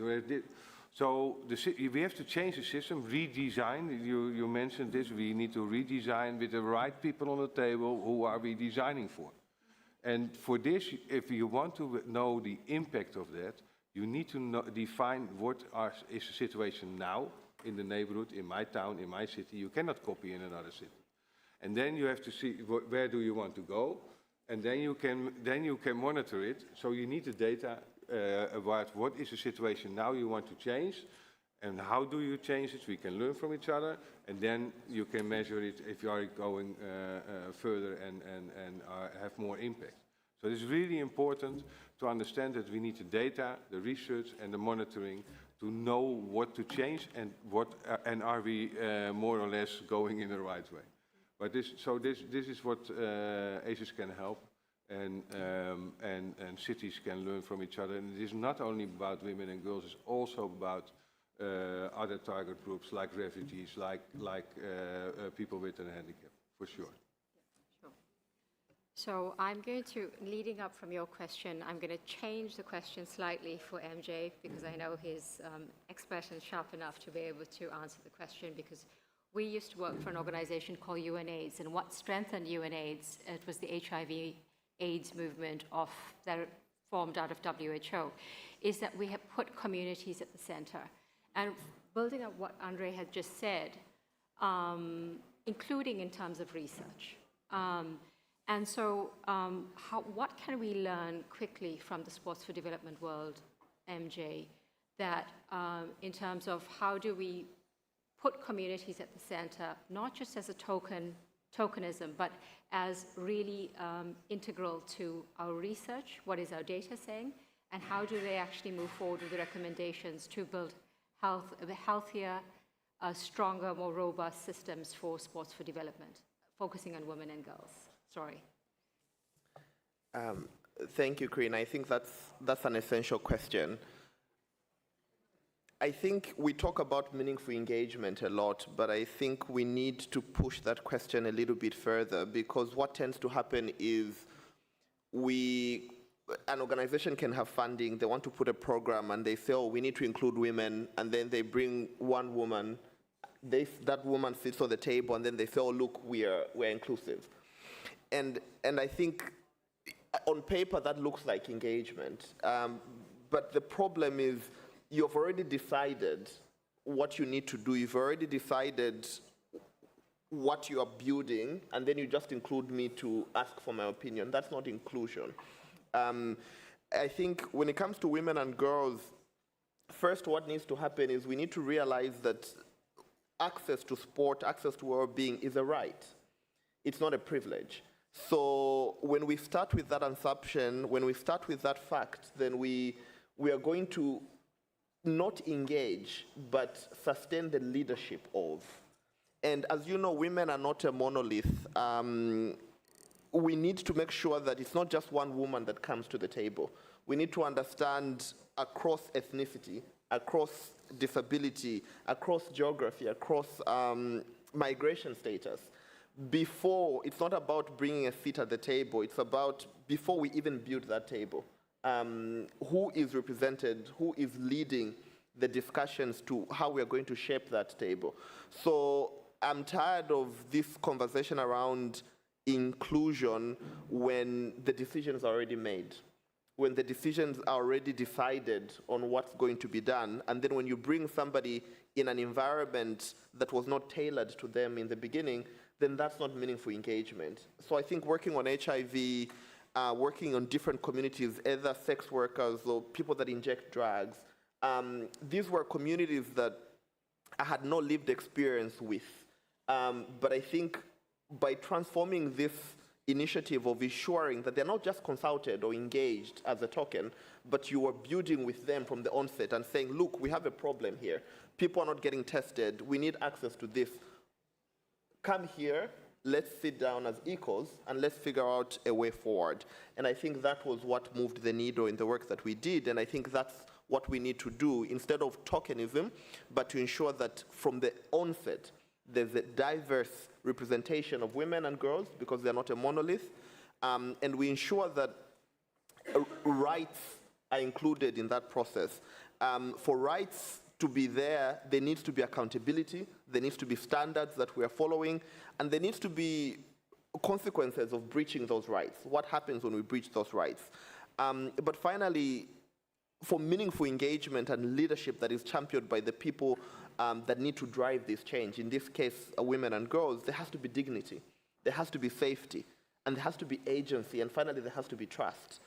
So I think more than engagement, what we need is the leadership of women and girls from their diversity before we even begin making plans of what we're going to do.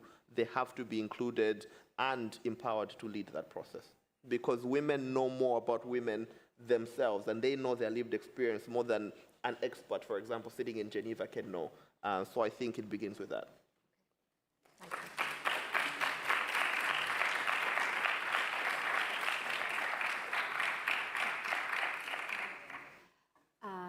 Yolanda, I've just got a message from Hugo that we've got 5 minutes to wrap things up. So I know that you have a strong follow-up to that. So a minute.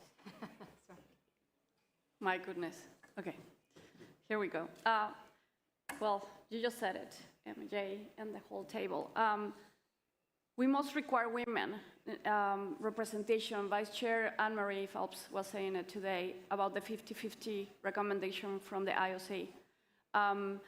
It touches everybody. We need 50-50 representation in the boards, funding committees, safeguard commissions, and policy groups. We need that. We cannot be talking more about bringing women to the table. We are in the table. Female leadership is here, and it's been here for a while. What we need to do is stop doing this fragmentation of the structure and really interconnect and really have that 50-50 taken care of. A clear example is still elite athletes don't know that when the menstrual cycle comes, they can be, in those 3 days, have injuries for life, because those 3 days can impact their performance. And still, I go to forums talking about this specific example, very tiny one, but can be the example of life-saving for an athlete and for her whole career. So funding needs to be intentional in communities, and we talk about grassroots. We need to go back to girls and women that cannot attend to these forums, cannot listen to these summits, because they don't have the economy or the resources or the structure to come here and listen and hear this unpacking of what mentorship is all about. But we need to bring back that mentorship. And you were saying, Andre, in this group, we are here. We are the leaders who can make this happen if we come together and do this for everybody out there. An example of ACES doing this, I've been experiencing being part of the evaluation committees that go to regions and so forth, how our presence, just being there for the evaluation, brings that everybody comes together, they bring women to the table, they start looking after safety and all the things that they need. So even our presence is an indicator of a change, and we can continue to do this impact. And just to close this, we don't need to have just one athlete raising her voice like Simone Biles did to reduce the stigma in mental health. Mental health is the backbone for everything. She raised her voice, and just numbers showed last year that after what she went through, instead of having 5 to 10% of female human beings in the US doing and receiving mental health, now is 62% of female reporting that because of what happened to her and her process, now they are receiving mental health. So sports go beyond that, transform lives, changes lives, and save lives, and it saved mine. So we need to keep moving forward with this. Thanks. Thanks, Yolanda. So Elsa, Paula, and Saba, I'm just going to try to finish off this panel as soon as possible. So I'm going to change the question.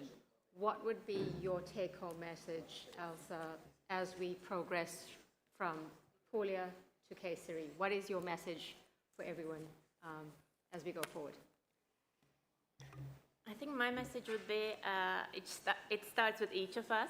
because we need men, we need women, we need that we cultivate that at our homes, in our jobs, because if you want to make a change, you actually also need to be an example of that change. And there is bold things which can happen when people come together. And I still think, as we were discussing, it's so important about the education and the right information and having that data and then discussing and using it, because there is also like billions being invested in misinformation.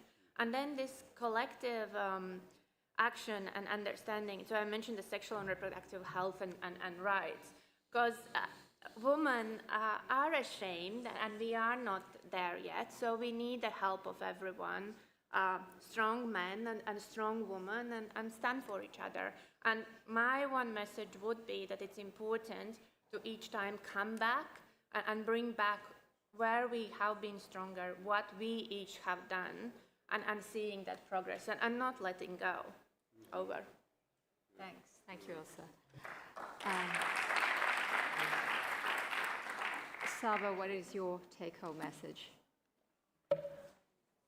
Hey, thank you. So my take-home message is very, very simply that the health, social, and economic benefits that we associate with sport, they depend on sustained participation. Without participation, there is no impact. And I want to just underscore here that cities are uniquely positioned to influence the conditions that shape participation. The design of public spaces, access to facilities, transportation, safety, safeguarding, and the allocation of resources. All these examples have been brought forward today as ways that cities can champion the effort for bringing more girls and women into sport. These factors often determine whether or not they participate for just a few weeks or they remain engaged for years.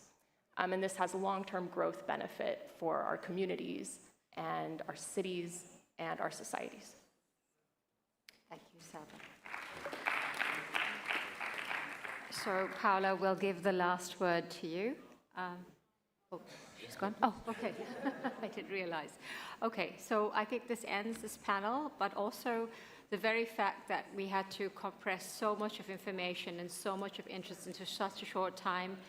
This is a message, a clarion call to Kayseri, that we need a bigger, a longer conference because there's so much of interest, so many topics to be discussed, and there's a lot of commitment from people to be able to move forward. So thank you very much, and we'll leave it to the closing. Thanks. What a panel! Thank you, Krina. Hashtag PEPAS, ce lo portiamo a casa, lo dico in italiano perché queste attività di educazione fisica, queste attività di attività fisica e di sport fanno rima alla fine con un altro hashtag che è quello di welfare, e chi a casa nostra unisce il welfare e lo sport è il nostro assessore Cristian Casili, che invito qui a raccontarci anche con un pizzico di emozione in più. Tra l'attesa di ieri e la messa a terra di oggi stiamo arrivando al commitment, caro assessore, quindi stiamo per vedere il documento firmato che è un impegno a fare. Evidentemente stiamo passando dalle parole alle azioni. Prego.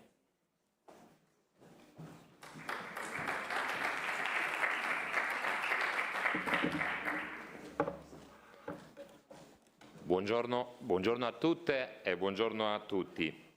Gentili rappresentanti delle istituzioni, del mondo dello sport, della ricerca, della società civile, care atlete e cari ospiti.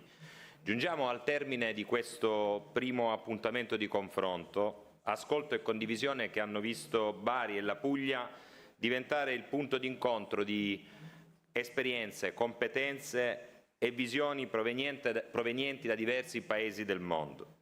Desidero innanzitutto rivolgere un sincero ringraziamento ad ACES Europe per aver scelto la nostra regione come sede di ACES per questo importante Summit 2026. Si è discusso di leadership femminile, salute, inclusione, sicurezza, pari opportunità e cambiamento sistemico. Temi diversi ma accomunati da una convinzione condivisa. Lo sport non è soltanto attività fisica o competizione. Lo sport è uno strumento di cittadinanza, emancipazione, crescita personale e sviluppo delle comunità. Le autorevoli testimonianze raccolte e l'approfondita analisi di dati, esperienze e buone pratiche dimostrano come investire nelle donne attraverso lo sport significhi investire nel futuro delle nostre società. Significa costruire comunità più sane, più inclusive, più resilienti, più giuste. La necessità di garantire ambienti sportivi sicuri e liberi da ogni forma di discriminazione e violenza, l'importanza di investire nella salute e nel benessere delle donne, la promozione della leadership femminile nei processi decisionali, fino alla valorizzazione dell'attività fisica come strumento fondamentale per la qualità della vita, sono per noi indicazioni concrete che non devono rimanere soltanto oggetto di riflessione, ma trasformarsi in azioni e politiche pubbliche. Ogni conseguimento oggi conseguiamo e consegniamo alla comunità internazionale un documento condiviso, un impegno che nasce da questo lavoro e che auspichiamo possa diventare un punto di riferimento per amministrazioni, organizzazioni sportive e istituzioni di tutto il mondo. Un documento che afferma con chiarezza che la parità di genere nello sport non è un obiettivo settoriale, ma una condizione essenziale per uno sviluppo realmente sostenibile. La Puglia è orgogliosa di aver ospitato questo percorso. Come Regione stiamo investendo nello sport come politica pubblica, come diritto di cittadinanza e come strumento di benessere collettivo. Il riconoscimento della Regione Puglia come Regione Europea dello Sport 2026 rappresenta per noi un traguardo, ma anche una grande responsabilità, quella di continuare a costruire opportunità, abbattere barriere e favorire la partecipazione di tutte e di tutti. Ci auguriamo che l'esperienza vissuta a Bari sia stata positiva e proficua, ma soprattutto ci auguriamo che da questo summit possa nascere una rete ancora più forte, capace di tradurre idee e principi in risultati concreti nei territori e nelle comunità che ciascuno di voi rappresenta. Tra pochi mesi ci ritroveremo in Turchia per proseguire questo percorso. Porteremo con noi il patrimonio di relazioni, proposte e impegni costruito qui in Puglia, nella consapevolezza che il cambiamento si realizza solo quando le persone e le istituzioni scelgono di lavorare insieme. Vi ringrazio per il contributo che avete offerto a queste giornate e per l'impegno che continuerete a garantire nei vostri paesi e nelle vostre organizzazioni. Io ringrazio anche i miei uffici, ringrazio il dottor Pacifico, tutto lo staff delle politiche sportive per il lavoro, ringrazio anche Vincenzo, il Presidente, per questi giorni, per la piacevole serata anche di ieri sera, che ci ha visto anche in un momento più ludico, tutti insieme a festeggiare insomma, questo momento di condivisione con le rappresentanti provenienti da 10 paesi. Per noi questo momento di condivisione è stato importante. E il lavoro svolto dagli uffici delle politiche sportive regionali è un lavoro importante, fatto con poche persone, ma devo dire anche con grande energia e abnegazione. Questo dà una mano a me, perché poi le risorse non sono mai tante, non sono mai sufficienti, ma loro mi hanno insegnato come l'impegno e il lavoro umano possa anche affrontare, peraltro il dottor Pacifico sarà contento, un ufficio delle politiche sportive costituito soprattutto da donne, e questo per me, diciamo, e per noi è molto importante, e grazie, dicevo, al loro lavoro, seppur con risorse ridotte, abbiamo costruito una programmazione quest'anno di eventi sportivi nazionali, internazionali, che hanno visto la partecipazione e il primato della donna. Per noi questo si traduce anche in programmi pratici che abbiamo messo a terra, ripeto, con gli sforzi delle donne dell'ufficio delle politiche sportive, e come Puglia stiamo costruendo un programma di medio-lungo periodo con una visione che ci consentirà, soprattutto consentirà alla Puglia di essere regione sportiva. Quest'anno siamo Regione Europea dello Sport e rinnovo i ringraziamenti a Vincenzo, ad ACES, che ci ha riconosciuto questo importante titolo. Continueremo a fare bene sapendo che i diritti non si fermano e che l'emancipazione è un percorso che si costruisce tutte e tutti quanti insieme attraverso un patto sociale che vede la Puglia terra di accoglienza, terra di pace, vede la Puglia in questa regione che può affrontare queste sfide. Grazie a tutte e a tutti.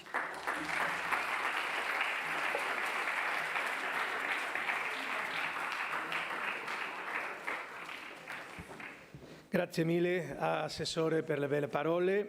So now, through this summit, we have heard inspiring stories, valuable evidence, and strong commitments. But today is not about what was said, it's about what happened next. The Puglia commitment is not a declaration, it's a framework for accountability.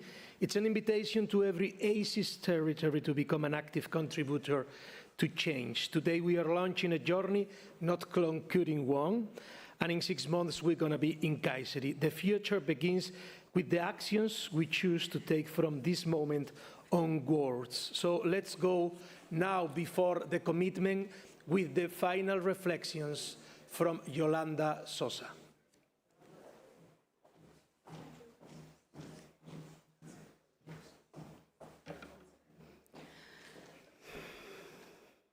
Today, we have experienced the power of bringing together voices from across continents, sectors, cultures, and generations. We have shared our perspectives on safe sport, investment, leadership, health, opportunity, accountability, and the future of women and girls in and through sport. The message emerging from this summit is clear. Transformation grows through commitment, collaboration, and action. Every conversation, every idea, and every connection created today contributes to a stronger global movement. What makes this moment so meaningful is the collective leadership represented in this room. Cities, regions, governments, international organizations, academia, sport, and civil society have come together around and share purpose as a shared vision to the future. Today, we have celebrated women and girls as leaders, as innovators, decision makers, and powerful contributors to their communities. We have explored how sport can expand opportunities, strengthen health and well-being, inspire leadership, and create lasting impact across for life, of course. As a global community, we have learned that meaningful progress happens when vision connects with action, with partnerships, creating momentum, and when leadership is shared across sectors and generations. The Puglia commitment represents an exciting opportunity, an opportunity for cities, institutions, leaders, and allies to strengthen collaboration, advance accountability, and generate measurable impact for women and girls around the world. What begins here in Puglia is part of a growing global movement, fueled by shared learning, collective leadership, and a commitment to creating opportunities through sport. A movement where safe sport flourishes, where leadership continues to expand, where health and well-being are strengthened, where women and girls participate, lead, thrive, and shape the future. As we prepare to pass the torch to Kayseri, let us celebrate the energy that carries this movement forward. May it be fueled by collaboration. May it be fueled by innovation. May it be fueled by accountability. And tomorrow, we continue creating impact. Thank you for your leadership. Thank you for your commitment. Thank you for being part of the global movement. Grazie mille, Puglia.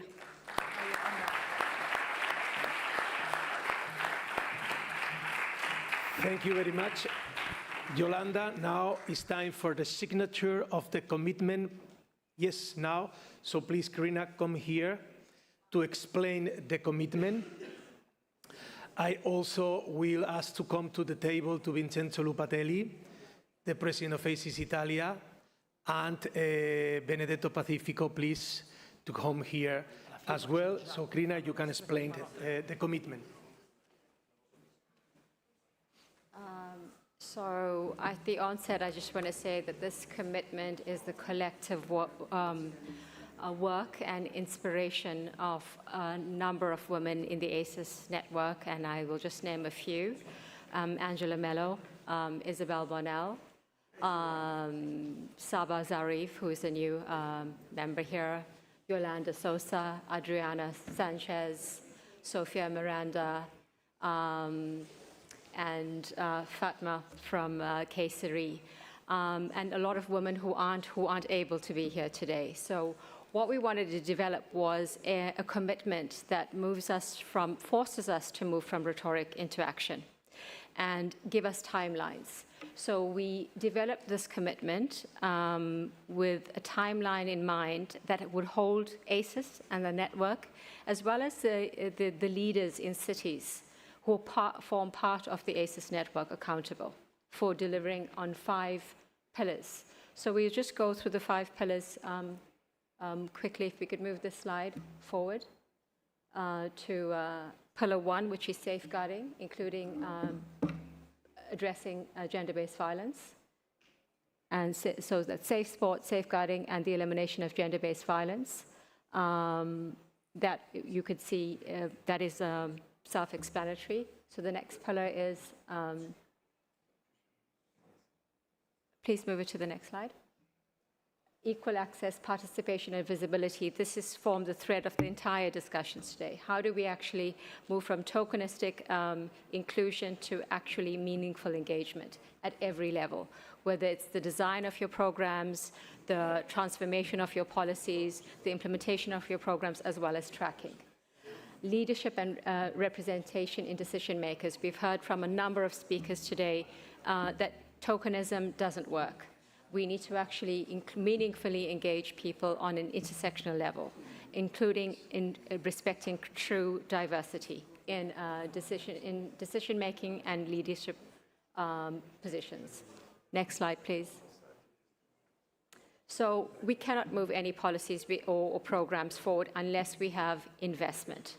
We need resources. And it's just not funding, but it is resources in terms of technical support, capacity building, and also recognizing that local is not necessarily lacking in quality and quantity and quality. And then lastly, we're talking about data monitoring and accountability, because if we do not actually track, it loses its meaning. And that holds true for also how do we move forward in terms of our own, within the ACES network, and how do we move forward with this particular commitment, and how do we report back. And let's also look at all other spaces, not just the sports spaces to report back. There are many other spaces that we can report back in terms of women's spaces. For example, the Commission on the Status of Women that tracks the Beijing Platform for Action, as well as CEDAW and other sort of human rights and gender equality instruments and policies that we can make use of going forward. We now will move on to signing this commitment and passing the baton or the pressure on to Kayseri going forward. Thank you, Karina. What we're going to do now is put the last slide in the screen. So please, Karina, Benedetto, and Vincenzo, you can go here in the center. Go to the center. The last slide, please, Alessio. Last slide. Okay, perfect. So now you can shake hands. You can shake hands.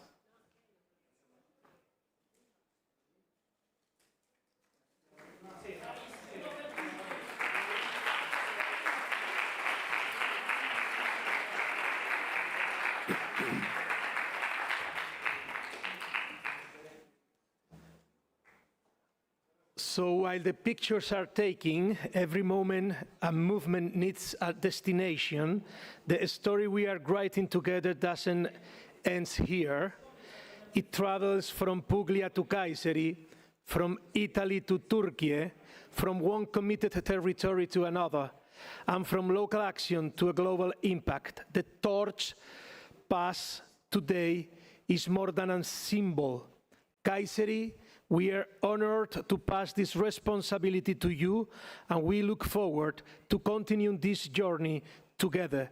Thank you, Puglia, grazie Puglia, and welcome Kayseri. Please, Fatma, come to the stage, and the rest of the women that make possible this dream, Sofia, Ambassador, Angela, Anne-Marie, Michelle, for the handover of the baton.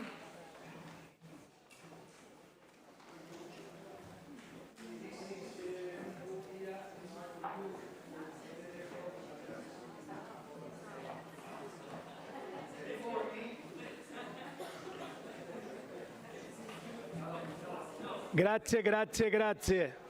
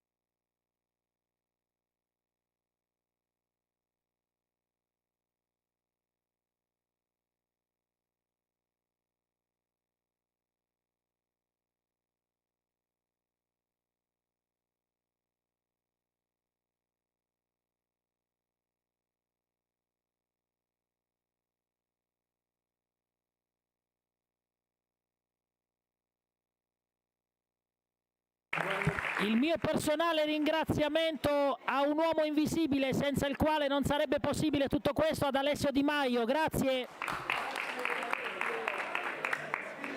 Di cuore.